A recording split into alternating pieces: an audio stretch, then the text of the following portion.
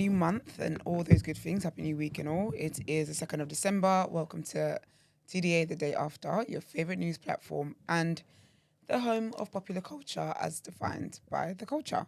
And I am one of your hosts for today, my own royalty. And they call me E-Man, the pro-black activist, TDA producer and news analyst, melanin jam-packed. That's right. And Brent is here as well. Good morning, Vietnam.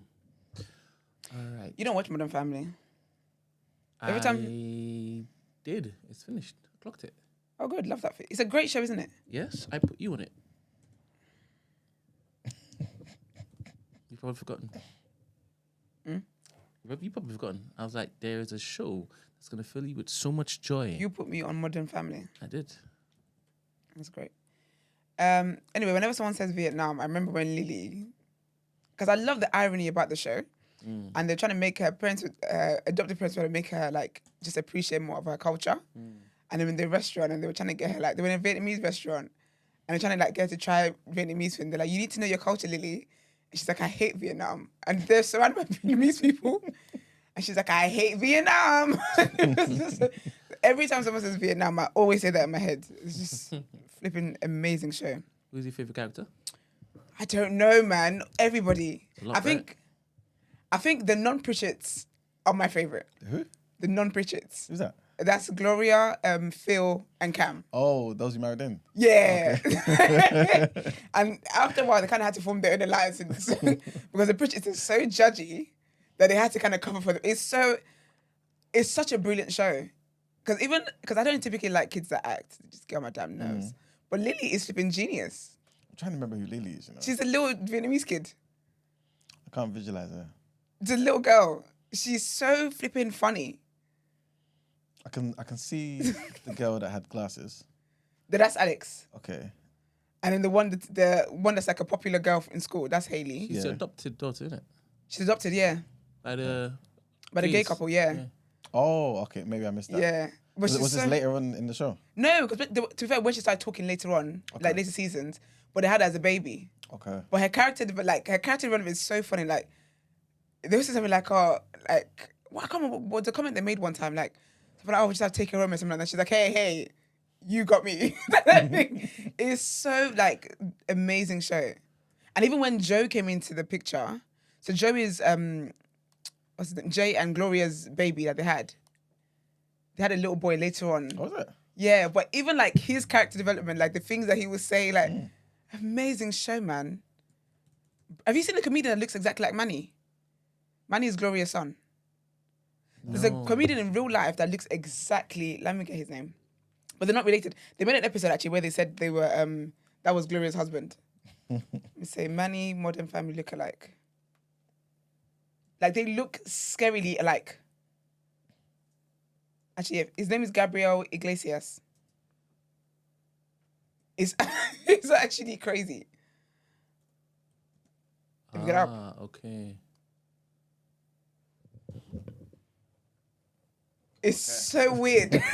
But they're not related in any way, shape, or form. I forgot about this guy as well. Manny is jokes. It's very crazy. And they're not related at all. It's wild. But anyway, Modern Family is a show to watch if you haven't. How many seasons did they do though? I think they end up like 10. Oh, wow. Well And done. they were sweeping up the awards. Like, they were just clearing it all. And that's why I love Abbott Elementary, because Abbott is that, like, they're now the ones sweeping up the awards. Like, they're moving in the trajectory of Modern Family. And it's black. I love it. Oh, it's a black show? Abbott Elementary, yeah. I've never seen it. Quinta Brunson. And it's got Tyler James Williams, the guy who plays Everybody Hates Chris. Yeah. It's Abbott Elementary is a great show. It's flipping funny. Okay. It's flipping hilarious. Who's your favorite? In Abbott, Yeah. I think it has to be Melissa. Who's Melissa? Melissa's the white one from New York. The white gangster lady. The Italian one. Yeah. Okay. Actually, No, it's not. It's Ava, the principal. Yeah, it's the head teacher, man. Ava is flipping. She's flipping hilarious. If you see one time she was laughing at somebody, yeah, she was standing laughing. She got the chair, sat on the chair, and then laughed and rolled off the chair. It's just so funny. She's hilarious. I think for me, it's Ava and then it is the janitor. Oh yes, Mr. Johnson. Yeah, Mr. Johnson. He is flipping. When that time he had to cover the kids and he was teaching about the Illuminati. He's a mood. But I love it because I think I reported on it. How Quinta said for her, because obviously with child actors, a lot of stress being a child actor, or whatever. And because they act with a lot of children, obviously, in school, she said they literally get the kids to just act as themselves. Like the kids are just themselves. But she's like, obviously, if they need to give them lines or whatever, then they would. But other than that, they just let them be children and just let them be kids. And that's just, I love that show, man. Yeah, I wonder how many of those children are going to stay in the film industry. I feel like that's the kind of stuff that makes you want to stay there. Yeah. And it's so nice because I feel like before Quinta, the only person that we know that's done what she's doing is Issa Rae. In terms of you're going to create something that's black, you got your own black company, your production or whatever, but then also you're putting so many black people on. So I feel like it's so inspirational for the kids coming up to see that it is possible, kind of thing. And obviously people like Issa, people like Quinta, they're going to be helping other people come up. So it's really, really cool, man. But yeah, it's so lit. Nice. Good show. How was the weekend? I was out every day of the weekend, you know. Serious, even Sunday? I went to Gina's 1 year beats and bands. Sick. I didn't work out there, but it was really, really fun. Good. Pick up Gina every single time, man. Such a superstar, that girl. It was really, really nice. Really good vibes. Yeah, and then Saturday, Saturday I went out for dinner. Where'd you go? I actually had Arabian food. Arabian food? Arabian food. What was it? Yeah, I did. Ramsey in that. Well, that's where Ramsey's from. That's Moroccan. No, it's not. So I actually did. And I had a shawarma. I've only ever had a Nigerian shawarma. I never knew about shawarma until back home, you know. Really? Yeah.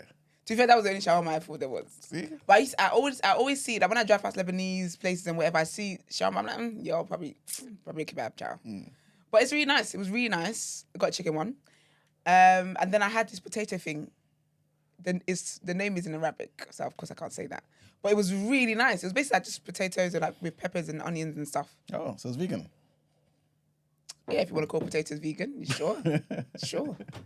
Is that the Nigerian one or the Arabian one? This is Nigerian. Nigerian shawarma goes I don't know what that was. What is shawarma? So basically, it's a wrap, basically. But it's a wrap with just the extras I need to have. And you basically can have it like with sausages or with chicken or whatever. But to be fair, they do season it with like suya. So it's like a suya in a special wrap, basically. And it's got like your typical like veggies and stuff in there. It's really nice. It's banging. But yeah, I had the Arabian one, which was very nice as well. Obviously, they season their food, chow. I think everybody but the Brits season their food, so that was fun. That was really nice. And the potato thing I had, that was nice. And the mint tea is very strong. I had to add sugar to it. That was great. And then, of course, Friday, I was unlocking things. Is it called Unlocked? Yes. Good. Unlocked. Yeah. So we're there. Shout out to everybody from the community who came through. Big up y'all. Even the ones who didn't come through, y'all were there in spirit. You know who I'm talking about. Yeah, Brent's got a Brent picky wee boy. I already picked it. Did you? Yeah. What is it? A particular individual? Or individuals? It's TJ. Yes, I believe. bless. Sit down here. Morning. Jump right in. Sorry, I'm late, everyone. That's all right, babes. That's right, come on then. Do you want to see if I think did you just park in the driveway? Is that all right? But yeah, it was definitely TJ because Brent said he asked. I think he put his name on even after the guest list is closed or something like that. Imagine. And then he didn't Still show up. didn't turn up. So What, TJ? Yeah. yeah, that's who you're talking about, right? Nah, I ain't talking about TJ. You're talking about. I ain't mind about TJ. You are talking about TJ. Man. TJ's gonna find out next time around. You're actually such an egg. You're actually ridiculous. Man, never mind. But that was fun though. Yeah, it was good, man. They got You everyone. got a box of energy. Is it dead? It says 000. I've got the other one on my phone. That's aux. You can use it then. But you gotta get a new USB yourself. I can't. Brent, where's all the sweets? That's 00. COVID. Oh. Yeah, I know. You shouldn't be eating sweets in the morning. I'm not. I wasn't going to. I was just believe excited to have the nostalgia. I The believe you. options. Ah. Take some home.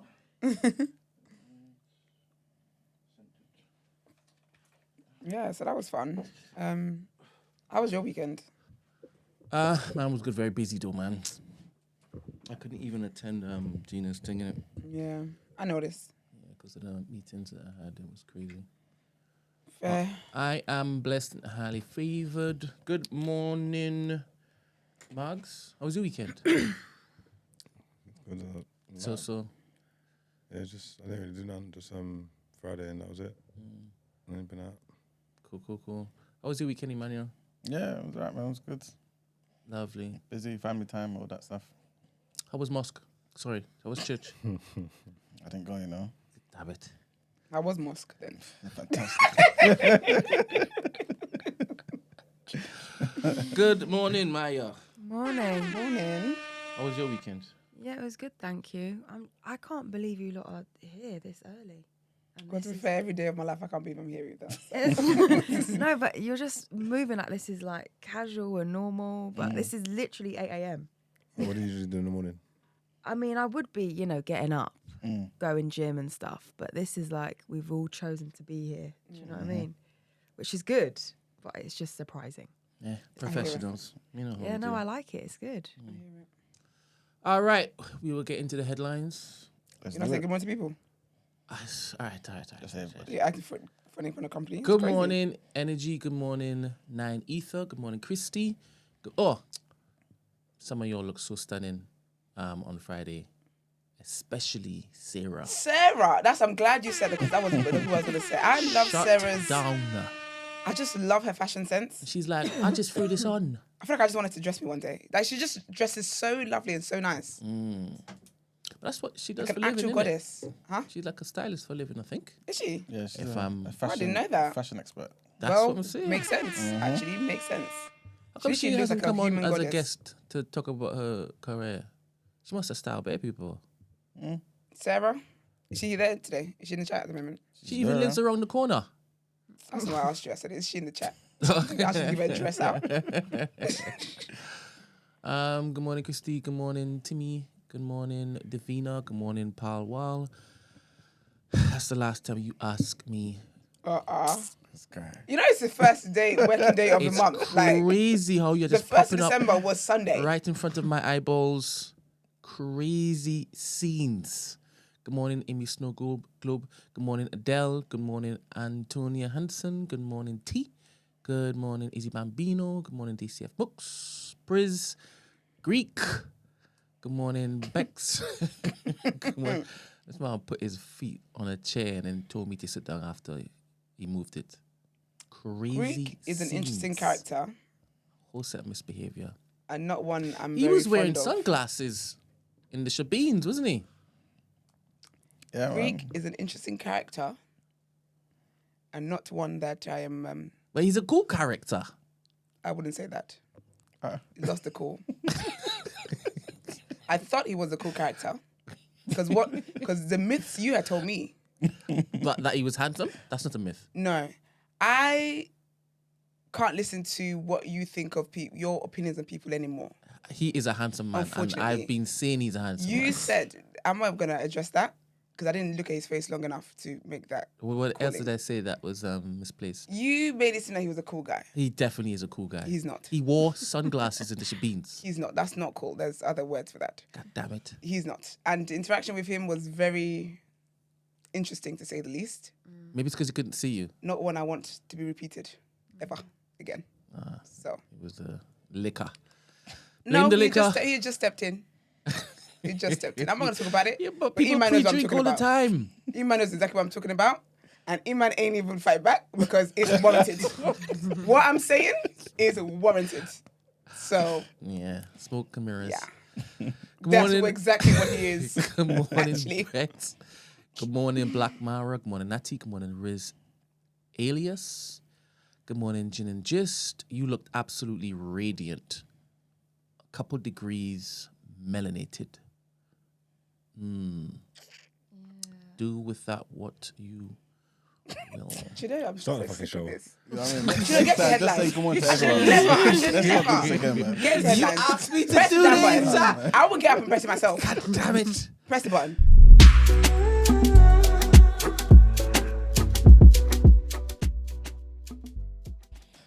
All right, people. First set of headlines. MPs, doctors and charities have drawn up a blueprint to deliver an unprecedented transformation of care for 100,000 people a year in the final stages of their lives. After Parliament's historic vote last week to legalise assisted dying in England and Wales, a commission on palliative care has been set up to help improve end-of-life care. The Guardian has seen the details of its ambition that every dying person gets high-quality medical and emotional support, and it understands that the ex-Prime Minister, Gordon Brown, has backed the plan as well. The Commission's creation comes as experts warn that ramping up end-of-life care and starting to offer assisted dying will pose big challenges for the NHS amid uncertainty over which services will be provided, which staff will be involved, and how much it will cost.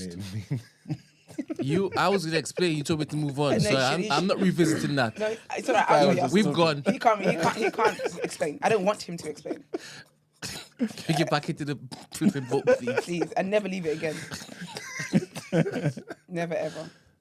All right, so palliative care is now provided by a combination of the NHS, hospices, and charities such as Marie Curie, but it's subject to what critics say is a cruel postcode lottery. At least 100,000 people a year are estimated to miss out on such care, which means that they're denied a dignified death and can suffer avoidable pain with loved ones left in distress.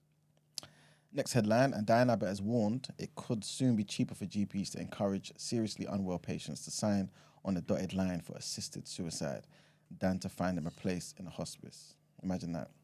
So the senior Labour MP voted against changing the law because she fears that vulnerable people will get swept up in the assisted dying route when actually what they really need, these are her words, is access to hospice care and proper end-of-life care.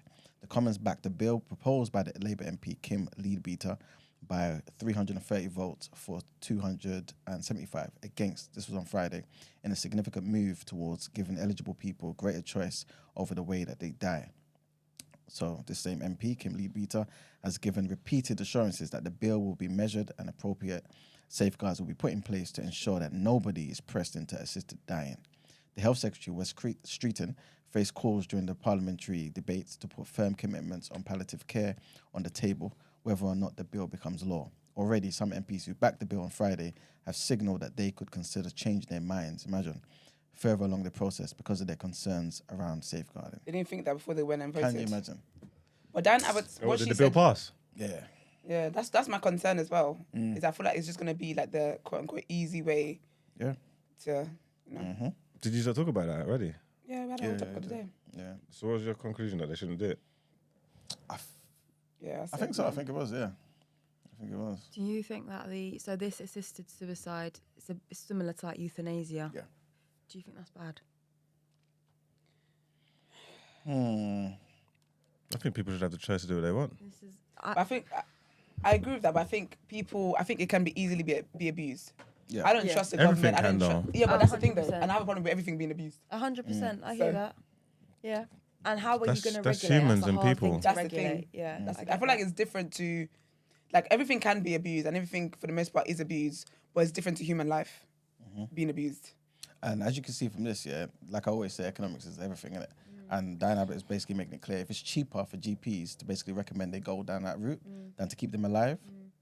Yeah, but I think if there's like certain standards in place where this person like is not responsive, their quality of life, they're this, they're that, they themselves, if they could advocate for this, they would say, I don't want to be here anymore. Yeah.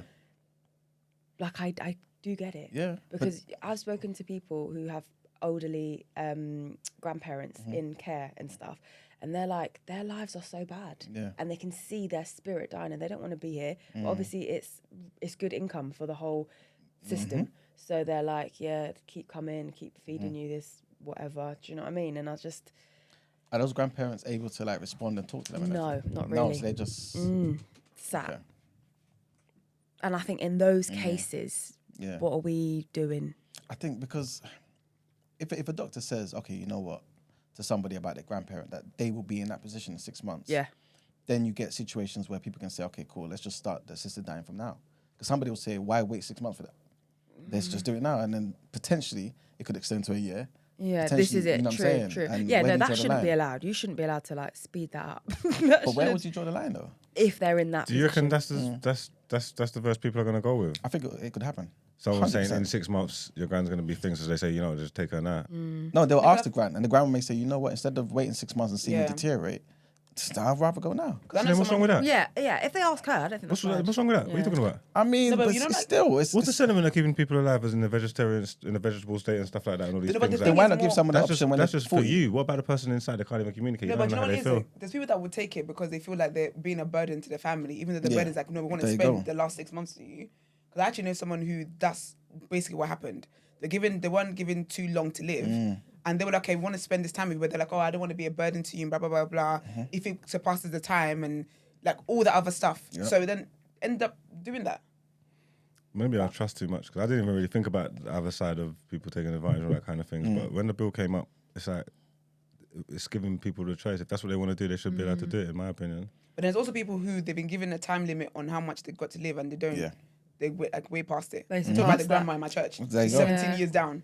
Yeah, but in what state though? That's the If thing. you're Oh, trust me, surpassing it. she's in church every single Yeah, week. and She's that's fine living lively. Do you know what I Seeing her mean? great But if you're just grandchildren. alive, like ticking a box alive, And that's the thing. I feel like if it's someone like that's brain dead and we're like, only the machine is keeping them alive, then that's fair enough. exactly. But if it's like, oh, you got this thing, it could be, because sometimes they're not even sure. Like, oh, it may or may not be that. They're not sure themselves. And I feel like if people are in an emotional state like that, I don't know what kind of measures they're gonna, take with that or how they're gonna, just measure it. But if you're in an emotional state, you shouldn't Ain't there like- make that decision. Ain't there like rules going to be in place or some type of criteria that makes you eligible for that kind of thing? Like, when hope it so. came up, I never once assumed a scenario where someone says, "Oh, bro, you got 12 months to live," and then the person says, "Oh, you know what? Take me now." People That do wasn't- that. Because if Yeah, your I know. family take care of you, I hear you. You're just saying that. But you're just posing the idea to me now. That didn't even cross my mind. Yeah. Like, you know what I'm trying to say? Like, I was thinking it was for like. End of Just like- life. Yeah, like proper yeah. situations, like, you know what I'm trying to say? And just because it's just like with everything, people abuse rules and stuff like that. Just because a Yeah. minority abuse rules doesn't mean the majority shouldn't be afforded to them. You get what I'm trying to say? You could do that with all the laws and all across the board. You get what I'm trying to say? So, Yeah, but if there is a minority of people who are always going to be the abused, then we need to look at that. again, I'm not saying there laws is that, across the board but, though. you know. That's the situation. That's life. That's a situation. Yeah. But then I guess to prevent it is just don't have it. You know? What about for the people that want it though? They Yeah, voted. I think it is. Yeah, there you This go. is it's great. It's a democracy all of a sudden. Then No, once I'm the party saying. don't like it, all of a sudden there's a problem with democracy. No, 100%. If you voted for it, then 100% this is what we've decided. We have to go ahead of it. That's what Simple as that. That's what they voted. Yeah, that's what I'm saying. So this is just the direction we've got to go. You just got to find a way, I guess, to kind of limit the casualties in it. You know Yeah, what I'm saying? 100%. What's the difference with people choosing to drink alcohol and take I was narcotics? just about to say that, Brent. Because I was going to say, if they really want a better health, like everything they say for health, obviously I used to be a personal trainer and I specialised in pre and postnatal, so I train women through pregnancy and thereafter. And I know firsthand from that and just my experience living that they don't care about the health of people. Because if they did, there are some very basic things they could do to stop everyone getting worse. Do you know what I mean? Smoking, cigarettes, drinking alcohol, narcotics, all these things are The just food's on one offer. thing. Like, Food, exactly. Healthy food is so expensive. Absolutely, We've got yeah. hella deals on healthy 100%. stuff. Yeah. 100%. Consumers, it all like feeds. Do you know what I mean? So it's like, I can't say that they're doing this for the health of people. They're doing it, like you said, for the economic reasons. And that's why I never trust those things 100%. because I'm just like, there's got to be another agenda that isn't obvious to us who are outside of, who don't have the stats on the way the world is doing and how the country is doing and Literally. the economics and stuff like that. So I can't just trust that they have the goodness. They're doing it out of the goodness of their heart. And They that's- really care about that poor person whose life isn't really great, and they just Literally. want to ease them of their, of their suffering. And that's exactly why I approached Brent to come on stage to talk about contraception. But I don't know if we're there yet, so I'm not going to derail. I'm not going to derail. Let's carry on. All right, so our last set of headlines. You guys know about Gregg Wallace, yeah? No? Remind me. I heard his name. The MasterChef host, one of the hosts. Oh yes, I Well, did. he's caught up in a scandal. Yes. What I'll was let you it? guys know Sorry. about it. So, two of Gregg Wallace's accusers, basically some sexual harassment Oh, stuff. I knew it was going to be that. Yeah, anyway, so two of his accusers have criticised his response to allegations of historical misconduct after he said that they had come from a handful of middle-class women of a certain age. This is what he's saying. Yeah. He's not mentioning race, just... No. Okay. It's just one of his accusers said that the comments showed he clearly hasn't learned his lesson, while another one said that he wrongly seems to be saying he's the victim of classism. So in a video posted on Instagram on Sunday, the presenter said there had been 13 complaints from over 4,000 contestants. It's not an accident then, 4,000. But he's basically saying, look at the percentage of that though. 13 out of 4,000. Yeah, but 13 is enough to, do you know what I mean? Well, yeah, and he basically said, I've worked there for 20 years. So he stepped aside earlier this week after a BBC News investigation revealed allegations of inappropriate sexual comments and inappropriate behaviour against him. So basically, he hasn't done any physical stuff. Yeah. It's more so he said certain things, yeah. And apparently, I think he was alleged to have undressed in front of staff, basically. So maybe he was changing his clothes into something else, and he didn't just go somewhere private. He just did it in front of them. So yeah. Shit. We might get in trouble. I don't know why you would go with that verse I'm just saying. on a Monday morning. God forbid they try and bother me in 20 years' time for normal shit that I was doing that no one had a problem with. I'd fucking go and cry. Good thing it never happened. But It's just entertainment. Yeah, is this stuff I probably that changed my top in front of you before. What the fuck are you talking about? Is this stuff that this is previous, like last 10 years he's done it and it's coming out now? Exactly. Yeah. Okay, fine. Yeah. So his lawyers have strongly denied that he engaged in sexually harassing behaviour, while the BBC said it would always listen if people want to make us aware of something directly. So some of the allegations against Wallace in the BBC News investigation relate to events after 2017. So there was another complaint in 2018, which our investigation revealed, relating to a different show called Impossible Celebrities. And the BBC probe at the time found that his behaviour was unacceptable and unprofessional, and he got a 90-minute talking to by Miss Phillips. And then basically that situation was done.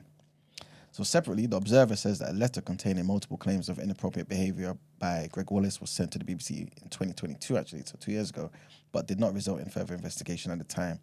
And on Saturday, Banijay UK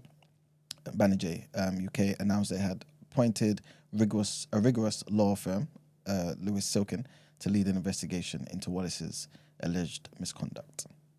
There was one, I'm trying to remember that lady. I think she's the lady from Hammer, was it Holmes Under the Hammer or something? Yes, I love that show. I think it was her. I could be getting it wrong. But yeah, I heard her basically talking to, I think it was the BBC or Channel 4, about what he did one time. Apparently she said she was in a situation where he was there with his girlfriend at the time, who I think is his wife now. And she left the room and he made a comment about something that she didn't want to repeat. Basically, along the lines of him kind of boasting about what he did with her last night. And so she felt uncomfortable, she said, but she didn't tell anybody about it. And basically, she should have told people at the time, but she was considering staff potentially losing their jobs because, they hired out this place and all that sort of stuff in it.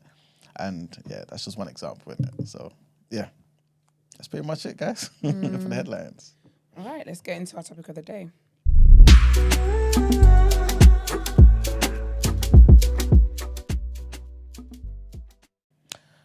All right, people. So topic of the day. Maya, this is your segment. Okay. So this is now we're here. Okay. Do you want me to lead it? Yes. Okay, yeah. So as you mentioned already about non-trust for the government, and, I think it's very important to speak about an issue right now that's affecting women globally with Trump recently being elected president. I don't stand for Kamala, just making that clear. But I do feel like the one thing that would be better with her being in charge is that women would be safer. And I think the fact that he is planning to, in process of, it's on his mind, to rob women of reproductive rights and rights over their body is terrifying. And I feel like there is also a separate unspoken war on women, as you previously mentioned, about not trusting the government, not trusting people's intentions with it. It's not for health, it's more for economy, big pharma, etc. Can I ask you a question? Yeah. Just to be a bit annoying, yeah? Oh no, go ahead. Not entirely, no, but just like a genuine question. just like a real genuine question, yeah? I hear what you're saying about Kamala, right? Okay. But some may say he's trying to protect women in the area of the whole transgender thing. So he doesn't want them to be in the same spaces and stuff like that. So how do you feel about that? But Kamala did. Or at I least the feel left did. like personally, as Yeah. a woman, maybe of a certain age and a certain background as well, that's less of a threat to me Okay. than what he's planning on doing with reproductive. Like, you know, we're all from the UK, we've all grown up in London, I'm assuming, or nearby. We've all had situations where we've known young women who've found themselves in a situation with an unwanted pregnancy. Yeah. The fact that they may not be able to do anything about that, and it was not their fault. Yeah. It could have been a result of incest, like so many things.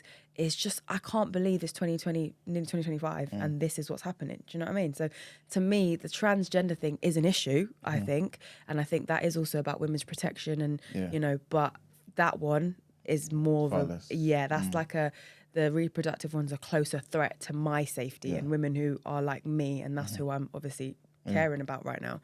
So that one's mad for me. But so the topic was like, given this, I feel like we need to spend more resource, energy and time on teaching women from a younger age how to track their cycle naturally, so that they avoid the consequences of contraception that they maybe just put on for like acne for some, you know, random reasons, not necessarily keeping them safe in sex.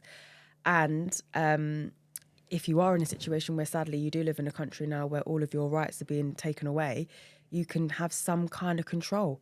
Because I think part of the reason we're told from such a young age to disconnect from our body, just take that pill, just take the pill, shut up, take the pill, is teaching us that like your body isn't that important.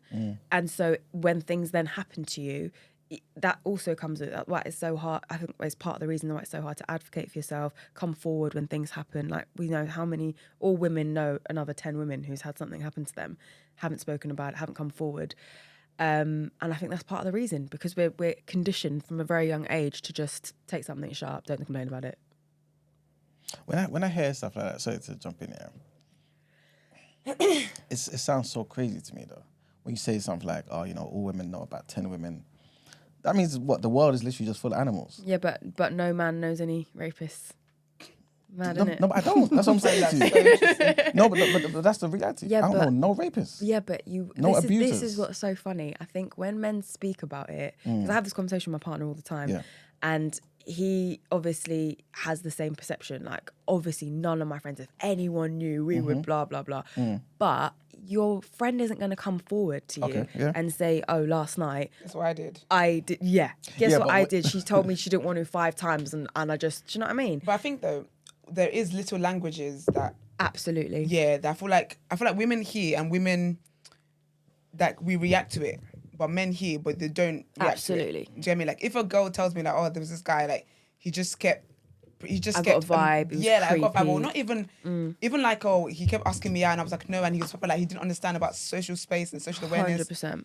As a woman, I get that. Like, that's just what that is. But as a guy, if a guy's saying like, oh, like, you know, I was trying to talk to her and a guy wouldn't hear the same details I would hear and absolutely. think, okay, bro, but why didn't you just let it go there? Why didn't you just, you know, back off? Well, yeah.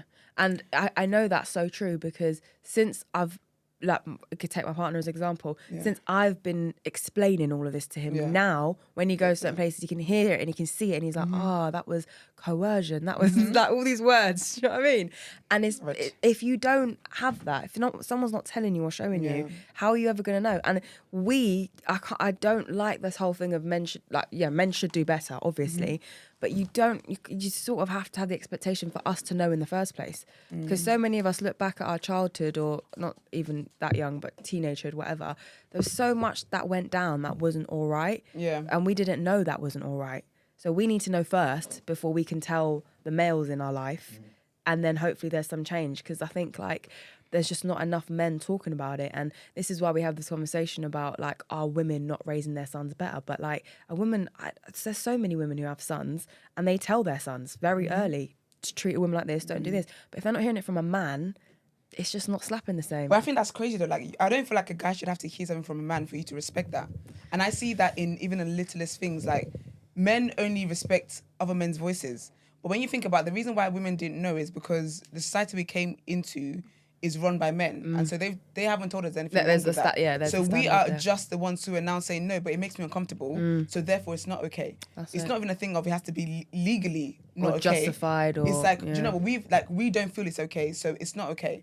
But I just feel like, because I don't know, I don't know if I agree with that totally. I just don't. I think it's difficult for women to have known when they're not the ones that put these measures in place in the first place. Yeah. And I think that with men, I don't think that a woman should have to be a man should have to be the one to tell you for something for you to believe that. But I don't know how it is that men are programmed. But I see that even in like the littlest things. Yeah, agree. Like sometimes on this show, I will say something, people don't listen to it. Yeah, and then someone else. Mark will say the exact same thing I said, word for word, bar for bar. They're like, oh my gosh, preacher. I'm like, I just don't think that I should have to get a guy to say, and it's sad because that's just the world we live in. Because think about if a guy moves to you, you're not interested, it's not enough for you to tell him you're not interested. You have to say to him, I've got a boyfriend or something. Yeah. Then he respects this invisible man that I've just made up 100%. enough to be like, okay, then I'll back off. Literally. Why is it not enough when I've said I'm not interested? Yeah. So, I don't know, man. But then, okay, I hear you and agree with you. What's the alternative?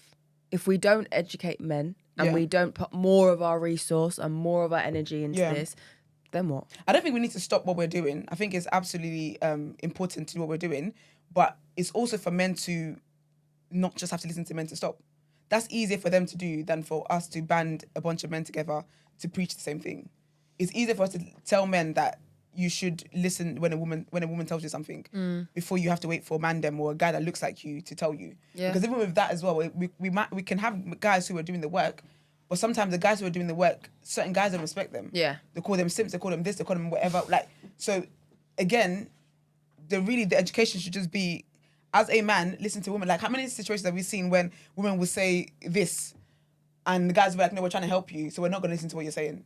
If you don't want to help me, then you listen to what I'm saying. Yeah. Do you know what I'm trying to say? Like, you can't, no, like that's, do you know what I mean? It just doesn't make sense. I can't even see that properly. What does it say? I'm not sure if this helps women. If what helps women? I don't know what I'm talking about.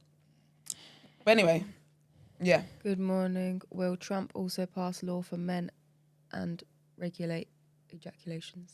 I hope it does. Same. That's not the same thing, though. Get in the cannon first. It's not the same thing, but it is a step in the right direction. Because we're now putting a bit of a strain on a man, which is so unheard of. Do you know what I mean? I agree with that. I feel like men need to be more responsible 100% for their reproduction. Totally. Like men really just go and just sprinkle your semen wherever you want to sprinkle it, and then you're acting confused that the girl's pregnant. Trust. Because the onus is on her to have taken contraception, onus of her to have done this and done that, and like men need to take some responsibility. There was a male contraception pill. And it's got less harm. Yeah, talking about it, innit? And it's less harmful for men than contraception is for women. But men wouldn't take that. And the first version of it had all the same symptoms that women have from taking but they didn't contraception. want that. And they were like, oh no, that's insane. just crazy. Yeah. It's too far. How dare you harmful. even suggest it? Who do you think wants the pill more, men or women? Men. Serious? Yeah. Women don't have the option. Do you know what I mean? Like when I say they don't have the option, obviously you could not take it. Okay, but then you get pregnant. Do you know what I mean? If you have sex. If you have sex, and if you don't let him work protection. But you say let, and Make this is him. so but this is the thing I think is the biggest thing. I think when you're young, and again speaking from my own experience before everyone starts, no, not for me. But when you are young, I'm glad you know the audience. I've got my own podcast. I've been there. When you're young and you're in school, or like I said, I went to school in London, inner city. You are whatever your environment is. It doesn't matter what you've been told at home, really. It's about what everyone around. It has an impact, don't get me wrong, but your majority is what is around you. And all of the friends you have, if everyone's telling you like this isn't going to be, oh my God, see, this is what I mean. Stop opening legs. That was a comment someone just made. Stop putting it in then. I think that's the solution. Come on. I think if you stop having sex with men, they're gonna have no choice. Imagine all the women just being like, do you know what? Actually, no. Yeah. Because you guys don't respect our bodies. Yeah. You don't respect reproduction. You don't take responsibility. We are depriving you of sex. Yeah. You'll have all the control, right? Them, if you're not gay, you're having a hard time.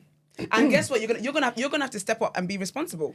Yeah, but I just think that sadly, because we are women do. I don't know about you, but I definitely feel like we live in fear of something happening to us all the time. Absolutely. There is the risk that a man was just like, that bare women do that. I'm not having sex with you. Okay, I don't care. I'm still gonna, you know, overstep, rape, coerce, whatever it might be. And just to finish the point I was going to make before, looking back to when I was younger, it wasn't that women, the girls or friends I had, wanted to have sex more than the men. It's just that was the unspoken thing, that a man's asking you to sleep with you. Your whole job now is to hold off as long as you can. It's not about him learning to restrain. It's about you have to hold off as long as you can, because you need to stay a virgin for as long as possible, because it's your worth. And now when you do free it, like, you can't really advocate. There's no language to be like, can you stop there? Can you just this? Can you? And I do see a distinct difference between how white women are able, on the majority, to advocate and to, like, as a rule, as a standard, he's putting a condom on. As a standard, he's, you know, versus in other communities, because there's not the language, because it's not been role model. It's not, but we've not had the conversations. So I think that's definitely where it starts. And I think, like I said earlier about the whole us being told to go on contraception from a young age, or just take something, or just do this, just quiet it, that plays into not being able to talk about these things and not being able to explore them. Again, by the way, all my questions is coming from Curiosity. me being a traditional man. So basically, I know nothing. Okay, fine. So I need you to correct me, right? This conversation about how girls are told to just get on a pill and stuff. Who's saying this? I understand that doctors say this sometimes, right?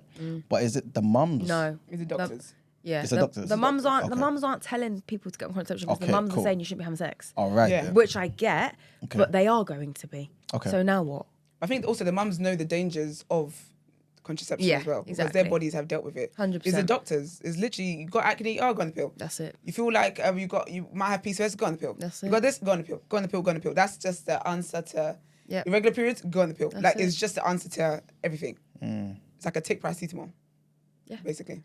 And then again, from the stance I'm coming from as a pre and postnatal PT, the majority of my clients were minimum 40, having their first child, power women, heads at like most major companies you can think of, fertility issues, because they've been on the pill for how many years, haven't had the time or the energy, whatever, to come off it, been scared their whole life to come off it, because the moment you come off the pill, you're going to get pregnant. They can't afford to do that in the position they're in, and now they're trying to have their first child. And these are like black women of colour sort of stuff. Mainly white, the women that were using my services. But So black that means women and they're women of having- colour are always less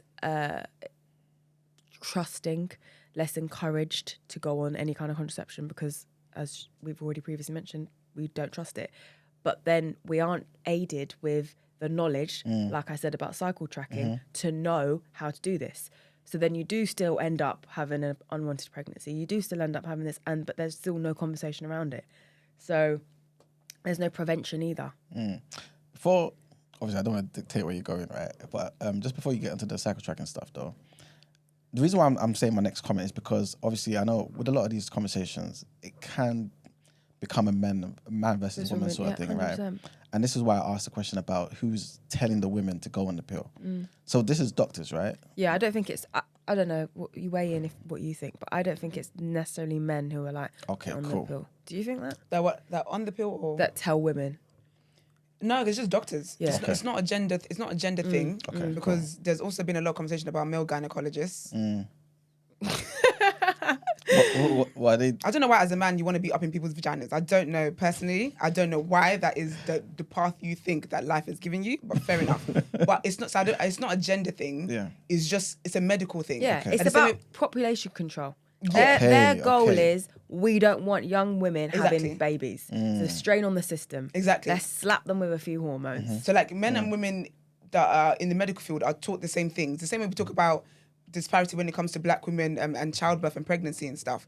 Like, it's not a thing where you only get it from this black female doctor or this black male doctor. It's just the medical Yeah, field, standard. Yeah. learning resources they have available to them in general. But then, to your point, it like in a relationship or young relationship, whatever, is it the man? Yeah. He will never say to the girl, go on the pill, Yeah. because he doesn't understand enough about it, don't even know where you'd get it. But he won't also take the initiative to put a condom on. And he would just say he doesn't want that. He's not ready for a child. Yeah. So you So know the what to onus do. is on her to figure that out. Yeah. That's why I still having sex with them. I hear what you guys are saying, because obviously I'm not a woman, so I'll never know the pressure that comes from that, innit?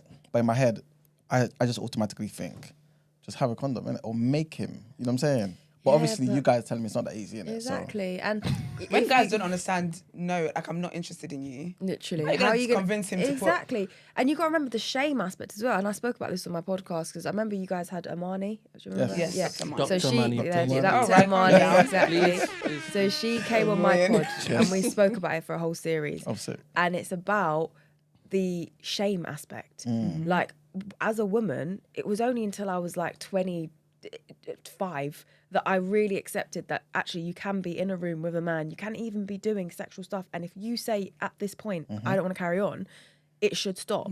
I didn't know that. I just thought, oh, the minute you're in the room, everyone's going to look at you and be like, why'd you go in the room? And they do that. Why did you wear that? Why did you go in? Yeah. Do you see what I'm saying? So do you think in that moment, a woman might be thinking, really, he should be putting a condom on. If she can't even say, actually, I didn't even want it to get this far, how's she going to stop it and make him put a condom on?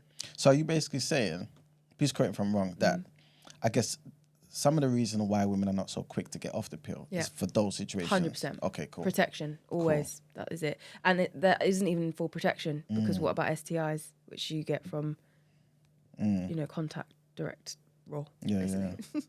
Yeah. Okay. Hey. So, cycle tracking. Tell the women. First of all, this is for women who are, I guess you wouldn't know if you're on contraception, but if you know that you have a regular cycle, this is going to be a lot easier. I don't want to speak as if this is something that every woman can do, because some women do have issues, gynae issues, like PCOS, endometriosis, so many things. So being annoying. Yeah. I know Esther mentioned that as well. What is that? Polycystic ovaries. When you have cysts on your ovaries. Okay. So it can affect like reproduction. It can cause you like physical things like acne, fluctuating weight. Okay. Irregular periods. Yeah, irregular periods. Yeah, so it will be harder for you to track it because you don't even know. You yourself are shocked every time you get a period. Exactly. Kind of thing. But yeah, it's basically when you have cysts on your ovaries. Yeah. Okay. And that can fall under, there's a lot of different conditions which all stem from that, really. So like there's endometriosis, which is fibroids. Again, it's like things that are on your ovaries that shouldn't be there, which make the whole journey of like having a period or not having a period much harder, and can eventually lead to infertility if not picked up early enough, if not dealt with through health, etc. Hence why it's even worse to just have a young woman, 15, 16, she's complaining about something. Oh, let's not look into that. Let's just give you the pill.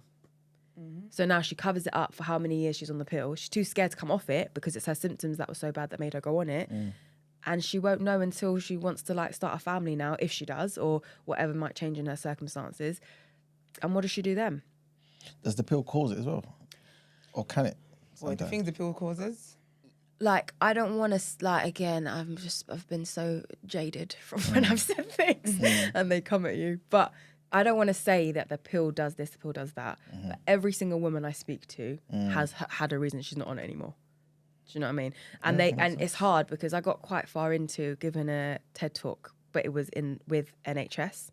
So my whole thing was about this. And I got to the last stage and they were like, okay, we need some proof. We need some scientific evidence. And it's like the people that are funding this, Big Pharma, they also have a hand in the evidence that comes out and the research that you see. So it's a lot harder for me to find these papers where everyone's saying the pill was trash. But I'll go on a blog, I'll find like 1 million. I'll speak to 10 people I know. Like the information is out there, but it's just not in the format that you would deem credible.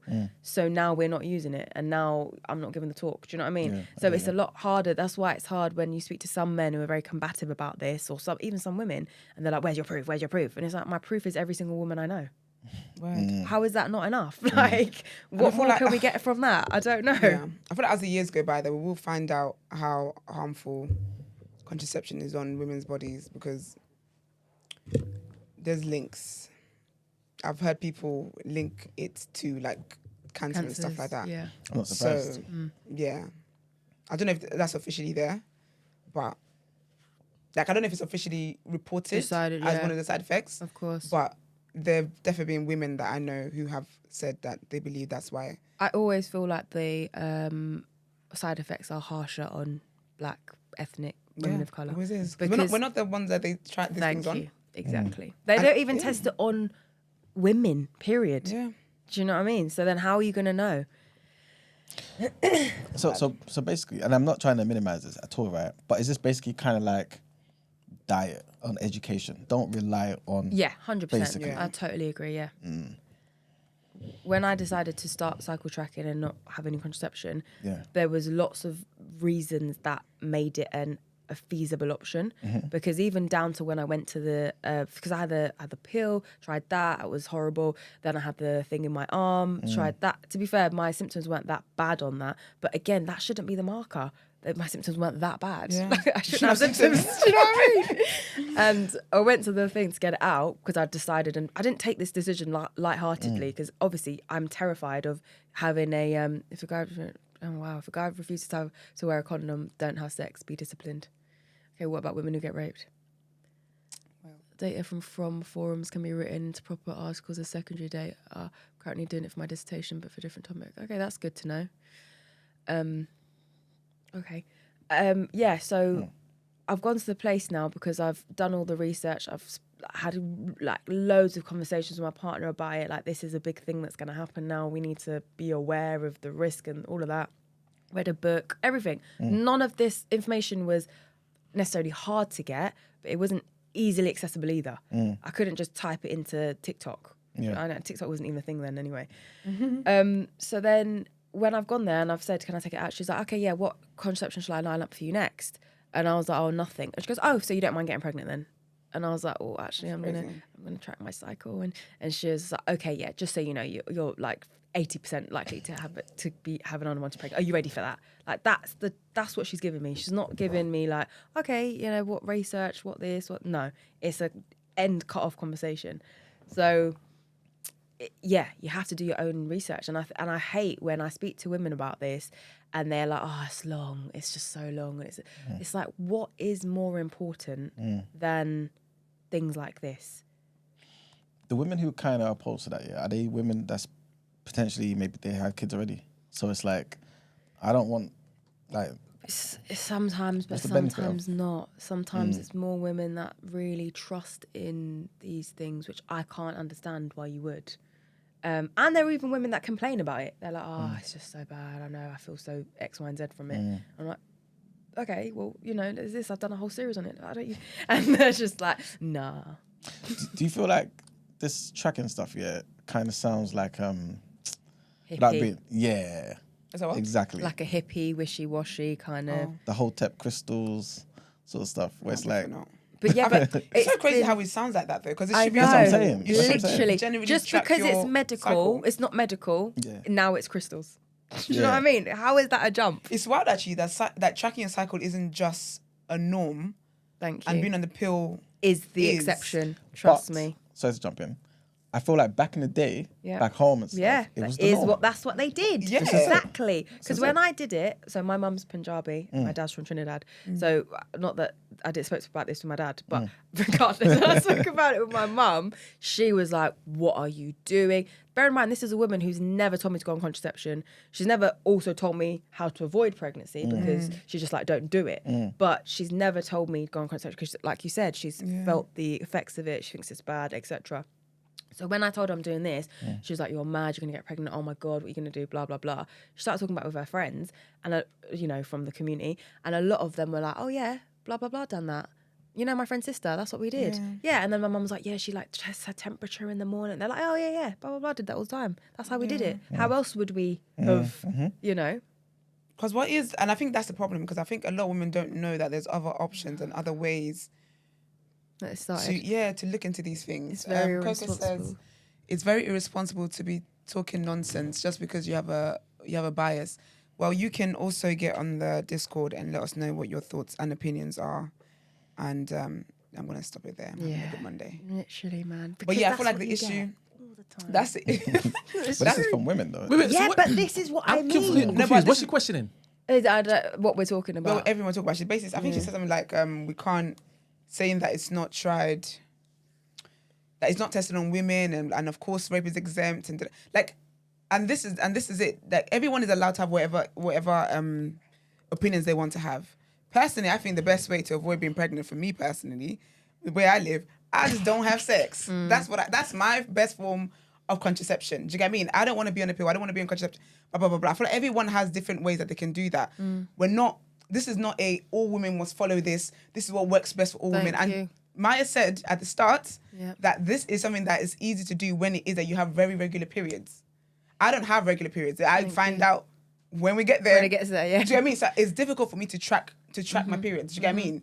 So it's not something that every woman has to go for. So I don't know what we're talking about here. Because in the same breath, you've got women as well who believe women should just not be having sex with men if you don't want to get pregnant. So everyone has different views, and that's okay.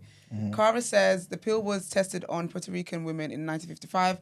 Prior to female trials, it was tested on rats and rabbits. And in the women that it did, in the women that Coco's it was tested a scientist and she's female. Okay, then no, but that's just words to me. Get on the phone. Get on the phone. I'm a biologist. I can be anything I want to be sitting here. Heck, I might be going to the moon next week. I can be anything I want to be. I want to be here. I'm not saying you're not that. That's good for you. Get on the phone and say you can't be in the comments just criticizing, and you're not bringing anything to the table other than criticism. Respectfully, bring points.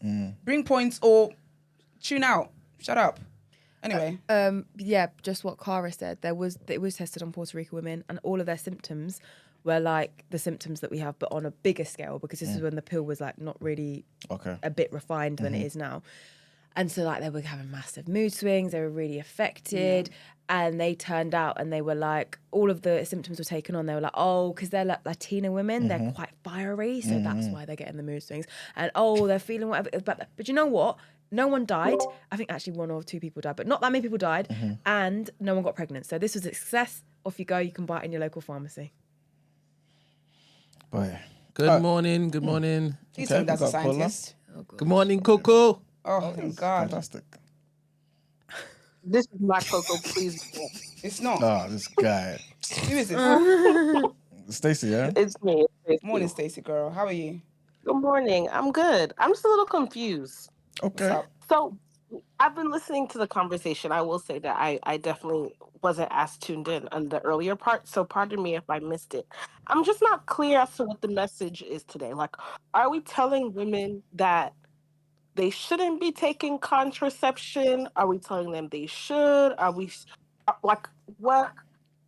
I guess let's start there before I get to like the opinion that I formulated on possibly what is a misunderstanding. The message is to do your research and don't rely on what's given to you, because the chances are that what's given to you isn't going to be best for you as an individual. It's best for the reason of controlling population or limiting resources being used, and just empowering you to know that you know your body best and you should do the research for your own body. Do we know some general alternatives to what is largely put out to us, i.e. the multiple methods of contraception?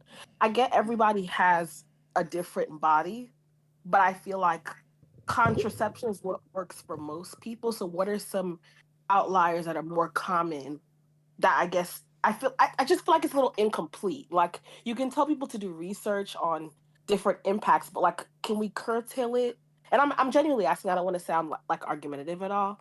Like, what do you understand where my question is going? Like, what are some of the different contraceptives that, and maybe curtail that with like how that's more beneficial to women? Like, I get the whole period tracking thing, I understand that, but maybe like where does that lead to? That's, I don't want to say a breakthrough, but like, what are we looking for? Where is our research meant to be going?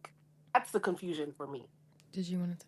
I was going to say, I feel like it's difficult to give other options, because even a contraception that is very horrible for me can be perfectly fine for the next woman. So the symptoms and the effects that it would have on me, the next woman wouldn't have. And I think that's the issue when it comes to this, which is why pills and contraception is pushed in the way that it is, because there's laziness in wanting to do the research for what it is will benefit your personal body based on like the things that you deal with health-wise anyway. I think it's difficult to say, okay, don't use this brand, use that brand, or don't use that brand, use that brand, because again, every woman is different and everyone's, it's just, the message really, I don't know, Maya, correct me, is to encourage people doing individual research for their bodies. Don't say because it worked for your friend, then automatically you can do that. And obviously Maya is someone who is able to cycle track. So she's speaking about how that has helped her. I'm yet to discover my methods. But when I do, I will share it. So I feel like it's not a thing. It's not trying to put you off this one thing to then do that one thing. That is her speaking to how beneficial cycle tracking has been for her. And historically, like we mentioned, before these things came in, that's what women were doing. Yeah. Do you get me? So it's more looking into that, but then also as well encouraging doing your own research. Do you get me? Yeah, it's definitely breaking a habit of a lifetime where we've been fed things and we've accepted it. And that speaks to a larger thing in general. Do you know what I mean? That speaks to why we just accept that we should spend our money in Black Friday sales. Why we accept we should just get everyone. These are just like, I think I just want to encourage critical thinking in all areas, but most importantly, about your body if you're a woman. Because no one's checking for you other than yourself. Yeah, because Kemi Johnson did the same thing when she came in. She said about C-section, how it is. C-section is basically like being encouraged to go on the pill. It's the go-to. Yep. You don't want to do, okay, C-section. And she was talking about there's other ways you can have your child naturally. Blah, blah. So I feel like for every woman, it's about what it is that works for you. Thank you. And it's so sad, just to your point earlier, about how this is what we've been doing, like traditionally over millennia. And even with Stacey, with your question, and you're like, what are the alternatives? We've said cycle tracking as an example, but like you said, because that sounds like it's a crystal voodoo hippie thing, that sounds mad. And it's the same thing now with a C-section. The most natural way to have a child, everyone knows, is vaginally, as it was done over millennia. But now that seems weird and it's more normal to have a C-section. What are we not noticing here? That like the most natural traditional practices are the ones that are being taken and everything's becoming medicalized. It's so funny you said that. It just reminded me when Kemi was here, she said how women back then would squat to have kids because gravity. Absolutely. But now it's normal to have a baby on your back. And when you're hearing that you should squat to have a child because think it's weird. Obviously gravity will get whatever, that sounds weird. Yeah. Supposed to be UFO upright front open position. That's how you should be. I think maybe I just misunderstood the connection between what you were saying. I get it. Like, I think we should be thinking more critically about how we're applying the information we're ingesting about, medicine and how that's applicable to us and our bodies and our experience. I just didn't understand the part where you were saying cycle tracking as an alternative, like an alternative to. That was my point of confusion. Oh, to hormonal contraception. Yeah, to hormonal contraception, just going on the pill because you don't want to. Let's say you're someone who has regular periods and whatever. It would be easier for you to track your cycle than someone who has PCOS. So tracking your cycle is a healthier form of avoiding pregnancy than it would be being on on the pill that has all these other side effects that you're having to cope with and deal with that you can feel in your body. Yeah. But you're terrified from doing that because you're told the minute you don't use contraception, hormonal contraception, you're going to get pregnant and your life is over. And I'm saying that is part of the information that is fed to us with an agenda to control, disconnect you from your body, etc. Oh, they love this bar. And make you feel like you Back have no in the day, choice but women to do died that. whilst giving birth. That's the one they all like. I did a video, oh my god, on TikTok, and they talk like it was a snippet from my podcast. And the guest I had on that series is a fertility educator. So she spoke all about this. She's basically saying everything I'm saying. I learned from her, basically. So I got her on because she's going to know more than me, obviously. So we spoke about it and she's talking about how she had a home birth. And she's like, I did it because of all these reasons, X, Y, and Z.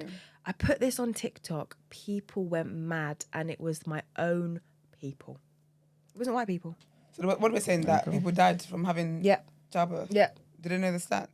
No. Because a lot of these things, that's the thing with statistics, that it's the quality of life at that time, it's the life expectancy at that time. It's a lot of things. Trust me. And I don't know the point of that argument, if we are in better times where we have like society is a lot cleaner. Do you get me? It's a lot cleaner, it's more it's more sanitary, like there's so many other things that would help. And we know more as a period. Like we know more about like, okay, the pain I'm in right now, that shouldn't be happening. I mean, I'd like to think we know more. I don't know if we know more actually, because look what I'm talking about. We do. Yeah. Adele says the reimbursement to hospitals is also higher for C-sections than for vaginal births. That's what Kemi was saying. Absolutely. get Hence episode why, down. and they're paid for C-sections. That's why they offer it, because they're going to get money for it. Just like they offer the pill because it's supporting The pharmacies. pharmaceuticals. Yeah. Stacey, do you get what we're saying now? Not necessarily. Backtrack a little bit to the point of paying attention to how contraception affects you and your body. Funny enough, I saw a TikTok today from some girl I went to college with, and she was talking about her IUD experience and how that had a direct impact on her acne. So the timing of this conversation is interesting because, yes, to that point, like, you do have to be careful about the side effects and how it impacts you. Maybe I'm just stupid when it comes to biology, but I just don't understand, like, the period tracking versus the contraception thing. Like, I'm not understanding the relationship there. And that's the point where I'm saying I don't understand the comparison.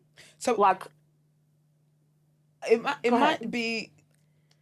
Okay, so isn't it like in your ovulation period that you can get pregnant? There's 4 days of the month. 4 days of the month. So if you're tracking your period and you've got regular periods, you will know what those 4 days are. Yeah. So the other, on average, 26 days. Let's say That's each month it, 30 days. yeah. 26 days, you're not going to get pregnant. No. But what you're doing to your body is that for a full 30 days, you're feeding your body with things that it doesn't need. Do you get me now, Stacey?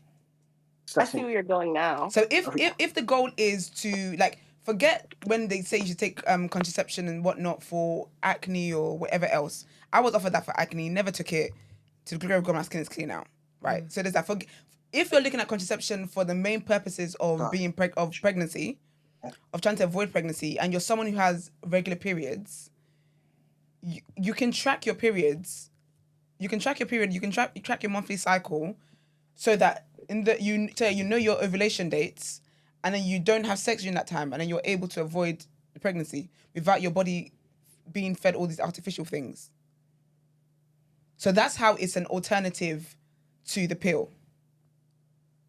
Biology was taught to me so different, but I am not in an educated perspective to argue this point. So, but now I understand the relationship between what you're saying. Yeah. So I digress. And Stacey as well, if you really want to dig a bit deeper, because you're not in the you're in the majority of women. Like I said, I have this conversation, and what you're saying is exactly what I get back. Like, how can that be? How is it connected? What do you mean there's only 4 days? Because we feel like if there's only 4 days we could get pregnant, then why were we told you can get pregnant every day? Why were we told that this is the worst thing? Why were we not given the language for this? So I understand why you think this way. But luckily there is more information out there now, which is more accessible. There's books. I speak about it, like I said, in great detail on the first series of my podcast. I go into it loads, and the woman on there who is my guest is going into it too. This is her job. It's what she does. So I would definitely recommend doing some further research and reading to understand it, because when you do see the science, then everyone's like, oh, it's not a hippie crystal thing. This is actually scientific. And that's when the penny drops. Now I understand the point you were making. Sorry, I just wanted to clarify. That's okay. That's It wasn't connecting there, but thank you. It's all right, girl. Has the scientist had anything else? Good morning, Mr. Yeah, hello. Kofi. Morning, Kofi. How are you? Morning. I'm fine, thank you. Sorry. So first of all, on your comments on the pill and everything, I agree with you guys on that one. Me personally, I think more men should just wear condoms too. Yeah, that's our real contraceptive. So on that one, I agree with what you guys are saying. I slightly disagree with the C-section comments. So the reason I disagree is because I think obviously most women would love to have natural births, home births, whatever the case will be. Where I disagree with Kemi, because she was trying to say that effectively women should have C-sections. And I totally disagree with that, because I think a lot of lives have been saved by women being able to have C-sections. I'll take myself, for example. Me and my wife. My wife has a myomectomy, so I think it's to do with fibroids in her. So if she was to have a natural birth, the likelihood is that she would have died. And if a lot of doctors, pretty much every doctor is saying, do not have a natural birth, you must have a C-section. Sometimes you've got to listen. And that's why I said back in the day, a lot of women died because not a lot of women were having C-sections. So if a woman had fibroids in her system, and they didn't know how to help someone give birth, that woman would have died. So that's why I feel the C-section comments are a bit. You got to be careful with those ones, because a lot of women who love to have natural birth but can't because of something in them, and then you're putting their lives at danger. So that's why I had to slightly disagree with those comments. On the pill, though, you're 100% right, and I respect you for those points.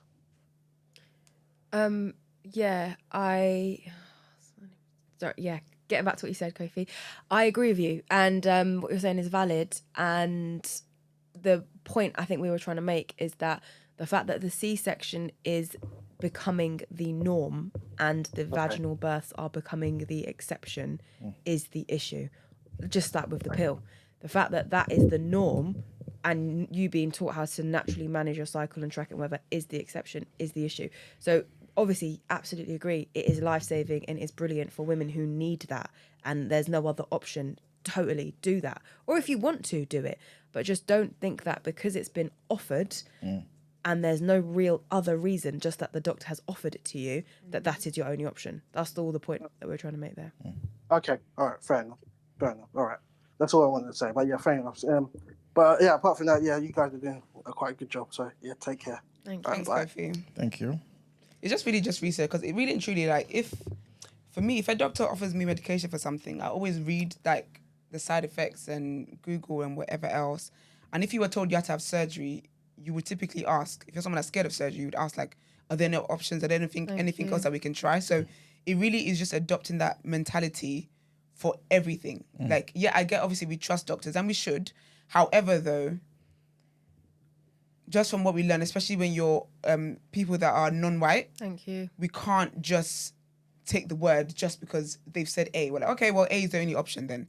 It isn't. Do you get what I mean? Because we see, for most part anyway, we're ignored. That's it. Then so when you're listening to me and then what you're telling me is this is what's gonna, like, yeah, it's just about doing your research and thinking about these things. Oh, the scientist's back. I had multiple fibroids and baby was breech, so had a planned C-section. Doctor tried to turn a baby. She would not turn, so had a C-section. Okay. Thank you for sharing that with us. But that's literally, like I said, you needed to. So that makes total sense. But if you didn't have fibroids, baby was in perfect position, and then you went to have your child and they said have a C-section, I'm saying question that. And that's what Kemi said as well. It's that some people don't need it, but it's almost like offered to you so that it's kind of becoming the norm. As we've had as the previous comment, they get paid every time they do that. So that's why they're going to offer it. And someone said, this is you're basing, there's some comment before. Did you see it, Brent, about? That was to Kofi. Oh, right, okay. So that was backing up your... Oh, right, okay. Yeah. I'll save you the heat. Yeah, but I feel like ultimately when it comes to medical stuff, everyone's got to do, all our bodies are different. That's it. Even another woman, I've got PCOS, even another woman that has PCOS, our struggles are going to be different. 100%. And so what works for us is going to be different. And it's really just everyone look into what works best for you and research and stuff. Like when we had a nutritional therapist the other day on Friday, that's basically what she was, when it comes to diet and stuff, just figure out what worked for her body. And do you get me? Like, it's just, that's really what it comes down to, man. When you have a daughter, how are you going to, explain this to her? Yeah. From early. And how? So I always say, again, I speak about this in depth on my pod, but my mum did a very good job of holding me off for a long time, but she did it through fear. So she was like, you're like, what's wrong with that? Whatever works. She was like, don't ever have sex, because if you do, obviously she didn't say ever, but when you have sex, the minute you do, your worth as a woman depletes. And a man isn't going to want you if you've had bare man, basically. And I don't think that the sentiment, her reasons for it was that she wanted to obviously keep me protected, safe, blah, blah, blah, blah. And she did the best she could with what she had and what she'd been given knowledge-wise. However, the message there is wrong, because I shouldn't be, as a woman, holding myself off because of a man, because a man's not going to want me. I should be, if I'm choosing to be a bit more sexually committed to one person at a time, it should be because I am worth that.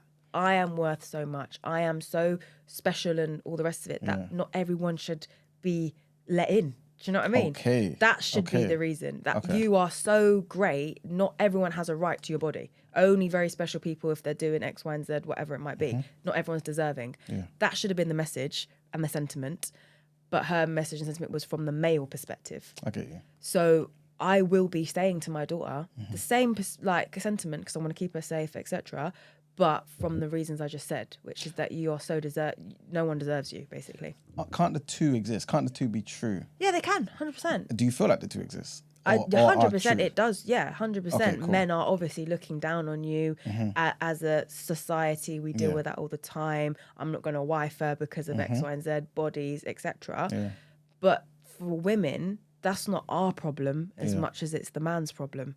So I feel like we should be coming from the perspective of like, he doesn't, I'm worth more. Like he doesn't deserve this more than it should be.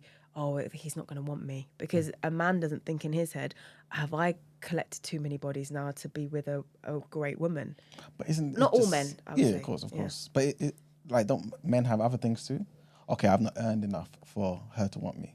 You know what I'm saying? Like, there's other things that each sex kind of thinks about when it comes to joining with. I don't know. Somebody. I don't know if there's. I don't know if there's a deal breaker equivalent as there is for men, because I know women who are in full on relationships and the man won't claim her because he knows she slept with someone, or the world might know she slept with someone, and he's like, yeah, we can do everything you want to do, but it's in secret. And I don't think if a woman, if the man was broke, let's say, it would be the same thing. But then, without trying to sound insensitive, isn't that the woman's problem? Because she shouldn't have freed it up. No, because why are you accepting a guy who's broke and can't look after and provide for you? You know what I'm saying? Like, you've accepted something that you shouldn't. Yeah. And then you're saying, okay, well, I accepted this, so you should accept this. No, why? That's a fair point, Maya. I didn't say it wasn't, Brent. Give me a second. I don't think she should accept that if it's against what she believes. Cool. But I feel like the society that we're in and the perspective of things that we're in just means that women just feel like they have less option. Women are scared from so young, again, culturally as well. If you don't have a woman, I don't know if you lot caught Sweet Bobby on Netflix. Did you watch that series? No, I think you might like it. Okay. But it's all about this woman, got catfish for 10 years. And the reason is, the underlying reason is, her family were telling her, hurry up. You are used goods. Like, what are you waiting for, man? You're 30, whatever, you're unmarried, you're childless, blah, blah, blah. So that's pushing her now to do mad stuff.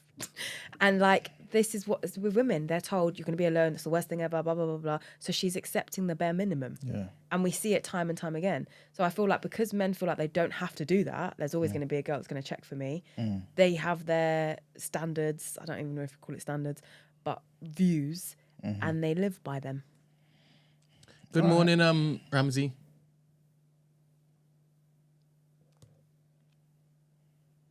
Okay. Hello. Morning, Ramsey. Good morning. How are you? What's going on? Morning. Yeah, I'm alright, man. I'm all good. What are you lot saying? Good, thank Yeah, you. blessed and highly favored. What are your thoughts? I think I might have joined. Yeah, I think I might have joined on at the wrong time. Because I heard E-Man talking about men or women sleeping with men who are low value or something. So I might have jumped in at the wrong time. On this show. Okay, imagine. Where did I see? This is how they try and destroy my this guy. But basically, I just wanted to say that I agree with pretty much nearly everything Maya is saying. But no, not you, man. I think it's crazy that it seems like the message that Maya is trying to push is getting pushed back. Basically, if I'm wrong, obviously correct me, Maya. But it seems like you're pushing one for women to check when their periods are, and when they are checking and tracking it, that if anything's out of the norm, then they can consult with their GP and then see if there's any other underlying issues while they're tracking it. I don't see any harm with that. Another thing I want to talk about is natural birth. Obviously, I'm sure you prefaced before going in on it, but if you are a healthy woman that doesn't have any underlying issues, then a vaginal birth should be what you're aiming for. God willing, if there's no complications with the pregnancy, if there's no other complications that arise, then you need to push for natural birth. I can speak about this personally because this is what we've dealt with. we had nurses and doctors and gynaes push for my wife not to have a vaginal birth, not to have a natural birth, and it was purely on the basis of, are you sure? Things can go wrong. You shouldn't be doing this. Oh, you're really gonna have a home birth? There's no doctors there. And all of that, they're forcing you and scaremongering you to have a birth either at the hospital or with a C-section. Yeah. I think there's a saying Kemi says, she's saying, and I forgot, it's something along the lines of a natural something that's a natural event should rarely need medical intervention, but we treat it as if it's a medical event that is sometimes a natural event or something like that. But it's always treated as a wow, the woman's giving birth, we need to put her in a wheelchair and treat her like she can't take care of herself. The whole thing is just wild to me. And I've read different and multiple stories that Kemi has posted about women who've been literally coerced into having a C-section or to being induced or to just doing everything that's completely out of their birth plan. And I don't understand where the pushback is from people. I don't understand. I think the pushback is that people feel as if I'm attacking, or when we talk about this, that I'm attacking or I'm judging, and I'm being like, you're not enough of a woman because you didn't ask for this. I'm not doing that because, like I said to Stacey, as a woman, to not know these things, you're in the majority. Do you know what I mean? Like I said, my own mum, my friends, everyone. I know about this stuff. I chat to people about it. They tell me don't talk about it. I don't want to hear it. So it's not that people don't want to. It's just that people have this is crazy information for people. So it's a surprise when they hear it, and it's a shock. And because it's not being backed by voices that people take in, there's no influence really about it. You sound like the crazy person selling the crystals on the road. That's how you sound. So that's why people are just like, oh, here we go. Oh, that's one experience. Oh, there's so much research. And you're like, oh, all right. And that's why I feel it's really good. I can learn a lot from you all, that you're taking on these calls and you're going back calmly, because I lose it. And I'm just like, all right, then do your thing. See what happens. Oh, no, I'm trying my best not to lose it. I'm trying my best. Every time I'm there, I try my best not to lose it all the time. Ramsey, but I feel like Enoch says that Kemi was pushing for no woman to have C-sections from what he can remember. There's a reason why her episode got scrapped from YouTube. No, obviously Enoch is misinformed because it was taken down for other reasons that I blame Brent for. It was nothing to do with that. That coming. Wait a minute. What happened? You decided to get lost in the sauce with COVID conversations, and I had to wrap it up and say, no, we're not here for COVID. We're here to talk about birth. Oh, you think that's what happened? That wasn't what happened. When it went viral on TikTok, it's because of the birthing things that she was talking about. So, and then it brought attention to the fact that it was on YouTube, and then it got pulled. It wasn't COVID. Nah, TikTok hates to see a conversation. It definitely was COVID. They go mad. I don't know why. Sorry, Ramsey, the correlation I basically came up with was it was up until everything went viral on TikTok. I didn't put any COVID stuff up on TikTok. No, but the conversation initially before she went in on the birth was about COVID and the conspiracies behind that you don't believe in. You know, I actually got the strike, and they told me that the birthing stuff is what they actually didn't like. Oh. Yeah, YouTube actually. My bad. Yeah, YouTube. That's okay. I think that's fine. You saying you forwarded the email to him so he can double check? Yeah, I actually screenshot, please. Got the message. It wasn't COVID. That's nuts. What was the video in particular that pissed you and her were talking about COVID in the beginning? I can't remember that. I don't know. I think she was like, no, okay, I could. No, she's like you and Black Rob when it comes to the conspiracies and stuff. And I was like, no, we're not here for that. Let's just move on to the birth segment. Well, I didn't know that she. But what was it? What was it in particular that went viral on TikTok, Brent? Was it the umbilical cord? Yeah, or was it was the umbilical cord. It was her saying that it is financially beneficial for these particular institutions to encourage them to have C-sections, and that was it. Well, in regards to the umbilical cord stuff, that's that's fact based. That can be shown. So I don't understand why that rattled a few feathers. Wait, remind me, what did Enoch say? Because it's weird when I'm not there and I'm just on the phone. Enoch said that Kemi was pushing for no women to have C-sections from what he can remember. There's a reason That's why wrong. episode got scrapped. No, that's wrong. So Kemi prefaced the whole episode with, if you're healthy enough to have a vaginal birth and you don't have any underlying health issues, then yes, she advocates for the woman to have a vaginal natural birth. And the reasons are blah, blah, blah, blah, blah, blah, blah. And I wanted to ask Maya, obviously we can't because it's early in the morning, it's wild, but the repercussions of having an intervention, the repercussions of having an induced birth, the repercussions of, I don't know, an epidural and all that stuff, the real life scenarios of women that have gone through horrors, do you think that would hit people? Do you think that would get through to people? Because obviously I don't want to bring up certain incidences that they'll just happen. counteract it with but all the people that have been saved. Yeah, that's one in there. It's funny, people have got statistics to back the other side. They never have statistics about like all the women that have died from having natural birth. They have no statistics on that, but they have bare statistics on all the women who have lived because of C-sections and medical interventions. People are just going to be stuck on that until there's something that they've realised that they're like, oh, actually that was... And also, if you've come this far believing something, it's hard to unbelieve it and say, oh, actually that wasn't the best thing for me, which is a human response, I guess, so you can't hate it that much, but... I want to rebuttal everyone in the chat that is skeptical towards Kemi, towards Maya. When you lot have guests on the show like 5 times more, when they're telling you literally the doctors aren't helping black women or they aren't helping people of colour, or you have people with sickle cell come and say, listen, I was in the hospital in the crisis and I was asking for morphine and they never gave it to me. And I called 999. What is... Yeah, I don't understand why they're believed, but then when someone's coming up and saying you're more likely to die, and that's backed up by 5 times more, it's seen with a lot of skepticism. I think the fact that the 5 times more program was hosted by Rochelle Humes has a lot to do with it. But different conversation.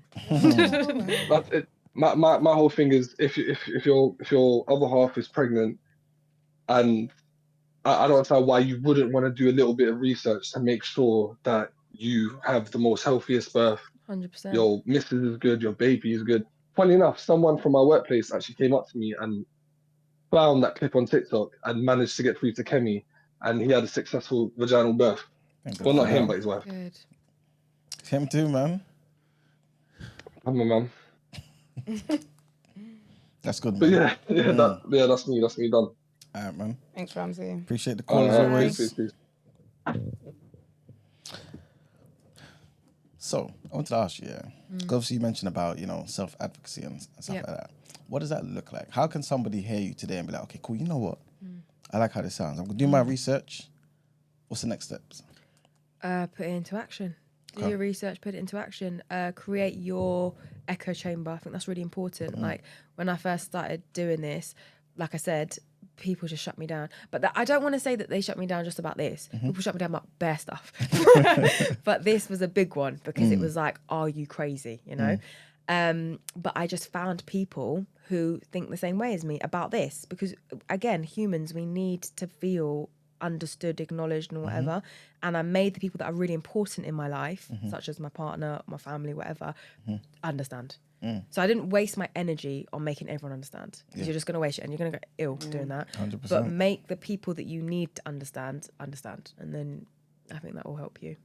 Okay. Makes sense to me, man. Is the whole C-section conversation kind of like what we say sometimes when we say why we minding other people's business? I feel like people, I feel like people have more license to talk about the C-section thing because everyone knows someone who's had a C-section and it's been good and it's because they needed to, etc. And I think as well, like, I was going to say this earlier, actually, I've got a friend at the moment whose friend just had a child and the girl who just had a child was a white girl I think I don't know much about her, I just know that she's white. And she was absolutely fine, again, healthy, blah, blah, blah. And they said, right, your baby isn't growing as much as we expect it to, so we're going to induce you. And she was like, okay. And they were like, yeah, your baby could die, basically. So just all of that, that's what they do, heavy. And then baby was born, because they induced her, baby's really small because it needed longer. Yeah, exactly. Do you know what I mean? It needed to be cooked longer. And and I remember saying to my friend who told me this, I said, I do feel like a semi-privilege, if we tap into it, that we have as people of colour, is not just instantly accepting what people say. Like the fact that she was like, okay, like I would have been like, tell me more. Why? What? Because I'm just instantly going to be critical of what you're saying because I don't trust you. But because everything's gone well for them, they trust like the police and you know what I mean, the powers. True. So I think that that's something that we need to tap into more. But that's why I find it so wild when our own people beef us on this. I'm like, you lot know, like surely you know that you're not safer in a hospital environment. Surely you know that like the police aren't checking for you. Surely, but apparently not.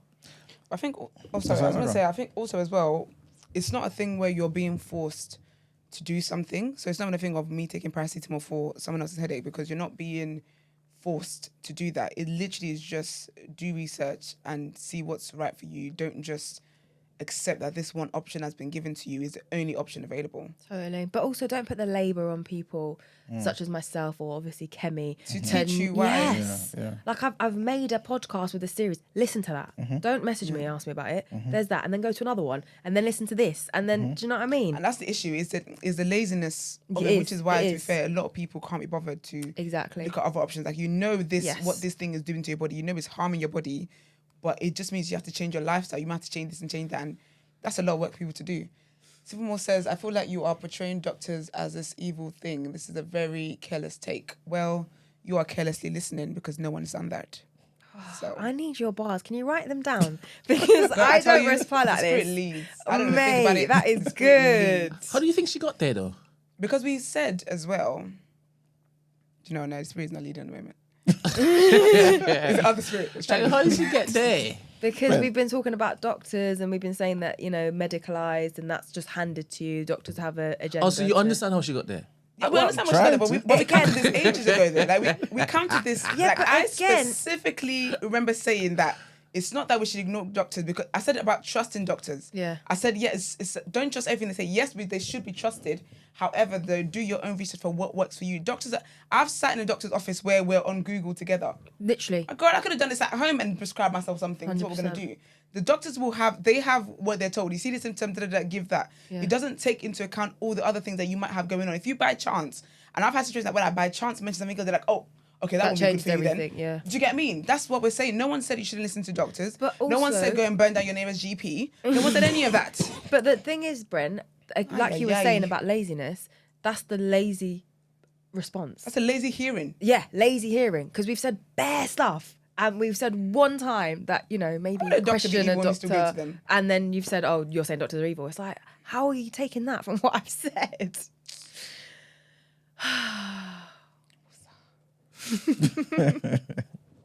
Anyway. Would there ever be a time when it is that you stop fighting for people who don't want you to advocate for them? I don't think so. I beef my own self about this daily. Because I was actually going to talk about this, not here, but on my own platform about is it bad to have anger about things? Because obviously that's what fuels us to talk about this stuff. Do you know what I mean? We're angry that there are some people that don't know this or want to fight us on this. It fuels us. But then I look at other people, especially the people that are younger. Like I'm 28, so people who are 21 to 25. I don't know if that's Gen Z. I think that might just be Gen Z. I think I'm the last year of millennial, so they would be Gen Z. These lot are carefree. They don't mind. They're like, oh yeah, I'll do that. Oh, that's fine. And I feel like my friend Basaya, who you also had on, I remember, she always says it's because they've had enough role models in us. Yeah. We're the older ones who've gone and they've seen us try hard and fight and protest and march, and they're like, mate, it's not getting you lot anywhere. So I'm just going to take the easy option. And it's interesting because we've seen how the older generation have sat and dealt with that, just passively accepted assimilation, just been which is why we're the ones who are like, no, we're not accepting that foolishness, and that comes with a fight. And they're just like, well, you're fighting, you don't like you're getting anywhere. Literally, you look tired. And I am. And then it's like, yep, like we're gonna tap out. And again, I don't know if you lot have seen the rise of trad wives, this traditional wives thing. I was talking what was I talking to you about this the other day? I don't know. And I was saying about how we're going back. We're undoing what feminism was trying to do. Oh yeah, it was a private conversation. I remember. I was talking about this the other day. Yeah, and there's this woman trad wives called thing? Ballerina Farm. She's got this massive Instagram. So traditional wives is actually rooted in like a certain strand of Christianity. What is it called? What is it called? I don't know. Mormons. No, Yeah. it's similar. I don't think it's exactly Is it not Mormons. Mormons? It's very similar, and that's included. Okay. But there's a particular strand of Christianity which is all about women shouldn't have any reproductive rights.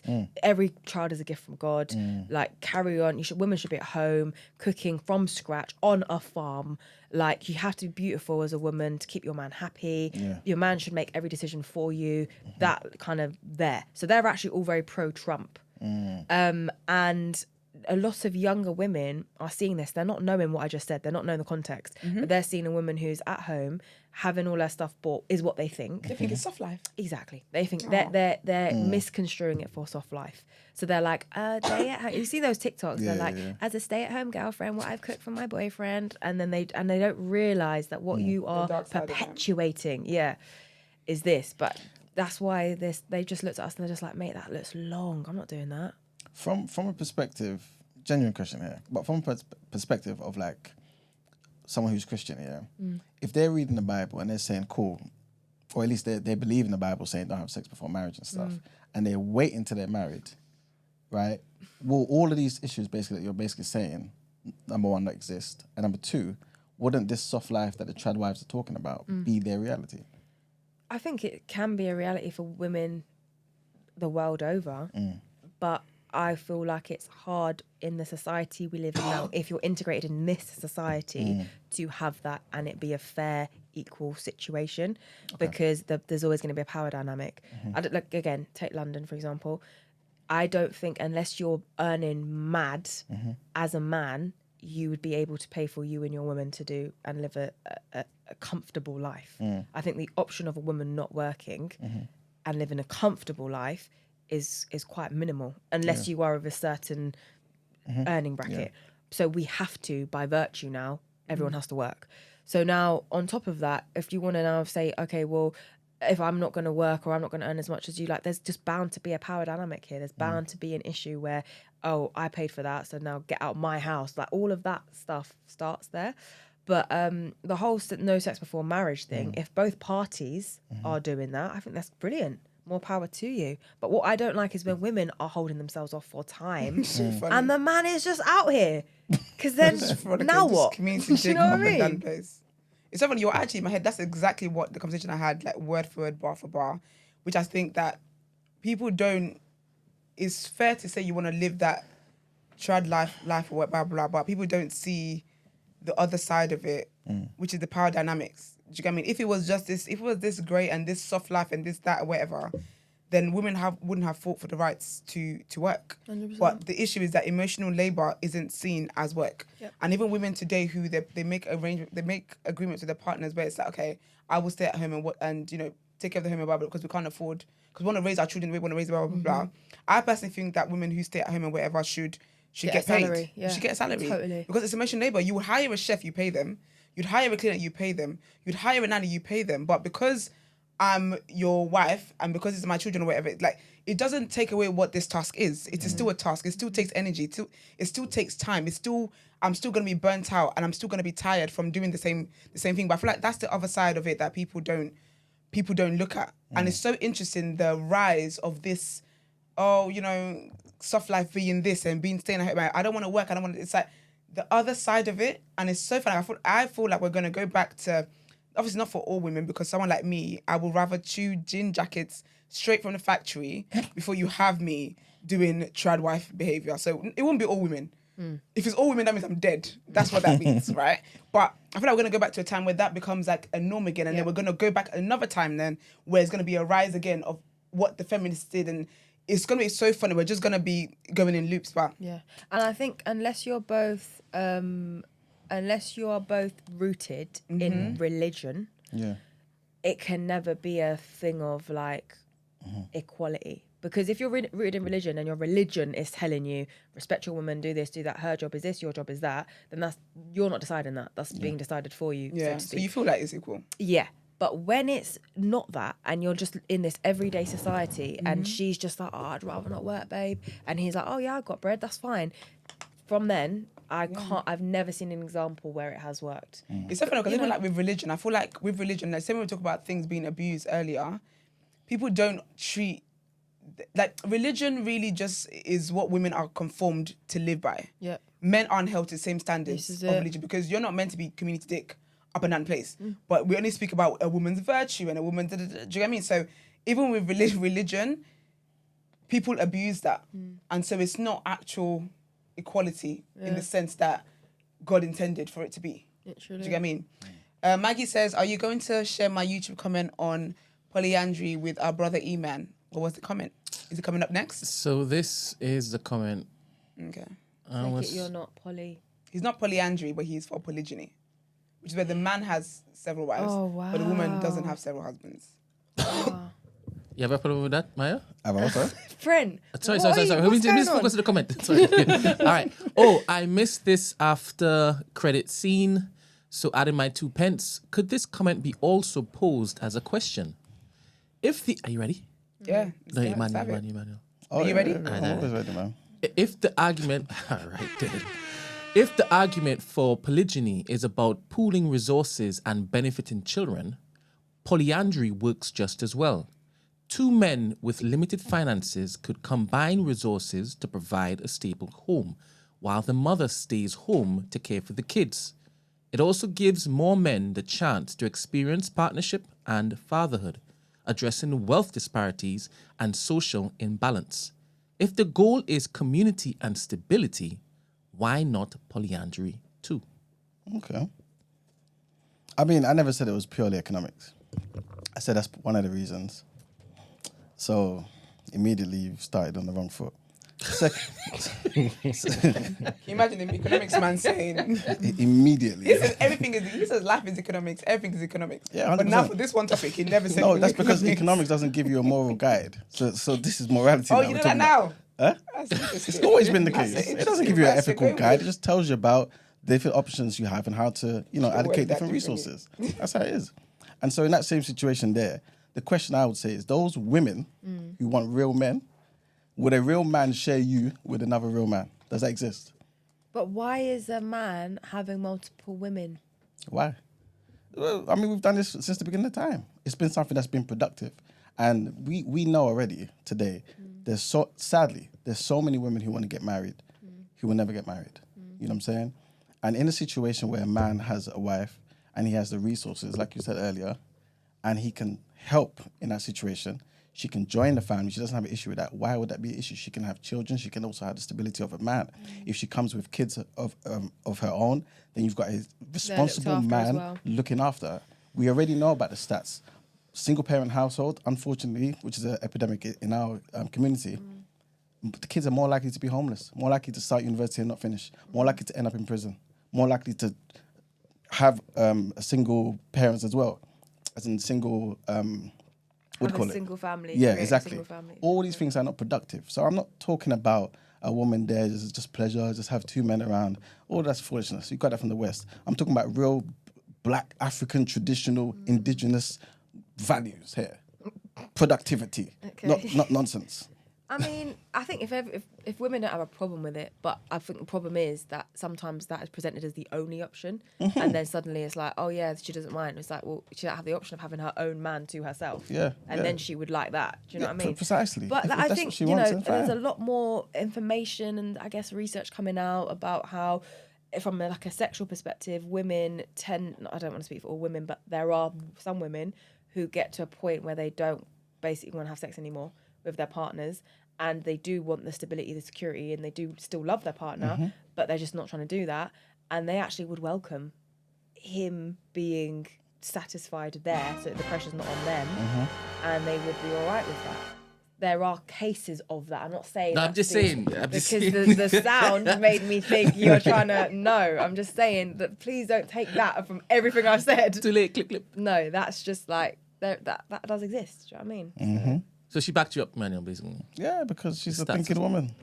You know what I mean? I didn't. No, I did not. I said if women are okay with this and they're on that, then cool. Exactly, freedom. But not when it's the only option presented. Yeah, 'cause not that's at all. not them being cool with it. That's just that's the only It's option not meant to be an presented. oppressive thing. Yeah, exactly. You know what I'm saying? If it's meant not to be. oppressive, then yeah. But I know bare women who would actually just be like, do you know what?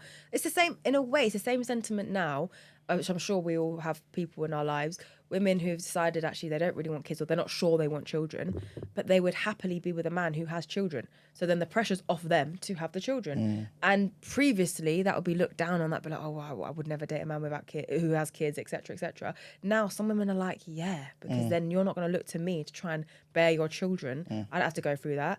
I'll take it. I don't mind being stepmom. Yeah. It's a similar sentiment. Yeah, there you go. All right. I think we can wrap up topic of the day. I hear that's where we have to wrap up, man. Yeah, I hate mean, it. I Maggie, hate I'm it so sorry. You could've Arun ignored I know you expected more says, from Maya, but you know. polygamy don't mean they all sleep together. I can't say that the last person in my culture. Y'all not gonna get me today. Nope. Anyway, All right, then we have some good news. Rebecca, We thank God, got man. Rebecca. we What have happened? I some missed it. I was gonna message her, fantastic actually. news. Rebecca has a newborn, oh, We congratulations, thank girl. God.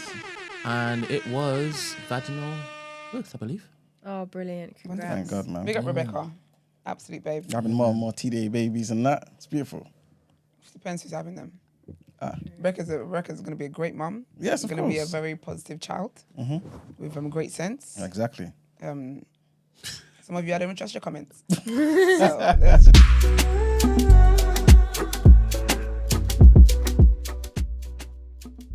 because you're too fast. Maya, what's your podcast called, please? People check it out. Maya's Minutes. Oh, I like that. Thank you. And then Instagram, do you want people to follow you on there? Or? Yeah, Instagram say Maya's Minutes Podcast, TikTok Maya's Minutes Podcast. Nice. That's all. YouTube now as well. Come on. There you go. Maya's Minutes Podcast. Thank you, girl. All We right, appreciate you. dope. Appreciate you all as well. Thank you for having me. No problem. All right. So our next set of headlines. The US President Joe Biden has issued an official pardon for This his was son. crazy. Yes. I wanted to get you guys' opinions on this, right? So his son was set to face sentencing this month on federal felony gun and tax convictions, right? It comes as the Democratic president had previously said he would not pardon his son or commute his sentence. But on Sunday evening, President Biden said, although he believed in the justice system, politics has infected this process and it led to a miscarriage of justice. The president's son was convicted in June of the illegal possession of a firearm as well as lying about his drug use when buying it. Prosecutors said that he lied on the firearm application form by claiming he was not using drugs. Hunter's attorneys argued that he did not consider himself an addict and had been clean at the time. Hunter had the gun, it was a 38 caliber Colt Cobra Special, for about 11 days and never fired it in that time, this according to his lawyers, right? That conviction carried a maximum sentence of 25 years, although Hunter was expected to face a shorter sentence of up to 16 months. So President Joe Biden ignored the questions that were shouted at him by the press on why he changed his mind about pardoning his son Hunter as he boarded the Air Force One on Sunday night. And the president is departing on what is likely to be his last overseas trip while in office. He's flying to Angola for a long-promised visit to Africa. President-elect Donald Trump has called the pardon an abuse and a miscarriage of justice. Wait, didn't he say he was going to fire people on his first 1 minute in the office? Yes, he did. Spider-Man, what is he He's talking about? allowed. You'll be Nah, president. it's the same thing. He's trying to abuse his power as well. He ain't even been in there yet. I don't even expect It's the same people. less of Joe Biden. I think I would have done the same thing. If I'm going to have the bang, I'm Pardon my going to have the bang. son. That's it. Especially if you feel like he's learned his lesson. All that. I mean, don't get me wrong. It's not fair. It's definitely not fair. Definitely not fair, But, but this is your dad should have you been a Yeah, it's a president then. pro of being a president's son, isn't it? Literally. That's what happens. Wait, learn his lesson. How do you mean? What did he do? What do you think he did? No, I'm not The saying most incriminating thing that they haven't yet charged him for was the whole using his presidential capital to get money from different countries and organizations. yes. Yeah, they've I think they're still going to come for him afterwards. I think so. Oh, there's so much information, man. So much information. But I do believe that he shouldn't have positioned himself as though Democrats wouldn't do something as mad as that. Yeah. Because they were getting onto Trump for the kind of like the same thing. Yep. So where you would say you do the same thing, I'm also say don't position yourself and come across as higher than thou. But I'm not sure if you've ever seen the amount of data collected against Joe Biden, the phone calls, the emails, the witness testimonies, where he'll be at dinner with, I don't know, some ambassador from China, and he would be like, wait a minute, and he will put the phone on speaker and then say, hi, Dad, I'm here with such and such. Joe Biden is alive? No, Hunter Biden. Hunter. Yeah. Yeah. I know. There's no chance. I was like, what? I was so impressed. Okay. And then Joe Biden would be like, yeah, make sure to look after my son. Oh my god. Just like a wink. Would we not all do that though? Allegedly, of course. I don't know.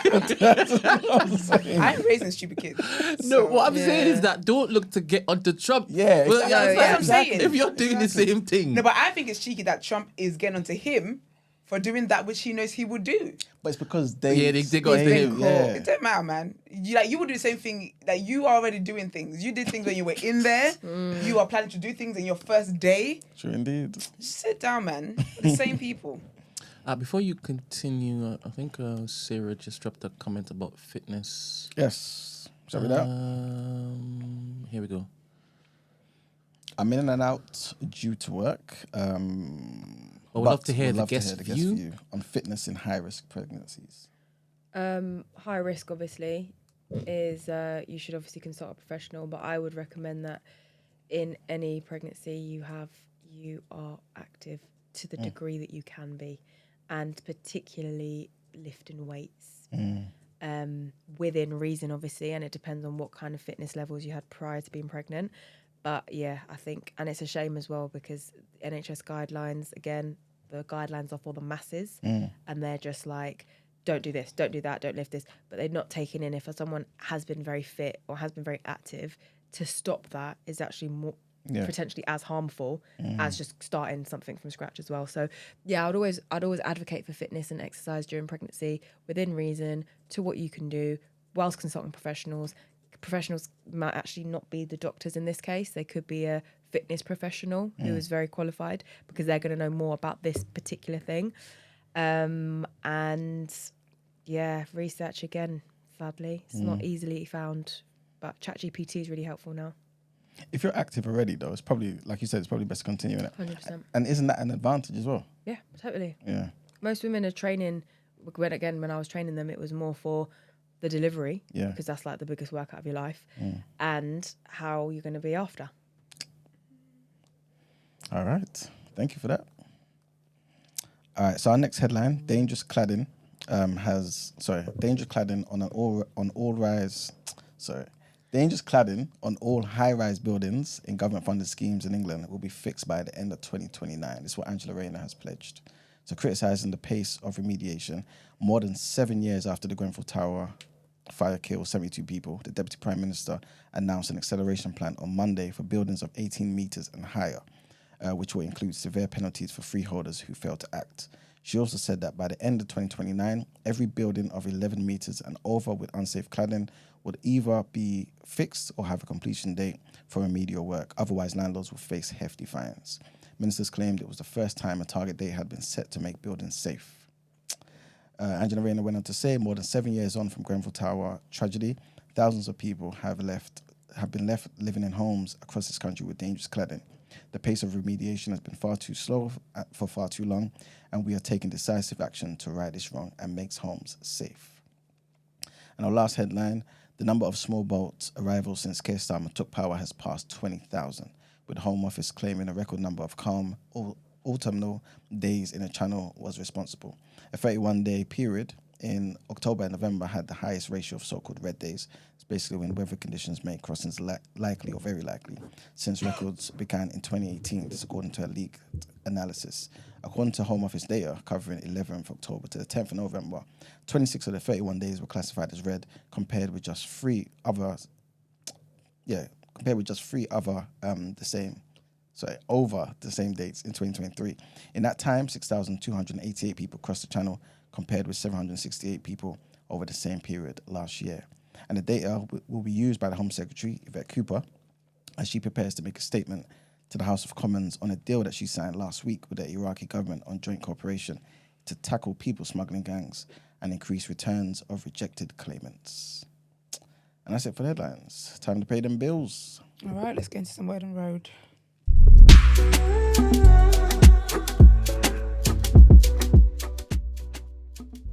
Top 4? Probably. Come on. Come on. You gonna win the league? Huh? We'll talk later anyway. All right. TD Jakes is feeling better. All right. So last Sunday, we reported how... Is he your pastor? No, I just thought that we were supposed to celebrate good health. Okay. So last week we talked about how he was on stage and he was preaching actually, because I think I'm sure he's left the church and he's passed it on to his daughter now, Sarah and whatnot. Sorry, So Esther. basically, Sorry, Esther. no, I was really You trying to. asking me, For water. and I said milk because I didn't hear what you said. Why would you say milk? Why would you To want say, milk? you know Why when would it you is say- that you when have I hear ever wanted somebody. milk? I don't even like no, milk. I'm talking to you. You know when it is that you hear a mumble, right? And you think you hear something, and then you Yeah, repeat milk. something with the question mark at the end of it. That's what I just did. And I'm wondering, why are you asking me for milk? Okay. I'll have milk for you. Have some water. Would you like some water? Yes, please. Yes. Can I have one as well, please? Thank you. There you go.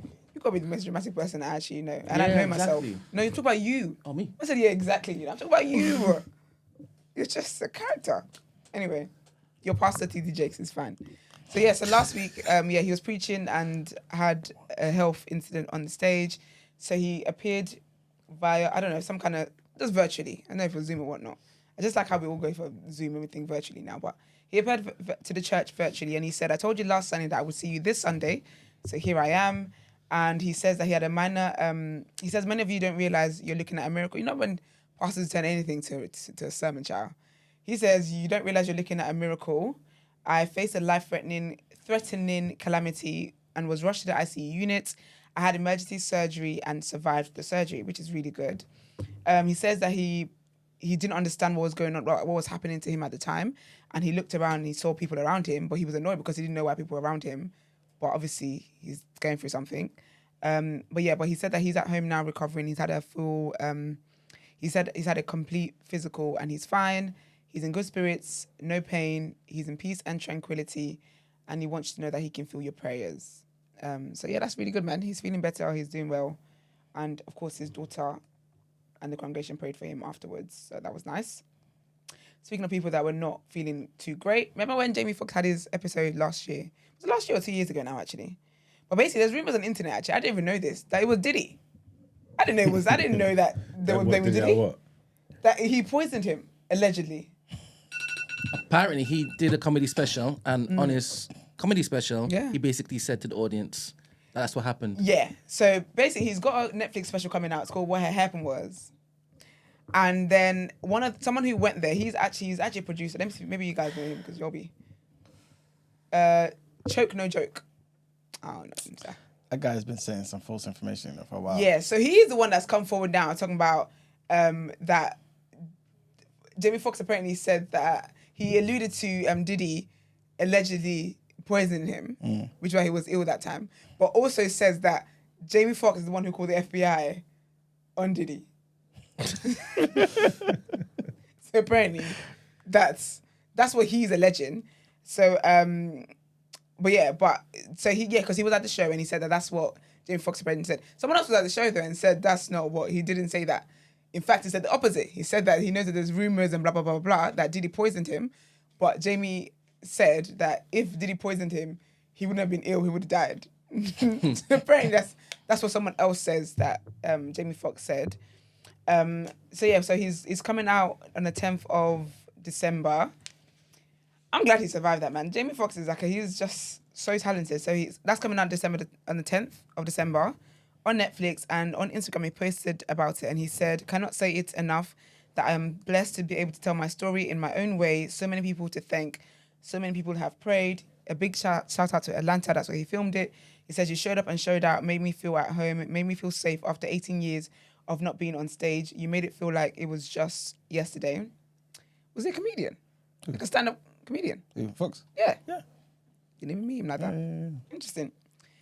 He says it was like going to church. We laughed. We had a few tears. And last but not least, we celebrated life and second chances. So yeah, he says, check it out on the 10th of December. He's special, I guess, after 18 years. Yeah.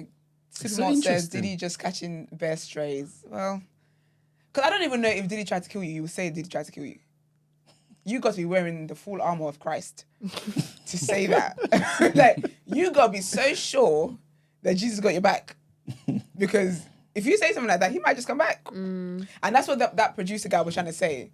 That basically, Jamie Foxx lay low after he knew, apparently, allegedly, Diddy tried to kill him or poisoned him or whatever. And on the low, called the FBI. I don't know, man. Jamie Foxx don't give me on the low kind of guy. The way he got with his wife, he don't give me on the low. If he's right, front and center. But anyway, so that's what's happening. I'm going to watch it, actually. Because he's been very private about what it is that happened to him. But as we reported at the time, it was very, very, like, not sure if he's going to survive. Took a while to walk again and all that kind of stuff. So, yeah, man, I'm sure it'll be really, really good. And just great to know. And hopefully people can learn. And if it's something that they can, get checkups about and stuff like that, that would happen. And then in good news, I remember reporting about this when they started dating, but Martin Lawrence's daughter, Jasmine Lawrence, and Eddie Murphy's son, Eric Murphy, are engaged. Oh, wow. So sweet. I know, right? Is that the kid he had, Eddie? Is that the kid Eddie had with Mel B? I don't think so. I don't think it's right. He doesn't acknowledge that one. That's sad, isn't it? It is, but... Oh, wow. Okay. Sounds about, nothing shocking there. But yeah, I don't think it's one we had with Mel B. Is there any situation where it is that you would just disown your children?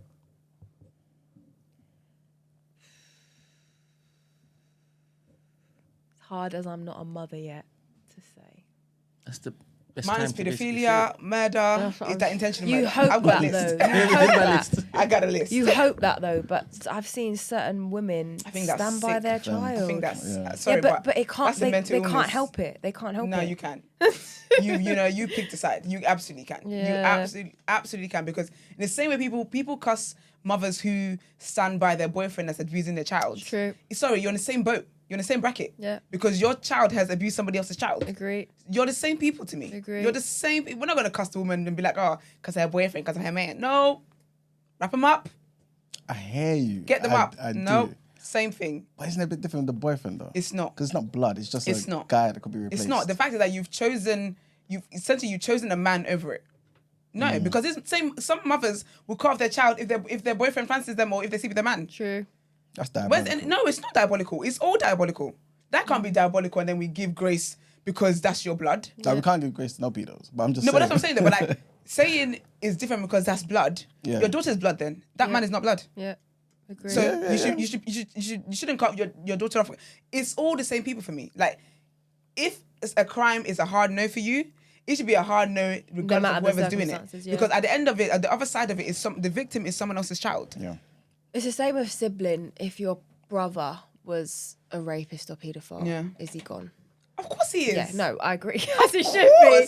I know. But there's people that don't. This is what I'm saying. Nicki Minaj allegedly paid her brother's legal fees.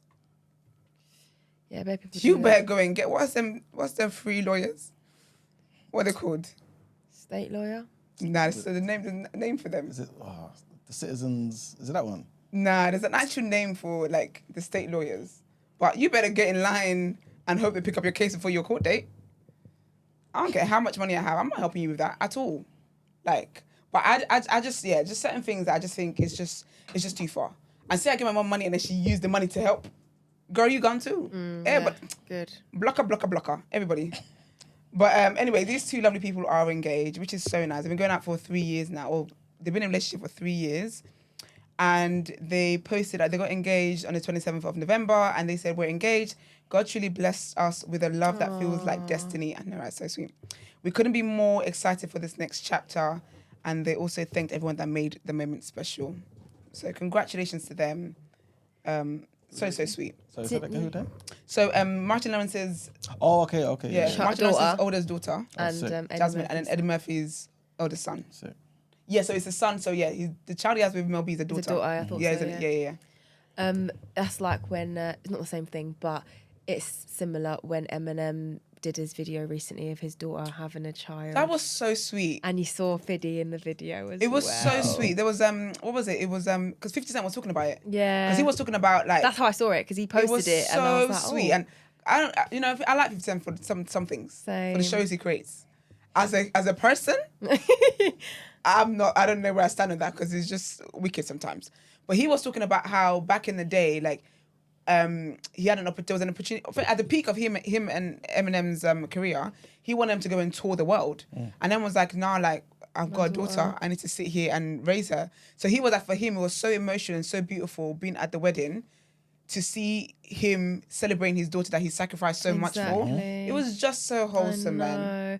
I used to think that about 50 Cent. Like he's a bit much when but then after I read his books, I do feel differently about him. You talk about the son that he abandoned in the book. Yeah, well, that's not his words, but yes, and same with Charlemagne the God. Oh, I love Charlemagne. They can never make me hate Charlemagne, boy.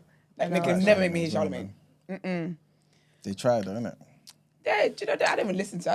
It's like Wendy Williams. You can never make me hate. Certain people you just can't make me hate them. It just is what it is. This is what I want to do.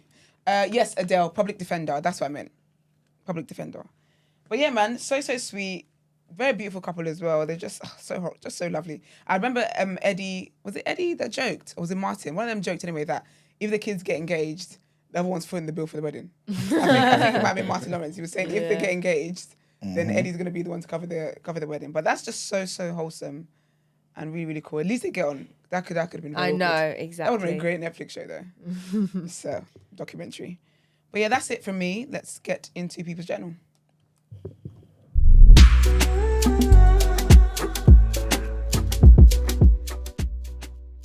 To be honest. Wow, okay. I was looking. Mate, nothing's changed with this guy, honestly. And do you know what's so mad? When I messaged him after years, I was expecting, you've known Brent for years. Oh. And this is what I get. I'm sorry. It's deep, innit? And he was just like, yeah, who's this? And I was like, wow, okay. How did you guys meet? I used to record here. Okay. Not the podcast I have now, a podcast before. That's why I asked about the sweets, because that was like, that's why I said it was like nostalgic, but... Yeah, you don't change. Not the sweets, not his behaviour. I like the fact I'm consistent, to be honest. You know what to expect. Yeah, you say that. Can you say goodbye to everybody then? Okay, yeah. There's one thing I want you to be here for, though. Yeah, go on. All right. Well, welcome to the People's Journal, where I give the news from an economics point of view. I'll start with the one that I want your opinion on. Belgium, they've now given sex workers maternity leave and pensions. Good. Yeah. What's your guys' thoughts? But rights. They're good? Yeah. Why do people want them to be getting clients while the baby's next to them? You would judge that as well. Yeah. They're working, no? Yeah. All right. Okay. Yeah, I think it should be legalised. I think it should be safe. I think anything that, even if I personally wouldn't do it or want my child or friends to do it, it doesn't mean I don't want women to be safe. Do you know what I mean? Exactly. And I said the same about OnlyFans. Like, I wouldn't do it. I don't wouldn't want people close to me who I care about to, because I think there's a very dark side. But it's a better alternative than if people are going to work in the sex industry anyway, let them be safe. I wish people understood that about abortion. Same. I really wish feel people the understood that same about way that. about that as well. Did a whole series on that as well. You can check it out. Seriously. Check it out. But yeah, it's the same thing. It's like if there's things that are going to make you safer while you have to do what you've got to do, you have to do it at the end of the day. It's not. It's like work. Like, it's their work. Because people do So it. let's Like, keep them safe. people do it. So, Yeah. what's up the girls? I hear it. All right, cool. I'm going to make an exit now. It was really See you great there, being girl. here. Thank you Thank for you so coming. much. Yeah. Thanks And for coming on. yeah, see to you lot soon. I'll come Yes. back. Yes. When Please there's do. when there's more harmful presidents in power. They come back just for shits and giggles anyway. I don't know. And then come back if that's again. the same thing with him because he gets Fair, you know. In that case, fair. Can I use the toilet? Yes, you can. No, that's right. No. All right, people. So, well, that situation, about this whole thing in Belgium, in this particular article, they're actually speaking to this lady. And so she basically These are her words. She said, I had to work while I was 9 months pregnant. Imagine. And she was a sex worker, right? So she was having sex with clients 1 week before giving birth. She must have been flexible, boy. You say she had to, where was this? Belgium. You know, sometimes some people do things, but you know, like, what's worse than the person doing it is the people that are receiving it. You know what I mean? Like, It might be premium. I hate that for her. But I'm saying, was she like, is she self-employed? Yeah, she's a sex worker. So what do you mean Who's gonna employ her? No, so what does she mean she had to work up to? No, she she said needs the I money. was having sex. She didn't say she had. Well, actually, would have had you're to. right. She said I had to work while I was 9 months She needs the pregnant. money. She need the money, man. Rents are high and that. Did you ever see that OnlyFans girl that had like sex with like, what was it, 1,000 guys or 100, something stupid in that day? Yeah. 100. It was 100, right? And I was just like what you're doing is, I would never. It's wild. But then also like, after like guy 5, no, after guy 3, from number 4 to 100, are you okay? Like number 77 is just in the lobby waiting. You'd stop at 4. Huh? You'd stop at 4. I wouldn't start at all. I wouldn't start at all. But after like, I'm just like, so guy 77 was just in the lobby just waiting. Yeah, Then guy 90, and I know guy 100 felt privileged. Like, oh, I'm the finisher. Yeah. So sometimes when people do things, it's like the person that's doing it is wild. But the recipients, I think you're wilder. I think just a bit, see you later, hun. You're wilder. Because anyone can want to do whatever they want to. She can want to have as much sex as she wants to have when she's 9 months pregnant. Or 8 months and 4 weeks pregnant. But you, that's your fantasy? It's insane, isn't it? Apparently she wants to do 1,000 next. Yeah. I saw. She better be careful. She might just go from... She might move on after that. You can't play with life like that. Do you think that like people could die from a train? I think so, yeah. Depends what speed it's going, man. Sorry. Yeah. Put the camera on me. Put the camera on me quickly. Yeah, I'm not involved in anything. What? My silence is not approval, anything like that. That is even like, I mean, compared to what? No? All right. I wouldn't know. Take off This me, man. Even laugh. is not my ministry. That was funny though. This is not my ministry. But no, people can. Sorry, trigger warning. But people that get gang raped die. Okay. So why wouldn't you? Suppose it's consensual. Yeah, but just because it's consensual don't mean... Don't they take precautions to basically Do you know what it make is, sure? though? Personally, I've never been in such a situation. Yeah. I don't know anyone in such a situation. I can't do a boots on ground reporting. That's not word on my road. Like, I don't know. So you would have to Ask go someone elsewhere with for experience. information. I never killed no one. So He's like, I'm not saying anything. As a matter of fact, people just don't. Entertainment purposes only, guys. It's just educate. I don't know what it is. it's man. not. It's not. It's just It's a sickness. That's what it is. gonna help us. All right. You. Boy, he said us, you know. Us is God German, help us all, bro. innit? I'm good, love. I'm good, love.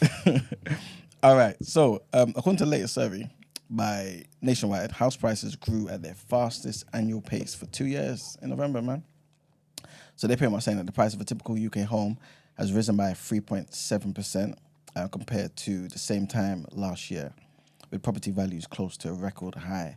So again, we spoke about this like months ago with inflation. So yeah, with inflation going down and the base rates going down, this is what's going to happen, man. People are going to start buying again, and that's going to put the prices back up as well.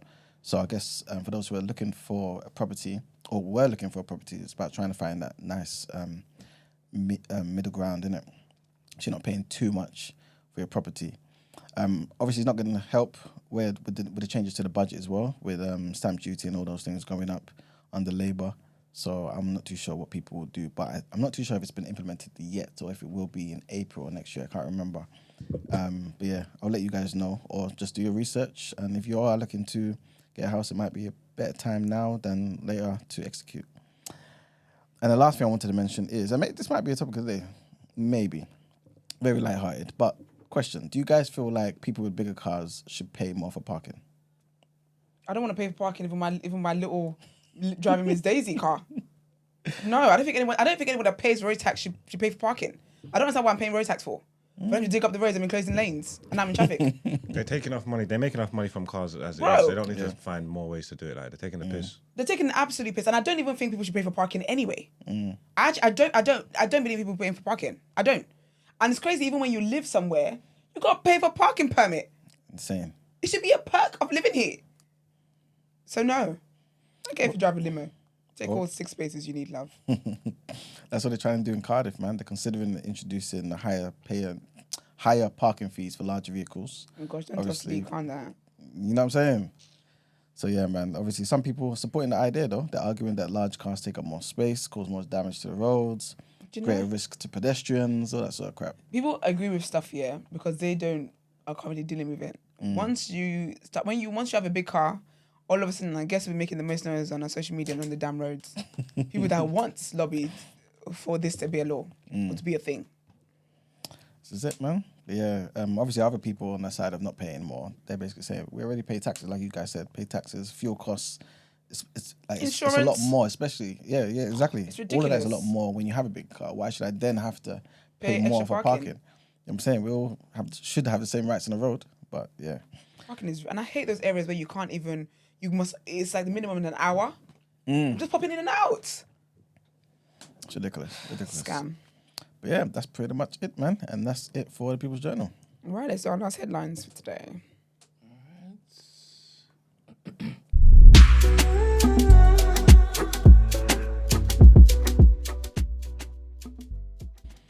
All right, people. Trigger warning on this one, man. 2 young children, including a baby, have been taken to a hospital after a car crashed into a group of pedestrians at a Christmas market. Oh, wow. Yeah, man. So Southwestern Ambulance Services received a call at 11:58 on Sunday regarding an incident on High Street in Bristol, near Bristol. Avon and Somerset Police said a man believed to be in his 80s, collided with these pedestrians at a low speed while manoeuvring out of a parking space. So it wasn't nothing crazy on purpose, but I have a yeah. interesting view on old people driving. What's your It's view? ageist, but I don't care. I think that they should get regular tests. I feel like every year, maybe not even every year, because the law can change in like a blink of an eye. Maybe every 6 months, but just to double check that you're still fine and you're okay to drive. Like once they get to a certain age. Yeah, I hear it makes perfect sense to me. Prince Philip was still driving before he... And he had that situation. He was 90-something at the time. It's a jump scare. Yeah. The only issue I would have with that is that they would probably require these old people to pay for that test. You know what I mean? That's the only They're not thing. even approving them for heating. Of course they're going to make them pay. You know what I mean? And that's not nice. It's not fair, but then look at... Obviously, I don't know the stats of this situation, to be fair. It's not fair to use this as standard, but just sometimes.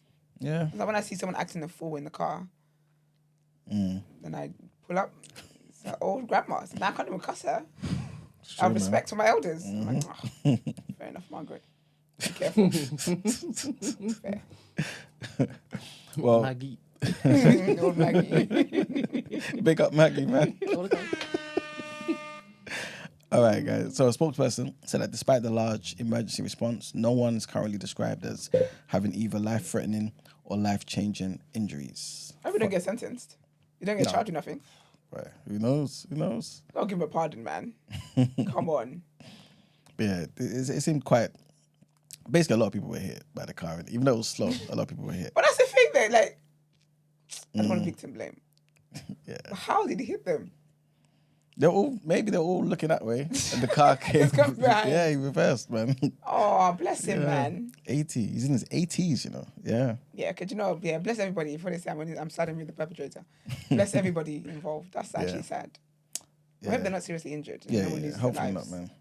That's horrible. But yeah, 5 ambulances were called, an air ambulance was called. 5? And an air ambulance, and several other resources were dispatched to the market town.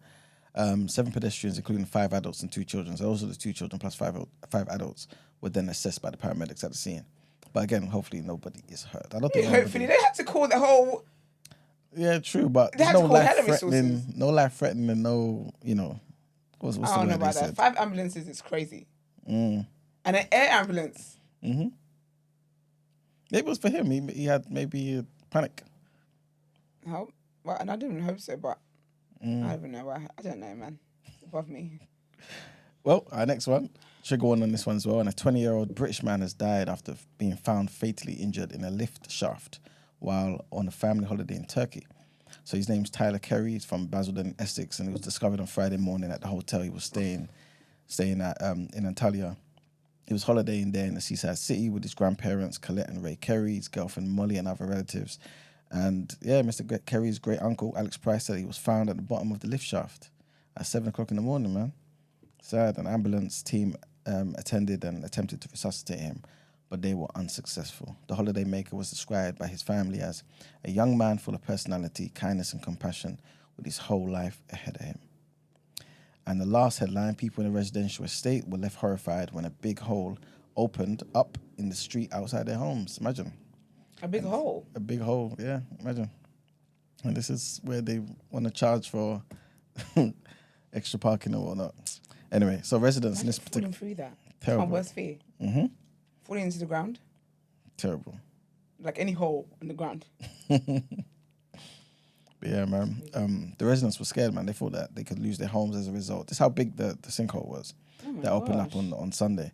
Around 30 homes in the estate had to be evacuated, and the cul-de-sac closed after the hole in the road and the pavement appeared. So the cause of the sinkhole has not been confirmed, but a local councillor was speaking to the BBC and said it was believed a culvert, so a structure that allows water to flow under roads, basically had collapsed, and that created the whole giant hole, basically, yeah. But yeah, that's it for the headlines, guys. Time to pay them bills. Sure is. Before we move into the reaction, there was somebody who sent in a dilemma on Friday, and they would like Emmanuel and Margs's take on it. Yeah, big up you, babes. I hope you're okay. Can you remember it, Esther? Can you summarize? Of course I can. So basically, this lovely guy here, he's Ghanaian. Cameroonian. Sorry? He's from Cameroon. Where did I get Ghanaian from? Because I kept saying that on Friday as well. Oh, serious? Yeah. Sorry, babes. He's Cameroonian and he's dating a Jamaican lady. And he's obviously African. And I think he's like dark skin, darker anyway. Like not dark, but like from brown up, shade wise. And basically his girlfriend's mum makes quote unquote jokes or comments at him. Like, what were the names? One you got stuck on. Is it a dragon or something? So they called him African boy or ugly blind boy. And I think they also call him Midnight. He's black. No, he's not. He's not blind? He's not. He just got glasses. He just wears glasses. Come on, man. What is this stuff? What's happening? Is that just it? Was that just it? I thought there was something else that was like... He cried in his car. You what? He cried in his car. That's how bad it was. Yes. Yeah, and then also, okay, this is where I was very strict on my advice. He said he spoke to his girlfriend about it and was like, he doesn't like it, blah, blah, blah, blah. And she said, oh, that's just how they are. Do you want me to read it? I've got it here. It actually says I'm Cameroonian. I'm so sorry. Don't know where I got Ghanaian from. So it says, not hi. Hi guys, blah, blah, blah. I'm Cameroonian and my girlfriend is Jamaican. She tells me her family are very upfront with the comments they make and are very brazen, which they are. However, ever since I've been introduced to them, they've made some distasteful comments about me that I've overheard. An example of this, I went to one of my girlfriend's relatives' party last week and I was referred to as the African boy or ugly blind boy by 3 or 4 of her family members as they didn't bother to learn my name. Her mother, after 7 months of us being together, can't remember my name, so she constantly called me Midnight. That's what it was. Midnight, because I'm dark-skinned and it's the way she remembers and differentiates me from her other daughter's boyfriend, who's Jamaican and fairer-skinned. My girlfriend just tells me that's how they are, even though she's not like that. To keep it real, I've cried in my car on my own when my girlfriend is not there, on the way back to my house from sharing spaces with them, because I feel like I've just been violated and I was a powerless black sheep. I don't want my girlfriend to think I'm insecure, but I also want to address this properly. I feel to inform them of how I'm feeling and possibly educate them that what they're saying about me isn't nice, but I sense ignorance. Don't do that. And me bringing up that I have a grievance, they'll look at me even worse. Do you have any advice on how I should go about confronting them, or if not, what I should do instead? I really wish no one else would have to know what it's like for people to feel no way to think and call you ugly, Midnight, African, etc. to your face. It's horrible. Thank you. Wow. That's crazy. He's got to cuss them out, man. You've got to fight a fire with fire. You get me? Then they might stop, especially if he's good at it. They might stop and say like, "Whoa, you get me?" It's too far. Yeah, you're going too far. You get me? You got to fight fire with fire. You got to cuss the mum out every time you see her. Trust me. I said, I hope she's got bad teeth. That's what you got to go for. Yeah, because they do think it's a joke. The fact that I don't know that you've been with them for 7 months and they don't even know your name and they don't really care about you is just a bit telling. It's more worrying than ugly blind boy is crazy. That's disgusting, man. Ugly blind boy is crazy. Yeah, I was thinking why they said, but I they hear said midnight, but he must but wear glasses ugly though. blind boy, ugly. Yeah, but he must be. Is he ugly? Okay. He's not ugly, man. It has to be for them to be saying this stuff. Nah, man, they could just be animals. could just be haters. They're animals. They Can't just even call it- say that. They're animals, 100%. If I was walking around with glasses, I'm not calling him ugly blind boy. Still. Still. I mean, they're not because you and because really they like the light-skinned other people. daughter's boyfriend. You're saying colorism. Yes. 100%, man, they call him Midnight. Do you know what's mad? Yeah, darkness. I've got No, some but- projects I call darkness. But do you know what's mad? Yeah, the other daughter's boyfriend is like lighter skinned. That's already the difference. Yeah, You don't need to call called me him. They midnight. probably called him to know. Yellow Boy or Casper or they probably done their own nickname for Yeah, but him. he should write his own dilemma. We're not here for him. We don't care about what's going on with him. Sorry, that's not my concern. I think he's got to fight fire with fire. I think you got to cuss them out every time you go in the yard on smoke. You get me? And then they're going to respect you and leave you alone. Because if you just let them pile on, they're going to continue to do it still. His girlfriend, yeah, is her dad in the house? Is they mentioned that in the What are you about to go on? I don't know So where you're going. man left you innit? Where's your man? No, I'm behaving myself, innit? Maybe you ugly. That's what you have to say. Yeah, that's why you ain't got no man. When she's supposed to be like, that's why you ain't got no man because you're too rude. I said a lot worse, but Boy. that's good enough. No, because you can't be doing that, man. To make him feel so down like that, to go by himself and just, nah, man. But you know my That's issue? not right. My issue was with the girlfriend though. Yeah.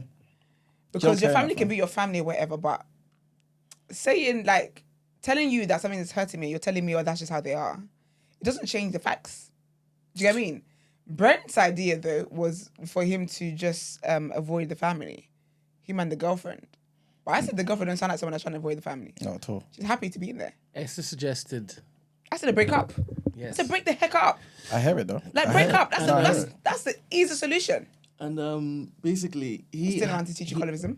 he said he loves the girl. He said every other thing in the relationship was A1. That's what ticked me off. Yeah. Big up you babes. Again, this is not personal. I just get very passionate about things like this because I care about you, right? But yeah, I said break up. He's telling me everything else in the relationship is A1. Nah, man. I'd cuss her out, man. I'd actually take joy in cussing her out. I'd cuss her out every time I'm in the yard. Yeah, but you're different there. She'll have a She'd hate bad to see you coming. Yeah, she'll have love to see me coming or hate to see me coming, but either way, she's gonna stop talking her shit, boy. Trust me, I'll get creative. I'll rinse her, everybody, because you don't think you could just do this. Nah, man. So what advice would you give him, Emmanuel? Remember, he resorted to crying in the car. I think you have to make the girl choose sides, man. Your You're trying to girlfriend. split up the family. No, that family's broken already, man. 100%. 100%. No, I'm not even gonna hold my on to tongue you. anymore. They're animals. There's nothing there. 100%. When you say you want a family, you think that's what you want. Thank you very much. Don't Darling, go yeah. there. Don't go there. Nah, man. Ask her to pick and choose. If she's okay with this, then there you go. But if she's with you, make her go to her parents or whoever the hell is in that house saying this nonsense and make them stop immediately. If you want to give them one more chance, since just everything else is A1, make them stop immediately. Because you know what? Like, I feel like certain things. Well, I feel like in a relationship like that, yeah, especially if you want children, you got to do it for your future children that are not even here yet. Yes. You know what I mean? Because imagine your child comes out dark skin. She'd be mean to the kid, and that's not going to be 100%. horrible to the kid. Bully her Yeah. grandchild. You favour the other one's kids Yeah. over yours. You don't want that. Yeah. There's certain things here that you, Don't think of people that. talk about these red flags all the time, man. This is a red one. This You know what I'm is- saying? And yeah, you need to see it for what it is. Don't think it's going to change. Because that girlfriend is probably like the mum in some capacity. You just ain't seen it yet. Give her the opportunity, the right climate, and you'll see it for yourself. I think this happens all over the place. We've got friends that we call all types of things, people that we call all types of names. So is that the culture in a Jamaican household? Your Jamaican household? Yeah, I mean, not like to be like vicious or nothing like that, but people have nicknames and stuff. It might be on your whether it be because of the color of your skin or your how you look or whatever it may be. There's things that happen all the time. We've got Nicknames brothers are that flying. have got brothers that are called Ugger and Lee. What? As an ugly. There you go. Nicknames are flying. They're twins. It might as well be. No, but the thing is, though, if you see that those people are suffering from it, right, and they really feel a way about it, I don't think he's communicated that to her, to his girlfriend or to the mum. to the girlfriend, that he's Told us crying. He has, man. That he's crying. No, but that's Not that part. You don't need to say You that don't say part. that he's crying, but he did tell her that this hurts my feelings. I did say that I don't know what a conversation looked like because And he told us what the conversation looked like. and he didn't. He did told us in the chat. What did he say? You at the time said that you weren't sure that he'd even spoken to the girlfriend, and he said he told As her in that. how he spoke to her, how he communicated. All right, Brent. Well, he's in the chat, though, innit? So, Mr. Man, Brent is not please. gonna listen. People, Nobody's I in the think chat. maybe it is a Jamaican He was in thing, the 'cause we chat will on cuss Friday, people told out. Brent what he said. Brent's not going to Like, listen. if your nose is big around Jamaican people in the family, like, you're gonna know. Like, you're gonna know. Like, if whatever the thing is, whatever's going on, if like they're gonna tell you, you're gonna know about it. Like, this is what we do. Just like, Yeah, it's fine, but ugly is different. Do you know what's interesting though? Because like we really talk about like beauty standards and stuff, like for men and women. Because there's men that get cosmetic surgeries and whatever, and these are the things that really reinforce it. Because if I can come to the next family barbecue and not be ugly anymore, I'm getting what procedures I can get to not be. I heard that. Then it might obviously start going to be surgery or something, but even then. Anyway, what's your guys' advice for him? Yeah, I mean, think. Look, What nickname have you gotten in Jamaican households? What mine? Any Jamaican households? I don't know. I don't think it's just Jamaican households, to be honest. I just get called whatever light if you want to think. You get red, yellow, this, whatever, red, that, dundus. This is whatever it may be, just whatever in it. Just you get me. How about you, man? Any of the Jamaican households that you've been in? no, they ain't giving me no nicknames. I don't know when it's done in like of the way the way it sounds. Obviously, because of the way he's receiving it and the way it's done, it just seems proper vicious and that. But I haven't seen real examples where it's done in malice. But then again, I suppose the person receiving it is going to feel how they're feeling in it. Like there's probably times when I've seen it and not thought it was done in malice, but the person might not have been happy about being the butt of the jokes in a room full of people or whatever. So I suppose it's different, but it's just banter. It's just like I said. I think you just got to give it back, man. Because I ain't taking no fuckery. Like, I'll give it back. You know what I'm trying to say? Like, they respect the slick talker. They know Duppy know who for frightened. You know what I'm trying to say? So if I come in the yard and I'll tear the yard down every time I'm in, they're not gonna bother me. All right, so that's your advice for him, yeah. If it is he wants to stay in that particular relationship, if it is he wants to have that family, be his family, he needs to basically start learning how to cuss back. Yeah, I think bring a fire with fire. That's what I'll do. Cool. And Emmanuel? No, I think to be fair, if you've made up your mind that you want to stay, then you're gonna have to do that, innit? But just be aware that if you can't do that, yeah, you're gonna suffer. Like they're gonna obviously recognize you tried, and they'll probably give you 5 more insults.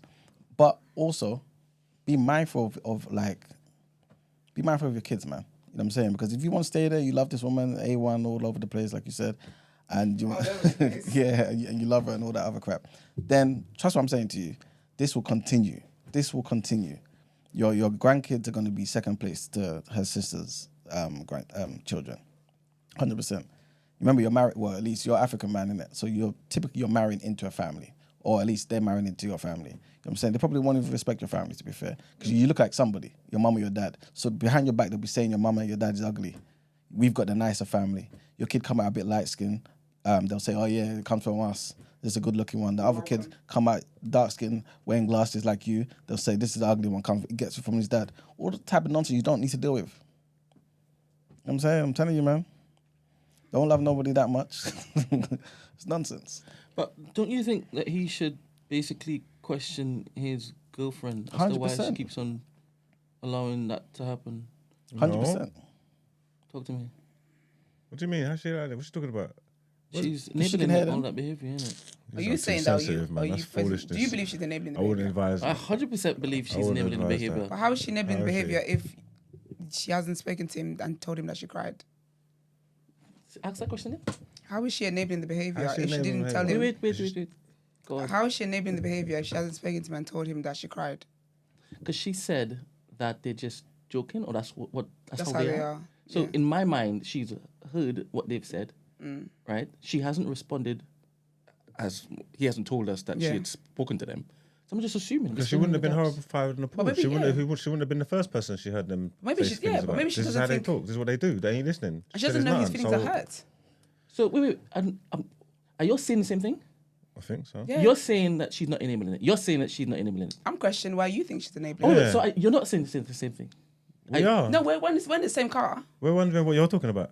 Oh, serious? Yes. So are you wondering what I'm talking about? Absolutely. Like, why My should he- intentions to Marbs are different though.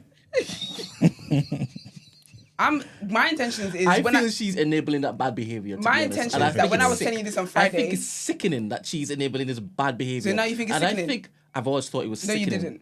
I did. But I You said that question whether he spoke to her in the loves first place. I'm saying that the advice you're giving him is what you would basically have for yourself. But I'm saying he's choosing this. So if he's choosing this, there must be other ways you can basically, give him the power to basically lash back. And his thing was cuss the mother. And I hear it, right? But my thing was build up your confidence. Build up your if you're crying in the car, you're weeping, right? And in my mind, I don't think he's told her that, because if he's told her that, if she is the same apple from the same tree, Which she's she like is. crying, you're gone. I don't think she would respect that. audacity. This is me filling in gaps. That's why I'm saying I think she's enabling it, because in my mind she's supposed to be protecting him from them, especially if it is that he's saying he's crying in the car. These are too soft for me, man. All of you. Talk to me. That's it. I said it. No, talk more. Talk more. That's So what do I'm you saying. think that he shouldn't be with a Jamaican woman? Because he's not ready for Jamaican woman. He's not ready for that family dynamic. Not all Jamaican families like that, so. Okay, so now you've introduced something else. So is that typical Jamaican behavior? Yeah, I suppose, but again, not all Jamaican families are like that. So to say he can't be with a Jamaican woman, if the average This Jamaican one, experience. I'm using this example. Yeah, but you said all Jamaican women. I You said asked you. you can't be with this Jamaican woman. I you said. asked you Go on. if all Jamaican families are like that. No, All right, so this is a bad representation of a Jamaican family. I wouldn't say that. Because you see it's light-hearted, isn't it? Yeah, it's different, isn't it? You said it's a representation. It ain't It's a bad. representation. I wouldn't say it's bad. No, I wouldn't say it's bad So at what's all. your advice? Okay, so your advice to him is to cuss her out. But if he's not confident enough to cuss her out, then what? Because Africans are taught to respect their elders. So if he can't cuss her out, I mean, I told you that not every elder needs to be respected, but that's something else. No one like me. I don't know whatever advice you could do then. For real, just leave her then. If you don't, just don't go to the yard. You don't have to go see them. What are you There see you them for? go. That's what I'm saying. That's just to if see it them. is that you want to stay with this, right? And you're not satisfied with her response to this behavior, stop going to the yard. Yeah, just don't be around. Don't them, go innit? to the functions Okay, please because you're tell me- always gonna get cussed out. And my Ugly blind question, boy. my question, like yesterday, was how realistic is that then Friday. for somebody you're trying to build a life with? Huh? I know you heard me.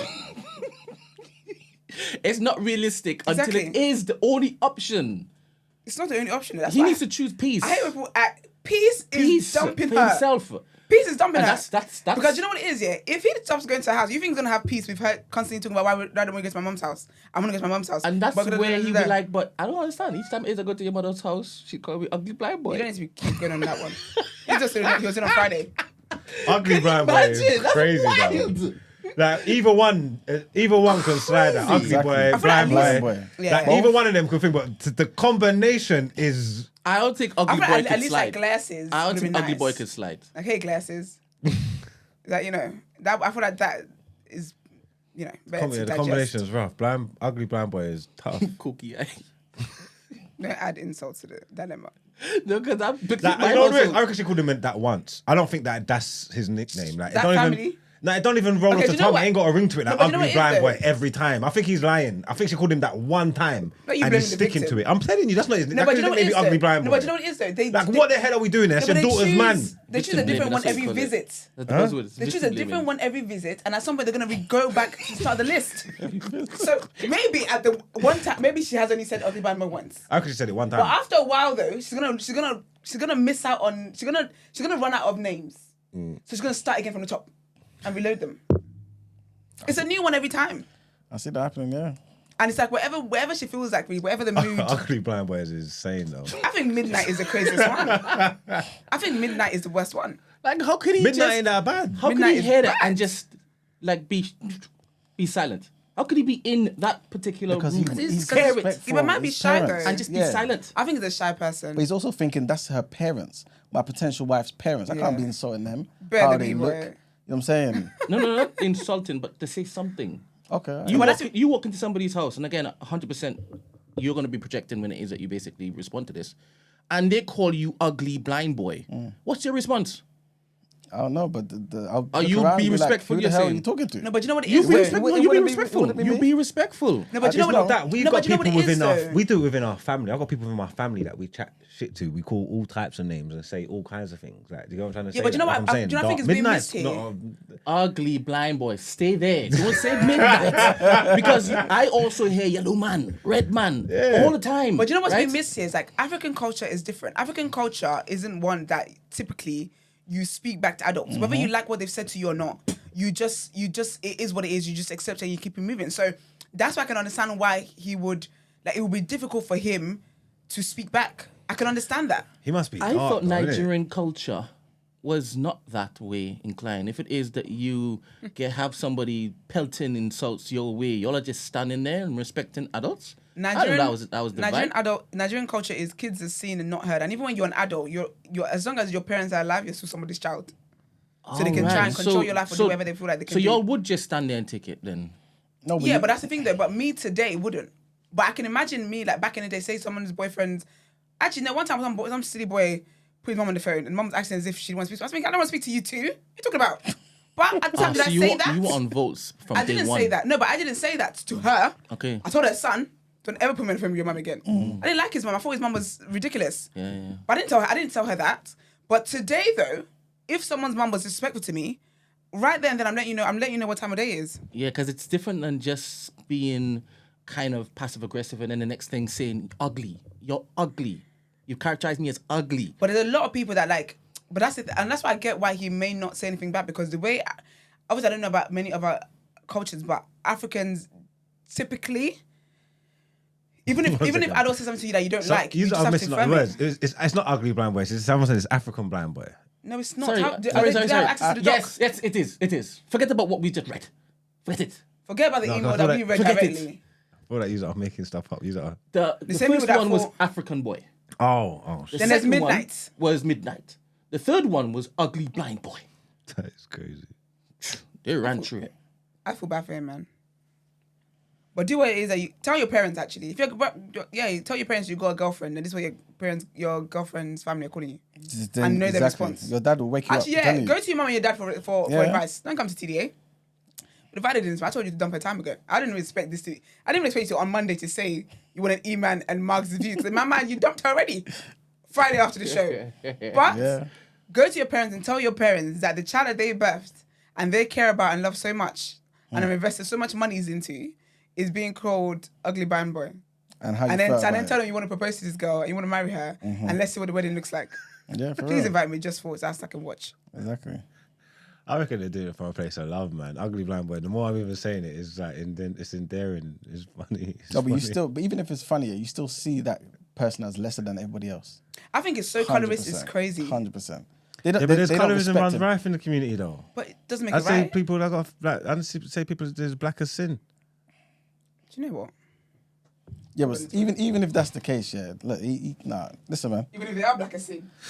No, I mean, even if there is colorism in the community, which we know there is, yeah. Like, come on, man. The parents shouldn't be saying this and making him feel this way, though. You know what I'm saying? Yeah, that is wild. But And again, I think they how said it ugly once. are you since you got her? You know what I'm saying? I think they said it. I'm still of the mindset that she said that one time, man. Because that's not like his nickname, like that they greet him with every time he comes in the yard. That's ridiculous. I don't believe that. And if I'm wrong, you can tell me I'm wrong. I'm sorry, but I refuse to believe that. I think he heard that one time, and it cut deep and it stuck, and he's clinging on to it. Nickname can't be ugly blind boy. That's mad. Your daughter's boyfriend that she's with for 7 months. Okay, so if it is, what are you gonna say? Huh? If it is, if she said, I don't know, maybe on 3 occasions, ugly blind boy. How are you doing today? You want some mac and cheese? I said mac and cheese. That's sort of fish, you know. Mac and cheese. Because I've heard some crazy things and I've seen people, and obviously Jamaican people could be brazen as well, but that's just different. That just sounds, like I said, that sounds like that's different. But again, I don't know, man. Nah, man. Yeah, look, you said it. Look, you said it's kind of what E-Man said. I've held my tongue because it's potentially the love of my life. It's family, so I don't want to cause harm. That's what I'm saying to you. By the end of the day, they're going to mistreat you, man. I'm telling you. Going to? I mean, continue. Thank you. They're going to continue. They're going to continue, man. I'm telling you, get out of there, man. Make her choose. And if she chooses that sort of animalistic behavior, you know what side she's on. Because she will show you her colours if that's the way she's inclined soon enough, man. Yeah, there you go. That's just how they are. It's wild. Yeah, man. Look, you got to be the man in the house, you know. So, like, start now, man. Start now. Foot down. Yeah, man.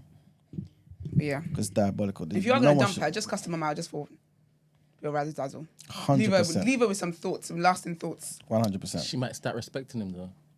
Them out. I'm out already. Yeah, man. Marry your daughter then. Exactly. That's the power of Jamaican boys, see? It's debatable. I Love and still light, can't get babes. over that, man. Love and light. Hope it works out for you. Yeah, man. That is Do actually the right wild, thing. though. It's very mean, man. That's very out of order. That's very, very out of order.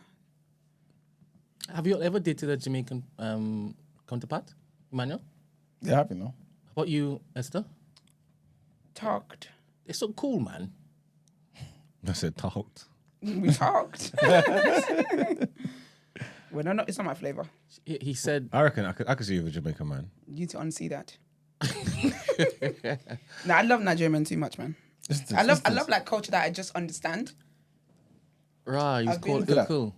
See, I Before told times, you they mix. Urkel? See, but I told you though. Initially, like by themselves, they're all right. Ugly boy, I can see that the uncles when they're doing that, and blind boys, they're separate. It's like ugly blind boy in one go every single time. I told you that weren't happening.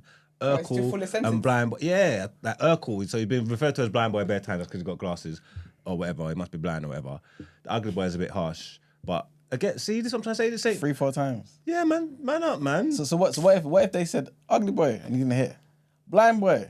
So it was close together. You gonna ugly answer boy, something. black boy. Yeah. Yeah, it's crazy. They don't even run for his name. Can you imagine?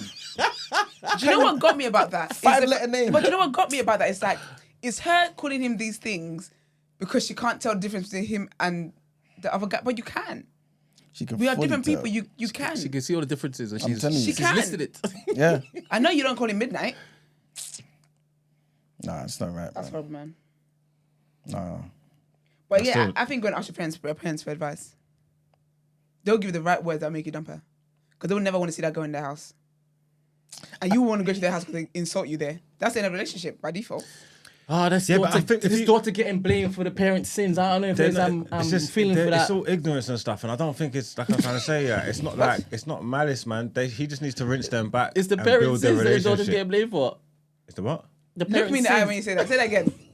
Look me dead in the eye and say that again. It's the parents' sins. How is he? No, open your eyes. Your eyes are closed. Open your eyes and say it again. I retract that comment. Good. She heard you even say it the first time and try and repeat it. Nah. You say man. enabler. Can you imagine? I feel like on an ordinary day she shouldn't get blamed for it, but the fact she said, "Oh, that's just how they are," and just kept life moving, and just put that situation 5 to 6 times is wild. You know, I want to know 2 things. Yeah, two last questions. When they're calling you ugly boy and the other one, right? She's obviously next to you. I'm assuming she's next to you. Of course. Is she smiling? Is she giggling? Is she This nudging is Man, you? you know damn Is well she she saying- is. She's not saying like. But I she's don't not, want us to assume. I want us to we know have to. concrete. Do you know what it is though? It's not assumption when he told her that he shared with her that this upsets him, and she said, "That's just how they are." So she's not even picking up on it. Because if I was next to someone and they called them Midnight, I'm like, but she's not even picking up on it because this is so normal. She just thinking I feel like they're saying that, yeah, and she's hearing his name. Do you get what I'm trying to say? Like she's not even picking up on this at all. She's also kind of saying man up, innit? Like, it's not that deep. I keep telling you, you men as well. Stop being women that tell you to man up. I don't know if he's communicated properly how it is. It makes him feel. But if she's saying to him to man up, do you think that he should be telling her that he was crying? No No, chance. and I guess he now has to basically say how do you value yourself and what do you want for from this relationship? And Is it and to if get with him? he's saying he loves her too much, because she could turn around and be like, but I love you. I love the ugliness, and I love the fact that you're blind. Oh. She could make it a thing. You know what I'm saying? The That's your superpower, baby. The bar is in hell. No, man. People communicate love differently. I'm about to communicate my love by leaving this chat. I'm going home. Yes. Same. This is my terms of endearment. Goodbye. You just gotta mix ignorance with ignorance, man. Start playing to some whatever Jamaican stereotypes, you know, yardies and all these kind of things, and make a reference to drug dealing and thing, and just piss them off. Is that I right? can make a reference to drugs. Is that right? You gotta do it, you know? I'll fight fire with fire. If imagine I'm in the yard somewhere and every time I'm in there, they're trying to call me Oyinbo and all this stuff and all that. I'll just. They're gonna stop talking to me after a while. You know what I'm trying to say? That because the things I'm gonna start moving mad. Like, so I'll be like, you see in your mud huts back home, yeah. You know, like, you see in the jungle when you are sleeping. Wait. What am I lying for? What did you just say? I'm just saying. I'll go crazy. I'll just start. Listen, I'll start going crazy. They're gonna minimize interactions with me. Giggling, right? You hear what you said? Yes. That's what I'm gonna do. They're gonna minimize interactions with me, or they're going to change. They're either going to stop talking to me, or the way they start talking to me is going to change because. There are mud huts in Jamaica. Oh no! What were you talking about this now? What were you talking about this now? You're talking about if it was reversed, like if it was an African girl. Oh, serious? That's what I said. If they're calling me Ollie boy in the yard all the time and that, I'll just start doing my thing. When people go low, you got to you gotta go lower. I'll just start cooking. And like keep your foot on that pedal, even when they're like, okay, it's enough now. Nah, not and yet. like I said, it's gonna change the interactions with me. They're either gonna stop interacting with me, or the way they talk to me is going to change because I'm gonna be on badness. All right, so they focused on just how we looked. You are now going to focus on I'll do everything. The stereotypes of where they're from. Yeah, but I'm different. I'm right, different. then. You know what I'm trying to say? Yeah, I'm scorched earth. I'll go in the yard and No, but I always say that like when you everybody. when you You do know what I'm something, saying? but when you do something to somebody, you can't dictate how they match your energy Yeah. because you don't know what lies within me, and what lies within me is I want to go low. So you can't. They can't be upset at that. My way of insulting you back is stereotypes. You chose the insult you wanted to pick. I've chosen mine. Yeah. Let's go. Told you, I can guarantee one of two things. They're either going to stop talking to me or change the way Can they you talk to me. give him some ammo for the Jamaicans? No. Go on. You didn't finish your sentence. Go on. Come on, man. I don't know. I can't help him. You could draw for Africans, though. Right. My girlfriend just does that awkward laugh when they say that. It's not awkward. She means that laugh. Maybe she got to stand up for him a bit as well, though, man. I think It's going to get to the point where she starts to even disrespect you because of it. She got Because you ain't saying that. But you know what's so funny though? She's already is. There you go. Like I can't imagine, my partner being upset about something that my mum said or my brother said or my family said. And I was like, oh, you know how they are. Like, even if I'm like, they know how they are because I don't like it as well. I'm keeping you away from that then. I'm protecting you from that energy. But I can't keep having you in that same energy and then looking at you like, oh, like, just get over it. That's not nice. It's not right, man. It's not right. But yeah, I hope you can, figure something out, babes. Take whatever advice from whichever one. I don't know if it is that we were on a consensus thing, but you have enough information, my I friend. was going to say call immigration. Do something. Yeah. Do something. You can say that for real. Say, if you don't keep talking to me like this, I'm going to call ICE. I'm going to call ICE for you. Find out if it is that they're descendants from the Windrush, innit? It might be. It might be. That's what I'm saying. You can't dictate how low people go. Yeah, so you're just mad because you ain't got your Ugly book boy yet. has triggered me. You got your papers? You're back. You got your red book yet? You're just mad because you ain't got your red book, mummy. No, mummy.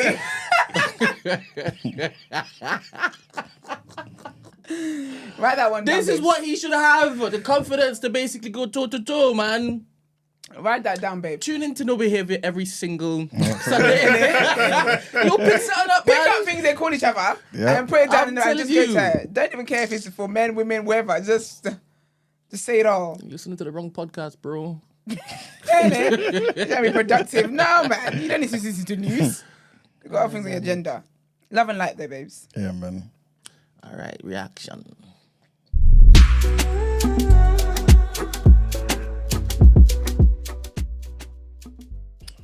His name is Sam Edwards. Sonny. Welcome to the reaction, people, where I read out the sports headlines for you. In boxing news, which was pretty sad, we'll start with that. Was that a fight over the weekend? Yeah, man. On Saturday, on the Zone, I think it was. Yeah, on the Zone. Yeah, what's it? Galal Yafai? Yeah, man. He defeated Sonny Edwards in the 6th round, claiming the WCB interim flyweight title in Birmingham. It's messed up, man. Sonny was on no behaviour with us as well, man. That's what I was saying to Brent, man. Yeah. Look. Standing too close. Have you got it in your legs to keep moving? Man, no. I'm going to be real quick. I don't want to be. Don't be fucking stupid, lad. Stop fucking. Listen, stop fucking feeling sorry for yourself right now. Stop feeling fucking sorry for yourself because you've had one bad fucking round. Standing too close. Have you got it in your legs to keep moving? Man, no. I'm going to be real quick. I don't want to be. Don't be fucking stupid, lad. Stop fucking. Listen, stop fucking feeling sorry for yourself right now. Stop feeling fucking sorry for yourself because you've had one bad fucking round. I said there's a lot of self-awareness there in that. Like, I hear him for being real. How loud are your headphones? How could you hear that? They were loud. that could be dangerous though. If you know a man bless feels him. like that and he's in the fight, they could Did he have lose? stopped it there. Yeah, he lost. Yeah. By a lot. I think was it a stoppage? Yeah, six round stoppage. Yeah, he's done that. Isn't he? He's I don't think retiring. you guys told me Yeah, that. I yeah, don't know exactly yeah. what that means. He's retiring, man. It's a bless shame, him. man. World champion, though. Former world champion. But again, it's just like having that realization during the fight. It's like, Yeah. you know when someone's saying that their heart's not in it. That's mad. I don't even know. I ain't seen that before. I ain't heard that before from a boxer. You get me? Like I've seen it. I've seen a man go. Yeah. Like I've seen it happen during a fight, but I ain't seen someone vocalize it. Yeah. You get me? But yeah, it's fucked up, man. He's like you said, he's a world champion, man. He just, I don't know if he's just being real with himself. That's just how he felt, man. He was just. They should have just threw the towel in after that because I wouldn't send my fighter back out there after exactly. that. Like he looked a man in his face, he's being genuine. He's like, I don't want to do this. I would have said, you know what, for real, let's call this a day before man gets more CTE. Yeah, see there. See there. 100%. Because the thing is with Sonny, yeah, he's a really good boxer, yeah. But the thing is, he don't knock nobody out. I think, I could be wrong here, but I think he's knocked out like 4 people, man. You know what I'm saying? His pro career. Like, so he's got the skill to win on points. And he does it all the time. And obviously, world champion, man. This is a proper fighter. But besides the fight where he lost to Bam, like, in that fight as well, because I think they stopped it in around, 10 or 11? And if you look closely as well, in the corner, he gives up. He gives up in that fight. He's like, I think his corner man basically asked him. And it's kind of like Sonny looks at the camera or notices that it's there, kind of moves, and it's like he knows, I can't win this fight. What's the point of me taking more damage? Obviously, he's come back since then, he won. But I feel like he kind of felt a similar sort of feeling that he had against Bam. Even though Galal's not as good as Bam, you know what I'm saying? But it was pure pressure. The guy was just punching Sonny. Pure pressure. That would be my scariest thing. I know what my mind's like. I know what I'm like. If I come to that realization in the fight, I feel like I'm gonna not move the same way, but it's like I can't lie to myself, if that makes sense. Like I'm not on a delusional thing, you know, like I'm not gonna go out on your sword at all costs, whatnot. I've been fighting this guy for 7-8 rounds. If I sit down in the corner and I'm saying he's got Achilles, I've got no moves for him. Like, you get what I'm saying? Like I ain't got it. It's not even like, and he's not saying. You're probably thinking in the moment. I don't think like he's saying like today. He's like this 10 times out of 10. Yeah, Donny's gonna punch me out. yeah. Once you have that realization, your head's gone. It's like you can't even. There's no point being in the ring. I heard what's his name, Malinaji, talk about that same thing. Said at some point, when you realize that, you just have to stop. You just have to stop because, they're just gonna punch you up, man. It's gonna be too much. It's gonna be too much for you. So it's crazy that obviously you retired, but it's kind of like it's the right thing to do. You know, I hate the thought of quitting and being a quitter and all that. But what if when you're saying you look across? What happens when you know? You know what I'm trying to say? You're 6, 7 into the round. There's 4 left. It's like, what are we doing there? So it's like, for real, you're gonna make him punch my teeth out and give me CTE. Like it's like I'm done a miscalculation. I misstepped. You know what? Yeah. this is above me. But again, I ain't really seen no one do that. I don't even know how I feel about it. Still, it's hard. It's hard to see. It was hard to watch. It was sad to watch, but. Yeah. What would you have done, Emmanuel? Because there's one thing looking to instill confidence and motivate him with your pep talk, as you normally do as his trainer. And then as the next thing you saying, all right, cool, his mind's not there. It's going to be dangerous for him to go out in this particular mindset. Let me throw the towel in. I think I probably wouldn't have thrown the towel in after that. I probably would have given another try. Would have tried to talk to him. You know what I'm saying? Give him the pep talk. What round was that in? I think that was like round 4 or 5. 5 rounds. So he said that and then he went out there and they stopped it. This is what I'm saying. You got to do your care to look after your fighter, man. But If he said that on round 5 and they stopped him on 6, that's crazy. It's just prove that's crazy to me. But the thing is, even in round 4, Was that round 3? No, maybe round 4. But I think in round 4, Sonny came out and was slipping some punches and was just countering him. So I'm thinking, okay, cool. He's coming back sort of thing. But I think the energy and the mental fortitude it takes to continue doing that, knowing you don't want to be there, is another thing in it. And I think, yeah, after round 6, like at round 6, I guess you could just tell you just didn't want to be there in it. It's sad. Is having that realization, yeah, and you knowing it honestly, yeah. So you're making a clear observation, yeah. Is that giving up? Yeah. But the person's better than you. Who's better than who? The boxer, the fighter, the person you're fighting. Me and you are across the ring. You know without a shadow of a doubt, I'm faster, I'm stronger, I'm more intelligent, I'm all round better. I'm losing on points. There is no way in hell I can win this fight, and you know that. Is that giving up, or is that? Okay, so you're the better fighter, and I'm giving up. I'm saying you making that. I realize that. You realizing that? Is that you giving up? Yeah, 100%. Because in boxing, like the mentality of the greats is like, I'm ready to die out here. You know what I'm saying? Of course, you're gonna die. If you're a heavyweight, that's different. Remember, he said he ain't never knocked out no one. He ain't got that leveler. You know what I'm trying to say? He ain't got that equalizer where you can put it to bed. So if you've got that, like heavyweight boxing is different. You know what I'm trying to say? Whether a man's betting you technical, where there's a part of you that knows if I catch this shoe on his chin, he's dead. You know what I'm trying to say? Like he's gone overhand right. If I catch it, I can close my eyes and swing it. If I catch him, at some point he can die. But if that's not your story, but what are you doing? It's still something that like goes in your record that people remember. Last fight of so and so's career, he gave up. Like, don't get me wrong, I still like something because obviously he's world champion. And one could even say Mike Tyson's career, he kind of gave up as well. He was tired. He was done in that corner, man. Against what's his name, McBride. He was done. You know what I'm saying? But he still went out there. You know what I'm saying? And allowed himself to be knocked out. You know what I'm saying? And I think as a boxer, that's kind of what you sign up to. I'm prepared to die in the ring or win. You know what I'm saying? What do you think, like, his mental problems were? Is it that, like, something happened back home with his girlfriend or something? Like, how could you be in the ring and say, I don't want to be here? Like, it must be more than boxing, right? I didn't see the fight, so I don't know. Did he get beat up so much? He's like, nah, I'm finished. It's probably he's coming to the end of a career, and is just thinking about training camps and thinking about everything. And like that I don't want to be here didn't kind of sound like this guy. It sounded like I don't even understand what I'm doing in this ring, if that makes sense. Like I'm done boxing. Like, you know what I'm trying to say? Like I got no fight left. I got nothing to prove. It sounded like one of those ones. Like I don't even want to be here, brother. I don't even know why I'm doing this. This is mad. It's like you're telling me to keep going and keep fighting, but I don't even want to box no more. Like, I fucked up. Why am I here? Yeah, basically, yeah. That's what it sounded like. Like you and like rapping. Like you've moved on from there. Yeah, I guess so. Yeah. Not there anymore. Yeah, I'm just not in a rapping mindset. It takes too much effort to even get a pen out. He was so sincere when he just said, like he's in the midst of a battle, and he's like, "Can I be honest with you?" Sonny's like that. He's a very honest guy, honest person. Yeah, and he's going to be a great commentator. Yeah, he speaks well. 100%. Yeah, he speaks well. He's really good at that, man. So I think that's that side that came out as well. Let me just tell you the truth, man.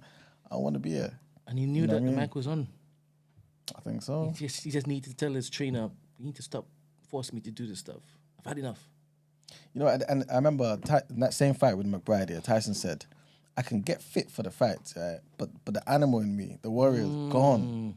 I can't do this no more." You know what I'm saying? Like, he's not angry anymore. Nah. And you need that. Because sometimes skill's going to win you the fights, right?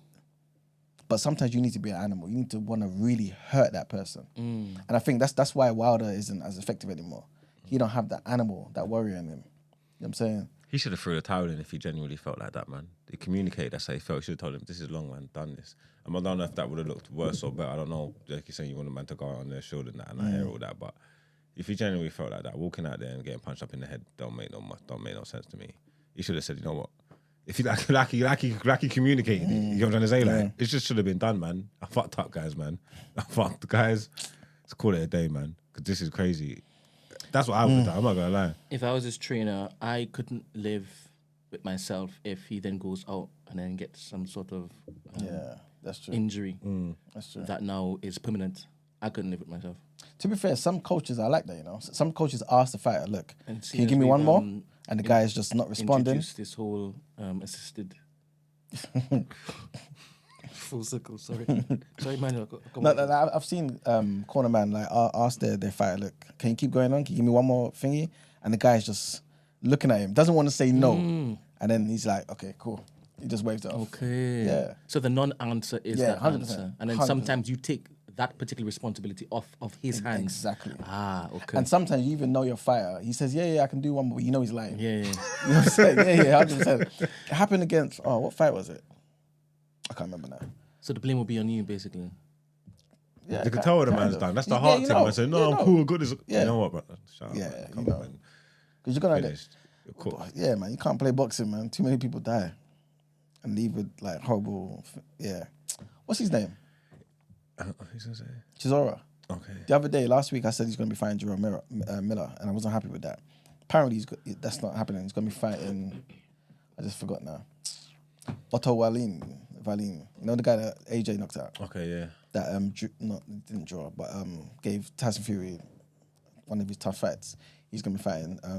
I don't know if I'm biased because man, rock with Sonny and that. But, and obviously, because I'm not on a quitting and giving up thing, but that just looks so like, that just looks so genuine and like, I'm just not really like, I was just not really onto him, if that makes sense. Yeah. I can't explain it. Like, it's like, but at the same time, Sonny didn't quit though, because he still went out there. that's true. You know what I'm saying? So he felt that way, and the warrior came out again.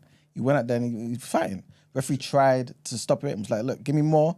Sonny just did one of these ones, punched him up, but just kept getting the pressure, you know what I'm saying? And the referee just said, nah, let me just stop this. So, Yeah, for real, he didn't really. He did quit though, but he didn't. It's weird because if he went back out there, you're right, he didn't. Yeah, he didn't quit, in my opinion. Yeah, but we could see him on camera saying he's like giving up, he's done. Yeah, and that's why the trainer shouldn't let him go back out. But sometimes as a fighter, I feel like they have times where they feel like, oh my goodness, you know what I'm saying? When you get knocked down and get a body blow, you're thinking, can I stand up? But then you do. You know what I mean? Can I ask a question between you two warriors, right? I mean, we are armchair commentators, armchair critics. Is it right for us to be saying he quit if he's just gone through a few bouts and whatnot? We're not getting hit in our heads. Is it right for us to just be so flippant with categorizing how that particular end happened? I think, because, I mean, when you're boxing, it's for our entertainment, innit? You know what I'm saying? This is why you get paid what you get paid, innit? And you kind of understand that people are going to criticize you in the same way that people are going to love you and cheer you on. You know what I'm saying? You may have a day where people are kind of like, wait a minute. Anything you do in the public forum, you need to be open to critique and opinion. I hear you, but if we extend that criticism by saying, nah, that guy's weak, man, how are you going in there as a warrior and then quitting or bending your knee? I think the same thing you said when it is that. Yeah, Joe. Like I said, I'm the bar, yeah. like I said, I don't know if I'm looking at it through biased eyes, but it's I see, I saw strength. I saw strength rather than weakness for him to be so real and so honest with himself. Like, you know what I'm trying to say? Like, but still, to me, yes, but he still didn't quit. He still didn't say, guys, okay, I'm done. He heard his trainer and he said, okay, cool, I'm going back out. You know what I'm saying? He still fought an extra 2 rounds. So, to me, he didn't quit. He still tried his best. You know what I'm saying? So I respect him for it. And again, Sonny's a former world champion, man. This is only his second loss. I might see if he wants to have another convo, man. TDA. He doesn't want him for TDA. He wants to basically put him in an environment where he used to relate to. I'll see if he's on TDA. You're right. 100%. Now it's good for TDA. I'll see if he's on TDA. I'll ask him. That's there, man. That's what I said to you, when I saw him on No Behavior. Talk like a champion. Say yes, I'll make it happen. Right, come on, let's make it work. It's early, you know. Quitter talk. The show's early, you know. Imagine. Football. See you later, people. Man United are back. Well, I don't want to talk about Man United. Man United are the proper prize in this country, you know. There's a top of the league title challenge happening, flopping around. And your first thing you want to go to is United. Let's go to United. You ain't been here in a while, and I'm happy for you now. And we play you next. Right, what do you think's gonna happen? The result? Wednesday? Yeah. I think we'll win. But you know what I'm gonna say. I'm confident these days. You know, what are you talking about? Yeah, no, you should win. We're the Arsenal. It's later. We're the Arsenal. You should win, innit? Of course. Of course you should win. Of course we home, should. Like, I'll be you should disappointed if it is that we don't. Yeah, this is 100%. my vibe. This is what I'm on. You know, that's not like a hot No, take. that's why you shouldn't be surprised with me saying it. I'm not surprised It's with not you saying hot it. I take. just asked you what you thought. I just wanted to see Saying whether that Man you was- United are back. Good win. Yeah, it was a good win. I just think, like, you know what it is? Obviously, like Chelsea was supposed to be finished, and I was telling man, Maresca looks proper. Even when they lost a few games, I was telling man that Chelsea team, they're all right. They're exactly in the same position as you lot, whether it, like points. More or less. It's not more or less. The same wins, same draw, same losses, same goal scored, same concede. That you are the same thing, same goal difference. You are the same thing. So if you are so good, that means they must be decent as well. I'm just still stuck on that you ain't the ones. Sorry, where is City? Behind you lot. More or less the same. So by every single metric you've just mentioned, City is also as decent as us. They're not. It's not. But there's no such thing as more or less. No. Where's City? City, you're not even in the top 4. They're 1 point behind us, right? No. 2? How many points are you behind Liverpool? 9. Then it's 2 points behind you. Okay. Yeah. No, it's not about that, because forget Liverpool, forget Chelsea, it was just about Arsenal, innit? All the hard work that you have been doing, title challenging for the last couple of years. And that's like I said, I just can't get around my head that, because you said it to me. You said it to me on camera, you said it to me off camera, you said it to me, rare. It's Pep, you get me? You've alluded to me that the second Pep goes, this league's yours. You've told me that out of your mouth. I haven't. You have? No, I haven't. You don't want to admit. I swear. Speak like that. Okay, cool. Maybe you're not use those exact words. Maybe I'm paraphrasing. But on my life, I did say on my life, you alluded to the fact what that I did say.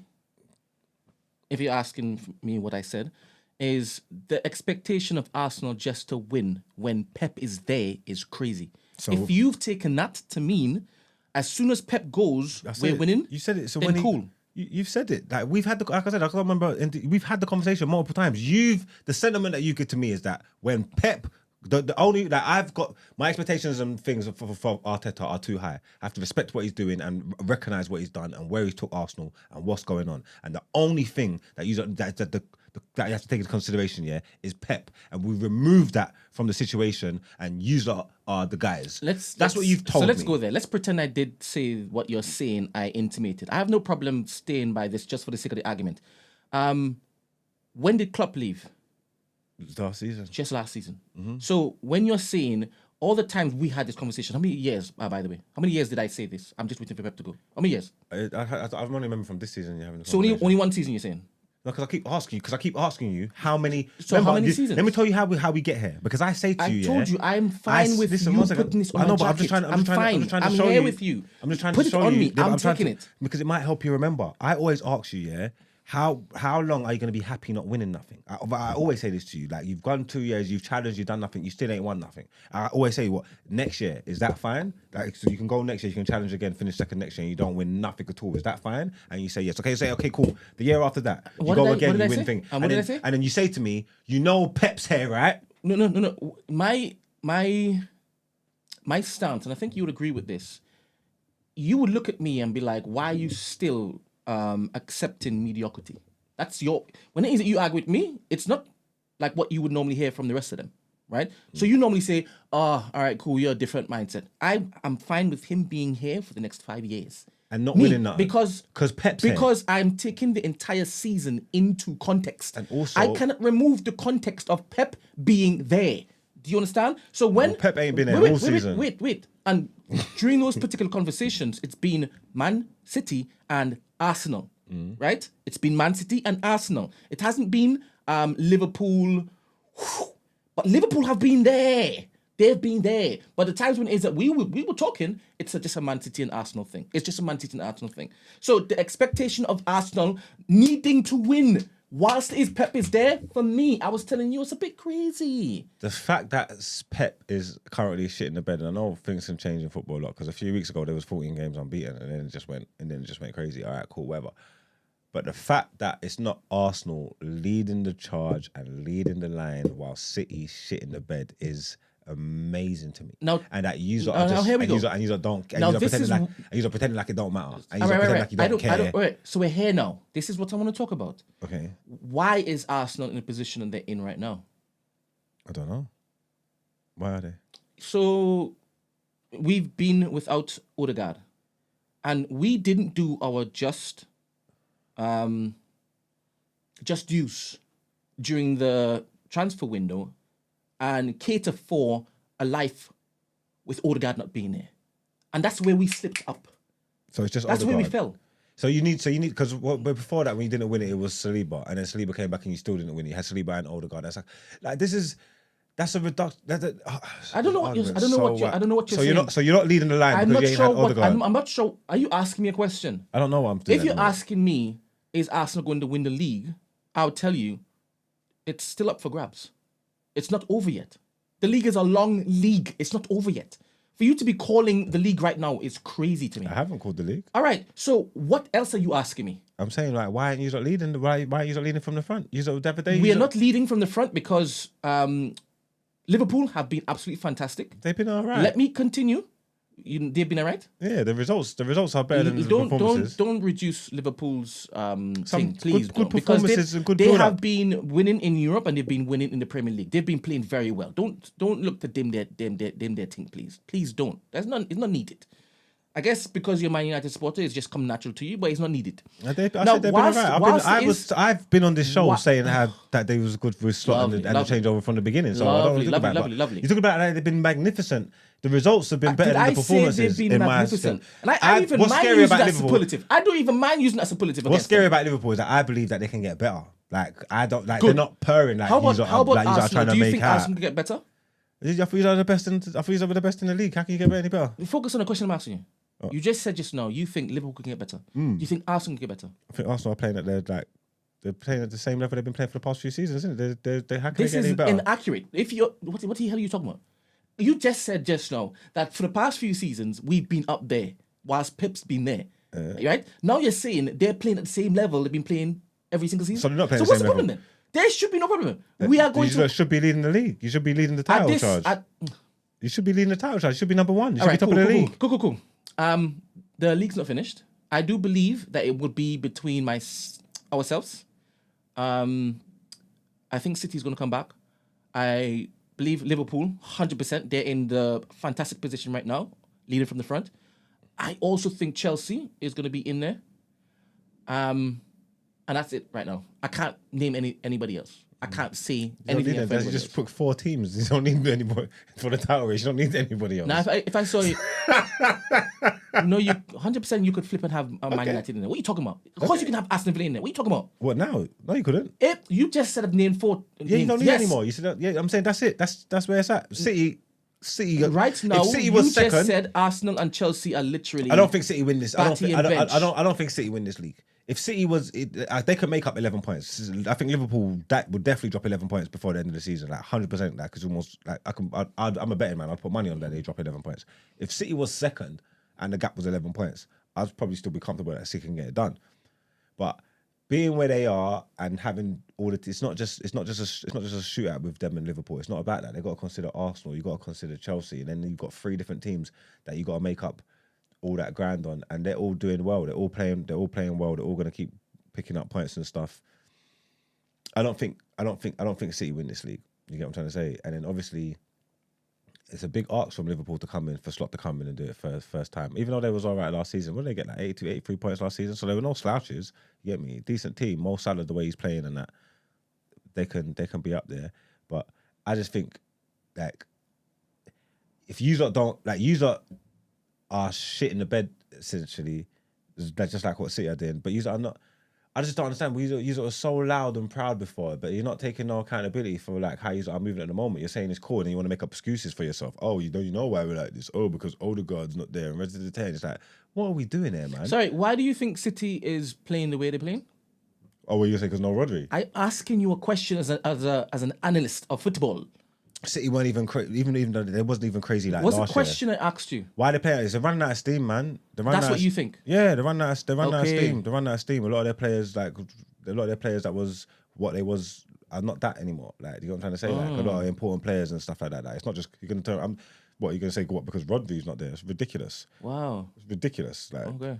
But I wouldn't. I'm not allowing Arsenal to do that. I wouldn't allow City to do that. It's not just because of Rodri's not there. Kyle Walker's not the same person he was. So Gundogan's come back and he's not doing nothing. Kevin De Bruyne's not the same player he was. So it's like, as soon as Odegaard returned, did you not see the uptick in our performances?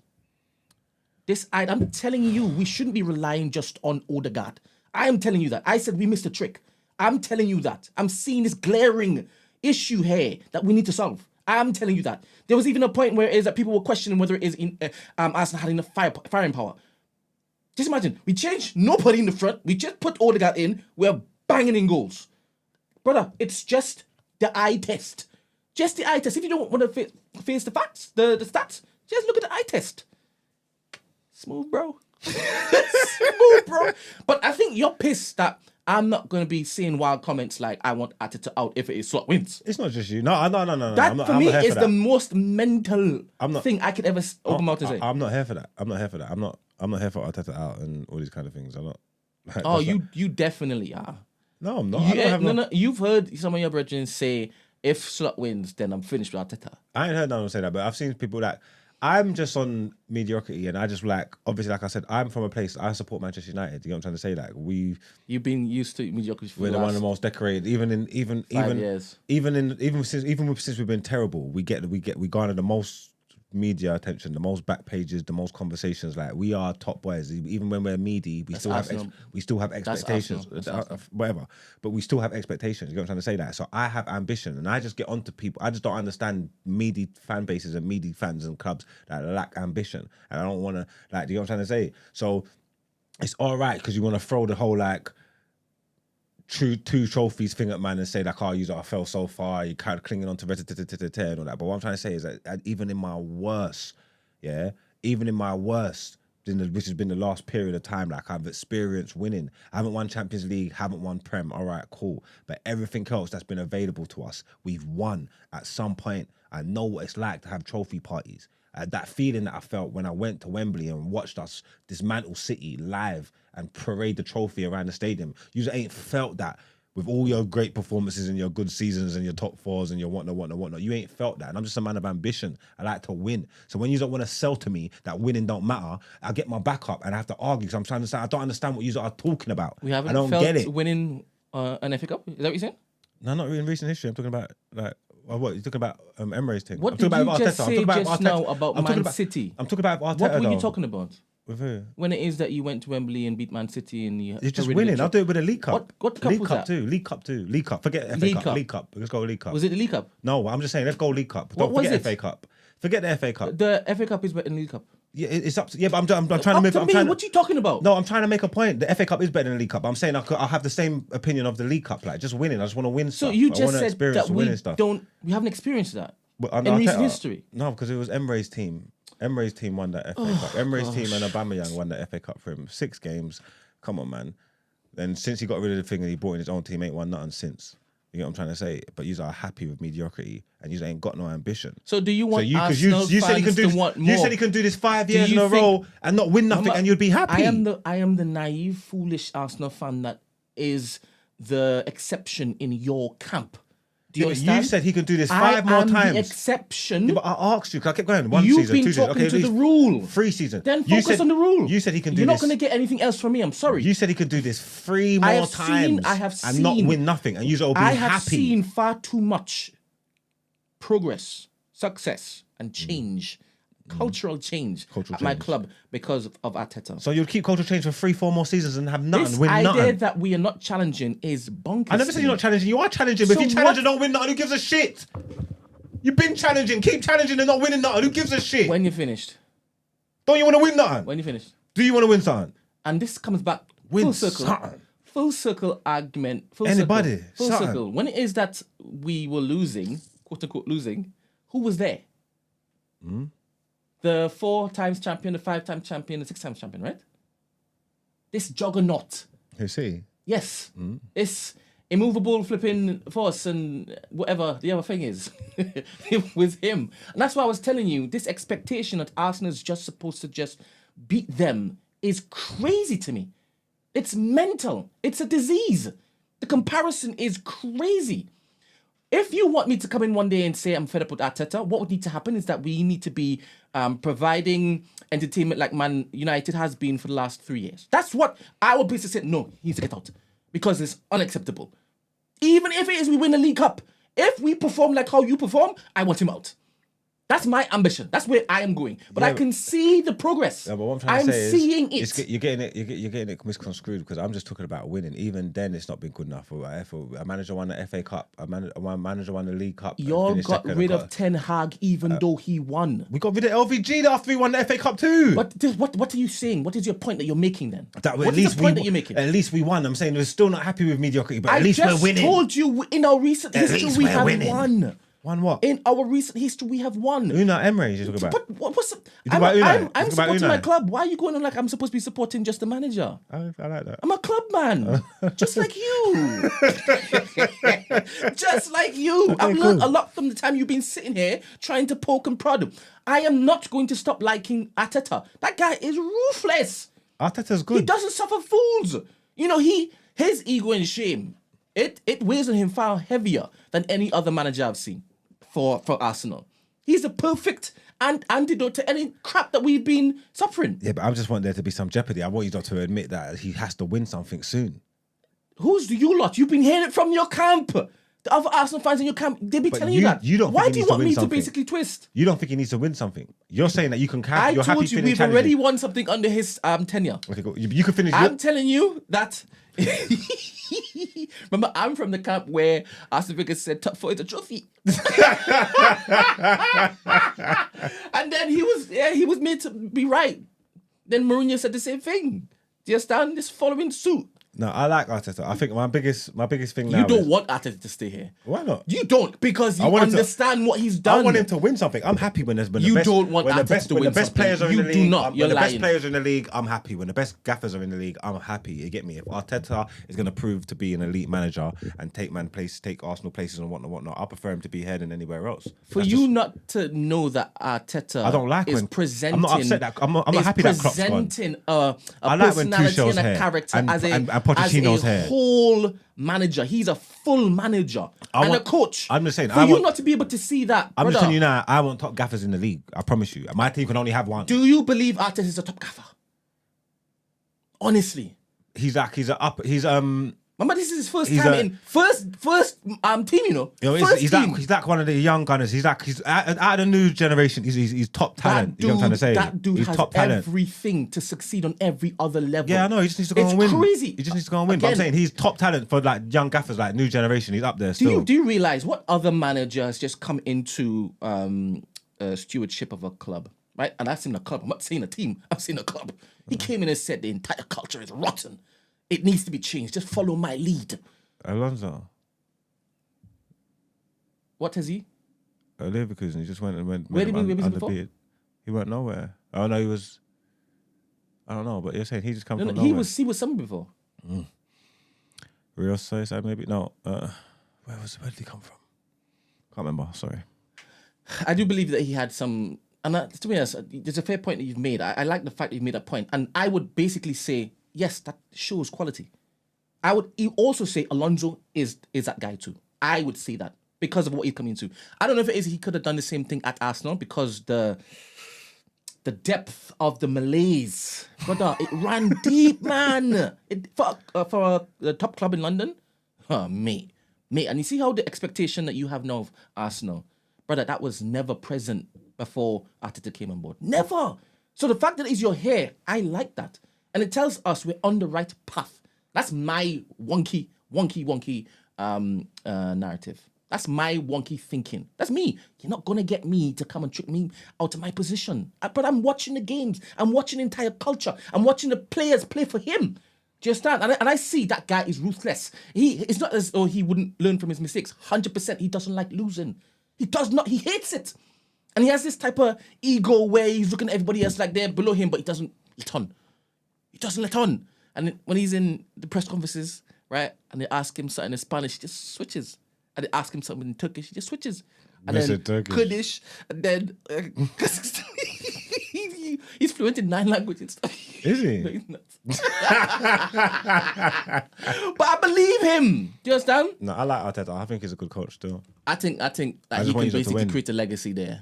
there's Arsene Wenger, and I do believe if it is that he's given an opportunity, which he has, I think the powers that be, they actually believe in him. Do you understand? They Arsenal, know how much it is that he's done. I've always enjoyed Arsenal, like football and stuff like that. I've always liked Arsenal, no matter how much, like, obviously the rivalry between the fans and that, I can lean into it. But I've always enjoyed Arsenal, and they're better when they're winning. You get me? And I just want you to be back. No, you don't. I do. No, you don't. I do. Focus on your team being back. I do want You to want be back. us to be back more than your team? Not more. No, I never said that. Why do you want us to be back? Because I enjoy good football. I enjoy the league. But I like when the Have league's you not strong, been when the getting good league's football from Arsenal? competitive. Who has been running City to the wire?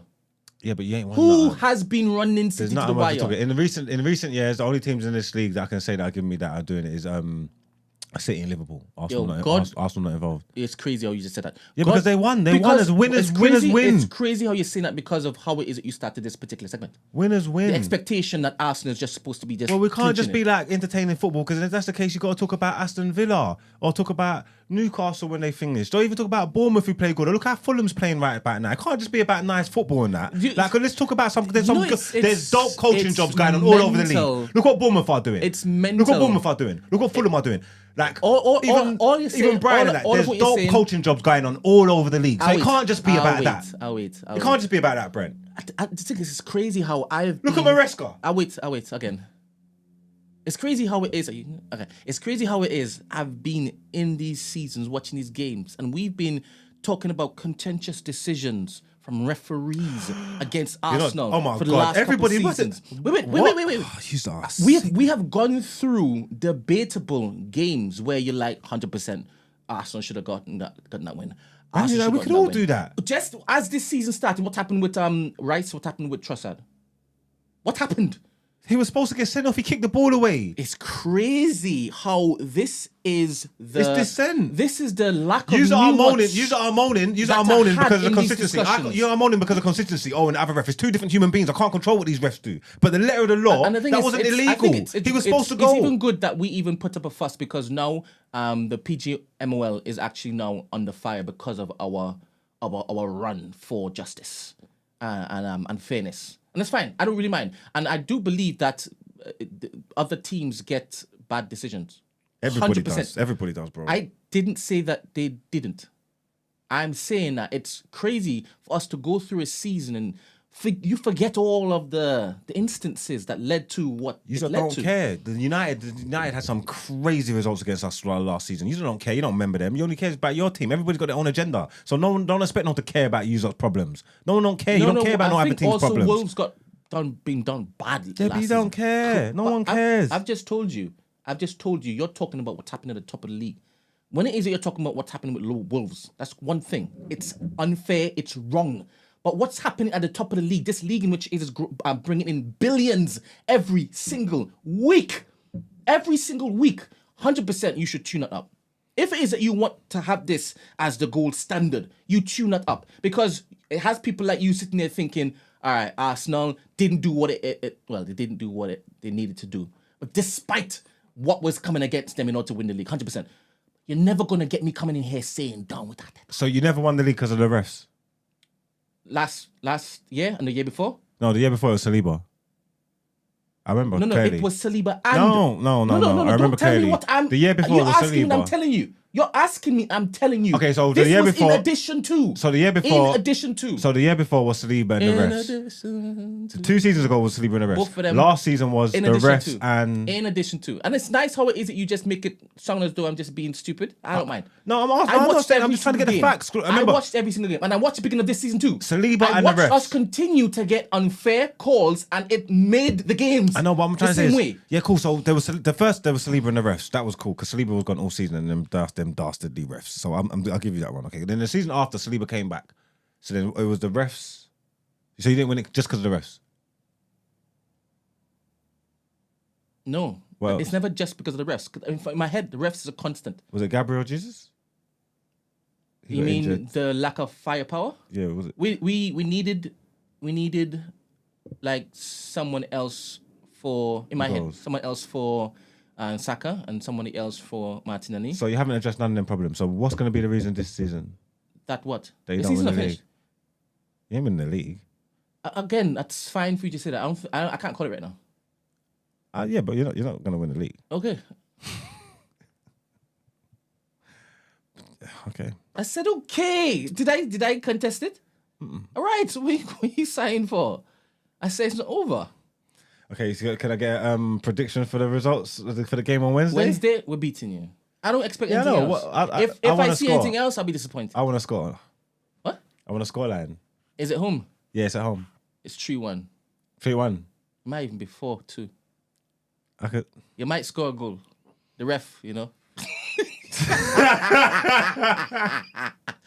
But y'all may score 100%. But I'm confident that we will win. And if it is we don't win, then I'm disappointed because I'm not expecting anything other than that.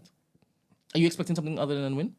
Bear in mind, obviously, Man United Arsenal is a rivalry, right? It defies just it being a case of, you know, this is supposed to happen. No, right? I think it's too soon. Amarin ain't had enough time with the players. Yeah, so I think it's too soon. So anything that you get from there is like, all right. Anything that we get a result, I wouldn't be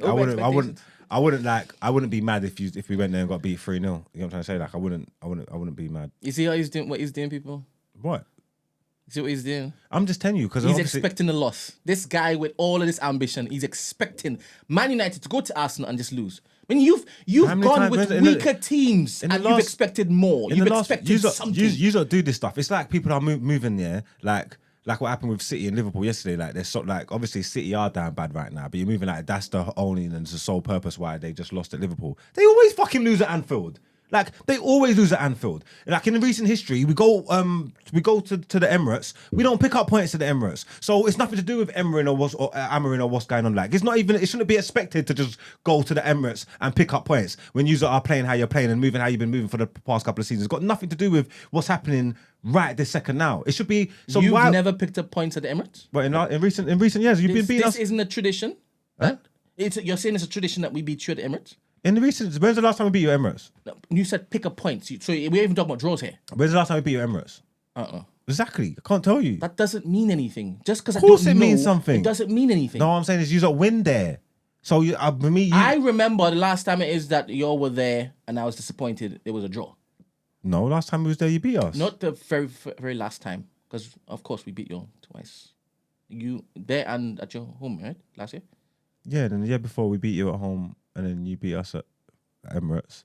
Did we win at the Emirates before that? I don't know if we won at Emirates in the last 4 or 5 games. I remember there being a draw, a very contested draw. Was there? Yeah, when it is that somebody was running through and it was called offside or something. That wasn't a draw. We lost that game. Oh, serious? Rice scored, or Gabriel Jesus scored that in the end. Garnacho went through. Yeah, was supposed to score. It was supposed to be onside. They bumped us. Yeah, that was a draw? No, we lost that game. Oh, sorry. We lost that game. You're used to losing at Arsenal, you're saying? That's what I'm saying. So if we lose to... I don't know if it's true. And let me check my chat GPT. Oh, the people in the chat. What are we saying? Let me check chat GPT. Chat GPT! Let's see. What should I type in? Should we expect... when was the last time? Well, I just see like the last Emirates results. I just think I don't think why regardless of what's going on, why we would expect to go there and beat you. So that's crazy. What I'm trying to say is I'm more looking at the performance. You get me? Obviously, that we've got to learn a new style and there's a new system there. You get me? Like so they got to learn it. Right. I'm more worried about the performance rather than the result. So there's things that I want to see going into that game. You get me? Definitely, there's things that I want to see going into that game. So you are correct. Y'all are rubbish at the Emirates. It says here the last time y'all drew was a 0-0 draw against us in 2021. There you go. And then ever since, you've gotten thumped. Exactly. This is ChatGPT's words, not mine. Yeah. These results indicate that Man United have not secured a win at the Emirates in recent years. So when I tell you I go and I expect you to beat us, then you can't turn, as a football fan, I get what you're doing, but you can't turn around and say these stupid things to me because I'm saying like, why wouldn't, this is what happens. Like, I have you right. You are a good team. You're right. I apologize for expecting that you would have ambition going to us because we used to be a rival. Sorry. I apologize. You are right. Every time you came to the Emirates in recent past, you've been thumped. So why would I expect any different with a gaffer that just come in and had 3 days with them? Yeah, you're right. I understand why you don't expect much. So yeah, I like I said, I'll look to the performance. You get me? To the way the game goes, to the way that they play in the games, to the way that the players approach it. Yeah. If there's any tactics that you can try and implement or whatever, I'll just look to the performance rather than the result. That's why I said that. It wasn't a cop-out. I'm saying literally we could walk out of there and get beat 3-0, and I'm not all woe is me. Let's throw out the baby out with the bathwater. Yeah. Boom, boom, boom, boom, boom. You know what I'm trying to say? I just want to look at the performance. You know what I'm trying to say? Because we're building. So it's not ideal to get this Arsenal team at this point in time because these are a good outfit. Like, what are we doing here? Like, why are we pretending for? You just been saying all this stuff. Like, why are you pretending like Arsenal are not a good team for? I don't know what you just said. I just told you I expect us to win. So I don't know what that bars. No, because then when I said what I said, you start talking about, I don't have any ambition and all this stuff. And you start trying to push it onto me like, I didn't expect it was a top team to come there, no ambition. I didn't expect you to not know football. You didn't expect me to not know football. No, that's not the bad. What then? I know the results from the last few appearances. No, because I don't understand what you're saying. You just read it and you're still trying to relay it in a certain way. No. I said you were right. You were right that we have beaten you in the recent past. You were correct. I was wrong. Are you okay with that? Mm-hmm. Let me continue now. Okay, go on. Regardless of that fact of recent past, just like how Man City fans would have expected them to turn up at Liverpool, even though, as you said... They wouldn't have. Okay. They wouldn't have. Not without Rodri, not with the way that they're playing now, not with their recent history at Anfield. So you would hope, everybody's got hope. You would want to call that, you would hope that your team go there and do something. Question. They wouldn't expect it to go Anfield and get points. Fair point. How about Arsenal going to Man United? What should we be feeling? That's a toss of a coin. It's the same thing, but obviously you don't do good. You don't go to Old Trafford either. You don't do good at Old Trafford either. But you beat us because you beat. I swear you took points from us there recently in recent history, though, innit? How I'm moving is I expect us to basically go to your place and perform like our away form has been shown the last couple of years, which is we've been performing away games. At any given time, like I'm saying, like recently, like I don't automatically expect. What's the record at Old Trafford? What's the Arsenal record at Old Trafford? But because you took points from us recently, like so. But it's a coin toss, though. No, but you said it was the same thing as a coin toss. That suggests that you're saying that you coming to us should be the same thing. Coin toss. No, I'm not. And that's why I said what I said. No, I'm not. When I said the same thing, I was referring to the record to get me to the previous history and everything goes. And I'm sure you've not took. Like, you weren't too good at Old Trafford before. I used to always be confident that we'll beat you at Old Trafford. But I think in recent history, you've come and that's changed a bit. You know what I'm trying to say? But there's still that Old Trafford thing. But I don't know. You can get the numbers there. Maybe I'm miles off it. All right. So May 12th, 2024, we won. Yeah. We achieved 1-0 win in 2020. So that was just one out of 4 years. So it's 4 years. So it's just the last game. But the last game, okay, cool. This was I don't know what I'm getting wrong. But the last game that you came and you beat us, yeah. You were in your ascendancy and everybody thought you was going to beat us. Whereas before, even when it's going on, it's like we could be doing bad, whatever. But you come to Old Trafford and it's like you don't know because it's the Old Trafford. You take the form guide, the home and all that. But that last game that you came and beat us, so every man and his dog knew you were going to beat us. So that's why I said it's a toss of a coin now. If you come to Old Trafford, because obviously it's only done it once in the last 4 years, but you are still your ascendancy. But there's still that Old Trafford thing. You couldn't be mad if you drop points at Old Trafford right this second now. Like if you drop points at home to us, you should be mad. I don't expect you to. But if you came to Old Trafford and you drop points, you shouldn't. You can't be like you can't be that mad. Like come on, man, it's Old Trafford. Sorry, yesterday's yay ain't today's yay, bro. I expect when we go there to basically give you a run. I don't expect us to be playing poorly, especially how our away form has been over the last 2 years. I don't expect that, especially if it is that we have our team. If we were going without Odegaard, brother, and that's why I said we did badly during the flipping transfer window. The fact that I'm saying this, reliance on flipping Odegaard is crazy to me. Crazy. Yeah, see, in my mind, with the I think obviously I was wrong. You probably have only won once, like you're saying, in the last how long, yeah? But it's because of the way it happened in that, like the last season, the last time you came to Old Trafford, we didn't stand a chance, and everyone knew that. You know what I'm trying to say, like, and that felt different. That felt different. You know what I'm trying to say, like, so obviously you need to build on it, but there's no guarantee you're gonna build on it. Like, you come to Old Trafford, it's not guaranteed you're gonna win at Old Trafford. That's not guaranteed. No, it isn't. But my expectation is more favourable than none. Only because of our recent form. Like I said, my entire world has changed. My whole life. Arteta did this. You're not going to have me come in here in this too and say, brother, bin him. Sorry, I'm not that guy. No, I'm not saying bin him. I'm saying he's doing good. But I tried to get the conversation going with you. I'm trying to find out when do you bin him. So obviously it's rubbish hypotheticals to do, but I do hypotheticals. I am the wrong Arsenal fan to ask that. Because when I give you a response, you won't accept it. That's why I said, stick with the consensus over in your crew, innit? Whatever they're saying is wrong with that. But then, a lot of them are flip-floppy. Every single game, boom, out. Or this person's crap. It's crazy. Have you seen any United games since Amarin's been there? Oh, you guys are cooking. You're just saying that. Have you watched any? 4-0. Have you watched Silky. it? Have you watched that any? Ahmad guy? Okay, cool. I know you haven't watched. I know he hasn't I watched watched no the games. Everton one. Did you watch the whole game? Oh, it was beautiful, man. I think he's lying. Symphony. you didn't watch the game. I know you Brother, didn't. Brother, he's at least lying. basically got you all playing. Because it wasn't smooth like that. So I don't know you're lying. No, what? It wasn't like that. It wasn't. I smooth didn't like say that. it was. So you said symphony and all this stuff. Like it wasn't like that. I think you played well. I think you played well, especially against isn't it like a rival? You don't have the same thing as Liverpool with Everton. Oh, okay, so maybe not. Well, continue doing what it is you're doing, and I'll be supporting Man United in no time, because I too want them to come back to the glory. The same way you want Arteta and Arsenal to do that, I want that too for Man United. But man, give Amarin time, man. As we did for Ten Hag. Yeah, for real. Ten Hag didn't need no time. He came in and outperformed you straight away. Remember, the first season was good. It's the second season that was bad. Are That's what got him you sacked. measuring his success to Amaranth? Huh? Are you measuring his success to Amaranth? Are you going to judge him by the same yardstick? Who, Amarin? Yes. Because you said he didn't need any time. He came in and he won. So you're expecting a trophy this season. Hopefully, or at least top 4 or something. Yeah, we just want to win. I'm always expecting to win. I'm judging, same yardstick, man. Let's go. Let's get it now. We're a big club.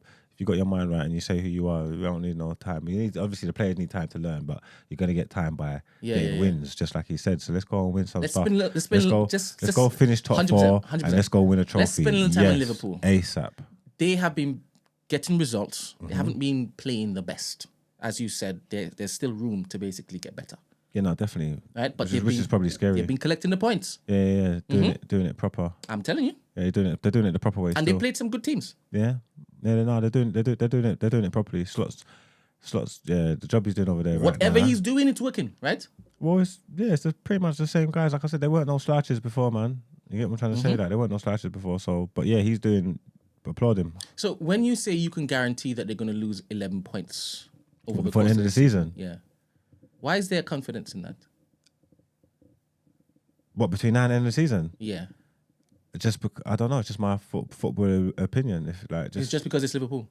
Because you wouldn't say the same of Man City if they were in a position. Yeah, because because they don't do that. They haven't done that. Thank you. You know what I'm saying? Yeah, so that's why. Yeah. If Man City were in that position, you wouldn't see them dropping points. Not 11. Not 11. No. Yeah. But yet Arsenal is the one you want to basically pip that particular team. I don't understand what you mean. I know you don't understand. I don't get your point. What you're making. But he's a red. I don't understand. He's a red. You want me to explain it to you? Yeah. This same Man City team. Yeah. They are where they are now, 2 points below Arsenal. Yeah. 2 points below Chelsea. Yeah. Right? And you see them losing more points, right? Who? City. Yeah, I'm guessing. So the way they're looking at it. And why is that down to? What do you put that down to? Them being sure to lose more points? Their performance in the first 12 games or whatever. Like, I'm gonna have to see them get it together. City just look. They just look like a spent force. You know what I'm trying to say? That they just look like a spent force. So I think it's going to be a rough season for them. They'll definitely drop a few more points before the season's over. Whether it be draws or whatever, they'll definitely will. Cool. So my initial point, which you said you didn't understand, the years in which it is City normally occupies the Liverpool spot, you wouldn't say that you could see them dropping 11 points. Just due to what they would have done the previous seasons, right? Okay. It's not in their flipping DNA, right? Yeah. At this point. And those particular seasons, if it was just flipped around, by the way, Newcastle, Liverpool and Man City, you were like, Arsenal, you should be expecting more of yourself. Even though you say you don't even see them budging from that particular point. No, Once they're ahead, you wouldn't see them budging. No, I'm not you saying- can't see them losing 11 points. I'm not saying- But you would still expect Arsenal to basically pit them. No, you missed the point. No, I didn't expect Arsenal. I never expected Arsenal to pip them. Even them trophies, even them times when you were challenging, I knew City was going to win those leagues. I've never expected Arsenal to pick them. You have got their expectations. Mind your words carefully. Now I've you're never expected saying Arsenal to pick them. each time. Mind your words carefully. Stop, because I'm making my point here. I'm not charging you off the past. What's happened off the past is past. We're talking about the present. User was in prime position to pick up the slack when City's flop. User have told me the only thing stopping you lot. How can you expect us to win the league when City do what they're doing? When Pep's here, when rare, fine, great excuse. You know what I'm trying to say? Pep's not here right now. Question. Pep's not here right now. Question. City ain't doing City stuff. Question. And user ain't top of the league, bro. Question. So basically, what you were telling me was wrong then. Question. What you were telling me was wrong then. Question. Are we here? Are we here? How much have Liverpool lost? How many games? Yeah. I don't know. 1. Okay. So who has been performing from the beginning of the season and maintained that? So they should be used lot. I'm asking you a question. Liverpool. That's even proving my Alright, point. It's even worse. It's even worse. And the first 6 And they got games... a new gaffer. It's even worse. Arsenal should be doing this. I don't understand. All right, if it is, you don't want to have a conversation, you don't have a I conversation. don't understand. I'm trying to help you to understand and you're Okay. talking over me. Okay, go on. Are you sure? Go on. Are you sure? Comparing it. This season, Liverpool has lost 1. So they're just like Man City, you're saying? If you want to basically fill in that gap, it's you filling in that gap, right? What has happened to Arsenal? Nothing. This is not right. So because Odegaard's got... No, don't say, you can't say nothing. Look at Tottenham. Sake, Look at Tottenham. I mean, let's move on to Tottenham. City won that league when Let's City move on won to that league. Tottenham. City won that league when Kevin De Bruyne was gone for damn near half the season, bro. What are we talking about? So are you suggesting that losing Rodri is not as effective as losing Kevin De Bruyne? You know what it is. No. Answer that question. What's Losing the question? Rodri. Yeah. Who is there to replace Rodri in that City team? I don't know. I don't even know who's supposed to replace him. Kovacic? Kovacic. I don't know who their number 6 is. No one, I guess. Then. Thank you very much. But that's not an excuse. It matters. It doesn't matter. You're going like it doesn't matter. It doesn't matter. Rodri's not been there before. And they've won the league. Rodri's had injuries before and they've won the league. I'm not giving them just Rodri's. I'm not doing that. I'm not doing that. City are too good. City are too good, yeah, and they are too well coached, yeah, to give them that this is happening because Rodri's not there. Just a one player. If that's what their setup is really, is meaty. Just like you lot. If that's your thing, Arsenal, if it's Odegaard, you are meaty then basically. This is bullshit. This is bullshit. This is a very disingenuous take from you, especially seeing as last year they romped again to victory. 6 feet. It's very disingenuous of you. Very. To suggest as though Rodri being missing is not calamitous for them. I'm not saying it's not calamitous for them. Because I'm telling you, Odegaard not being there is completely popped down our flipping team. I'm telling you that. One player. Then you're meaty then. Yes. All right, we've got to wrap this. I've probably got a guy in practice to be here till 12. All right, Tottenham. They've been missing quite a few players. But they're still picking up points. And they're not really. Did they draw? Yeah, they drew the 10 man, innit? And I think they're doing well based on the amount of players that's missing.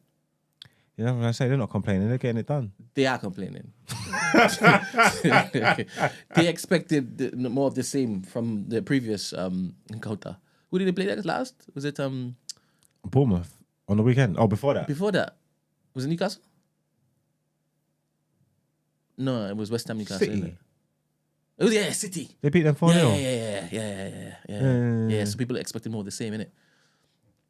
It's tough, man. This is a hard I league, like man. this league. I like this season. Bournemouth are no one don't want to hear it. Bournemouth are decent, man. Yeah, they're good. No one don't want to hear it. They're good. I'm liking this season. I'm liking the I Champions like this League. season. Because right now, you've written us off. No, I haven't. Oh, you think we can come back? Huh? You think we can come back? You come back to doing what you got to do. Probably finish second or something. Go challenge and go. Ooh. Yeah. I don't think you can win the league. Do you see that in our future? Yeah. So you're saying Liverpool's winning the league? If you're not saying Liverpool, who the hell else are you saying? Right now, the way this season's going, I would say Liverpool. Liverpool are favourites. Well, of course they are. Who else would you say? Liverpool are favourite. If you're saying that we will compete against Liverpool, you can't say who else you are, because last time when City weren't even top and City were favourites. So it's not just that. It's not just being top don't make you favourites. Like, you know what I'm trying to say? Like, just because you're there doesn't mean you're I'm favourites. just asking for your opinion. You said they're spent force. That's what you said. City are spent force. Right now, and yeah. I don't think that's crazy to say. I don't think City win this league. I don't think City win this league right now. Like I said before, we've come back, but I don't think City win this league because they've fallen too far. Yeah, I just think it's a toss up. And they're in a scare run about the same position as us, and you're saying it's impossible. But you're saying it's possible for us. Because they're going to drop your more points. Because they're going to drop more points. You shouldn't be dropping points. You should be beating everybody. You are sick. What are you saying? What? But you shouldn't, because Odegaard's gone. You keep skipping that bit. This is crazy. We're not the same without Odegaard. That's what I told you. It's a fault of ours. I've told you right from the jump, we didn't do our just due during the transfer window. I told you that. I'm not making stuff up. I told you that. If you don't make Liverpool or Chelsea win this league, yeah, you sack Arteta. You see? There you go. Fuck it. You're not getting it from me. Let's just go there. You're going to get it from everybody else? If you not make City or Liverpool win this league, sack that man. Because that is ridiculous. And you will rejoice when we sack him, innit? That is just ridiculous. Wouldn't you rejoice if when we City sack win him? it? Fair play. No, because obviously you said Pep, no problem. Fair play. Yeah, it's Manchester crazy City. that you still say City is in for a judge right now. If City win it, fair play. And you say fair play. It's crazy coming from behind us. Yeah, because they've done that all the time. This is what they do. But fair play to them if they win it. But if you don't let Liverpool or City win this league, oh my God, that is egregious. Liverpool or City or Chelsea? Liverpool or Chelsea, sorry. Liverpool So or you're Chelsea. You're saying Chelsea's in for... Chelsea's in there, you're saying? Well, if you are in there, Chelsea are in there. Good, thank you very much. So it's 3. Yeah, 3-horse race. All right, then. 3-horse race. With teams that you should have been in front of. Remember where Chelsea was last season and Liverpool. Remember who Arsenal are. Stupid revisionist history. If it's a 3-horse race between Arsenal, Liverpool, and Chelsea, this crazy talk. How can you not? This crazy talk about Liverpool's just bollocks. Where did this come from? If we can agree that it's a 3-horse race between Arsenal, Liverpool, and Chelsea, how can Arsenal fans be talking like this? Liverpool are not everything small you said boys. to me for the past 2 seasons. Is top. After everything you said to me for the past 2 seasons, if it's a 3-horse race right now between Liverpool, Arsenal, and Chelsea, how can you not go and bet your house on it that you're not going to do it? So anything that doesn't fail, that is ridiculous, man. This is ridiculous. Ridiculous. Is it ridiculous? If it's a 3-horse race between Liverpool, Chelsea, and Arsenal, how can you even conceive that you don't win it? Can I ask After a question? everything you have told me for the past 2 seasons. Can I ask a question? After everything that's happened. Can I ask a question? Do you feel I should be more like moved emotionally when it is that we talk about football and the expectation of these footballers? Do you think I should be more moved? No. Do you think I should be creating content where I'm screaming and bursting blood vessels? I just want you to feel something. Never gonna do that. I do. All joy. All joy. Count it all joy. You don't understand. I stopped watching. I continue watching Arsenal. But the emotional attachment, the love I had, it died. But I still continued basically watching. Arteta's brought that back for me. No, and I hear that. There's too much joy. I'm sorry. Remember, this He's a good father. Remember, forget this season. Remember where Chelsea was last season? Pot shambles. Remember all these players. Remember what we said. Maresca just come from the Championship. You got too many good players to not look If to it's basically okay, come cool. good. So because I can't, like I said, I can't begrudge you. If City come and pip you, so I can't say nothing because we know who they are. No. But if you're telling me it's a 3-horse race and it's Liverpool, Chelsea, and Arsenal, I don't like and how you're you're talking. moving I don't like how you're talking like it's Liverpool. competition. That's crazy how you're just discounting Liverpool. Why are you discounting Liverpool like that? Why? I'm just And the saying. thing is, in recent history, they've won more than Arsenal. Why are you discounting them like that? Tell me. If you just look at stats... You finished second 2 years in a row. You are the best team in the country. So it's about finishing second? That's a trophy now. Even when you didn't win it, I think the sentiments was that you are the best team in the country, no? Who said that? Like the footballing wise. I don't know. See fans see online that you got to play the best football, like you are the best team. Like, Sorry, and that's why you're being led by this nonsense narrative, because the headlines saying this, that. That's how it is. They basically tear you down. They build you up and just pull the rug. They pull the rug, and they know because of Arsenal fans, we're the biggest fans on social media. Apparently, the biggest ones that make noise and whatnot. It's all for clicks. You need to understand that. It's all for clicks. They don't want us to win. They don't, because we'll be insufferable. They don't. Remember, Gary Neville still says that we're going to win it, innit? I don't know, but I think I just think this is. I think if we're admitting, that. And you might not agree with me, but this is just the parameters that we're setting for this argument. City are a spent force. You get me? I'm not saying that at all. Well, you said, okay, it's not a spent force, then Rodri's gone. Because if Arsenal can't do it without Odegaard, City can't do it without Rodri, by your mindset. So Rodri's gone. So City are done. Yeah? Cool. No, so it's a three-horse race. Because he's come back. Not anytime soon, though. They're going to do something in January. I think they might get Zubimendi. They might try to get Zubimendi, but, If it's a three-horse race between Arsenal, City, and Chelsea, if you don't tell me you are the lead horse in that race, this is crazy to me. Arsenal, City, and Chelsea. I'm sorry, it's 12 o'clock. I got to go. That's fine. I can't Arsenal, even City, wrap and Chelsea. up. Sorry, Liverpool, City, and Chelsea. I can't even wrap up. I can't do nothing. I'm gone. We're gone. All right. Arsenal If it's a three-horse race, Season at Wednesday. this time when it is you're making this particular statement and the 9 points clear, and they don't win, it's an indictment on Liverpool. Sorry. They bottled it. If we can get that conversation going for us, we bottled it. They'll be bottling There's no it. expectations of slot on Liverpool to win the league. That is bonkers, what you just said. There wasn't beforehand. It's easy to do it now. Stop talking about beforehand. That's what you used. You still use arguments for, there's an expectation of Arsenal to do this and this whilst Pep is still there. It's crazy. They're now 9 points clear. Unbeaten in the Champions League. 9 points clear of City, not of you lot. Of us. Oh, yeah, shit. Of us. Yeah, that's only 3 games. Imagine man say there's only 3 games. So you think Liverpool ain't going to lose 3 games to the end of the season, Brent?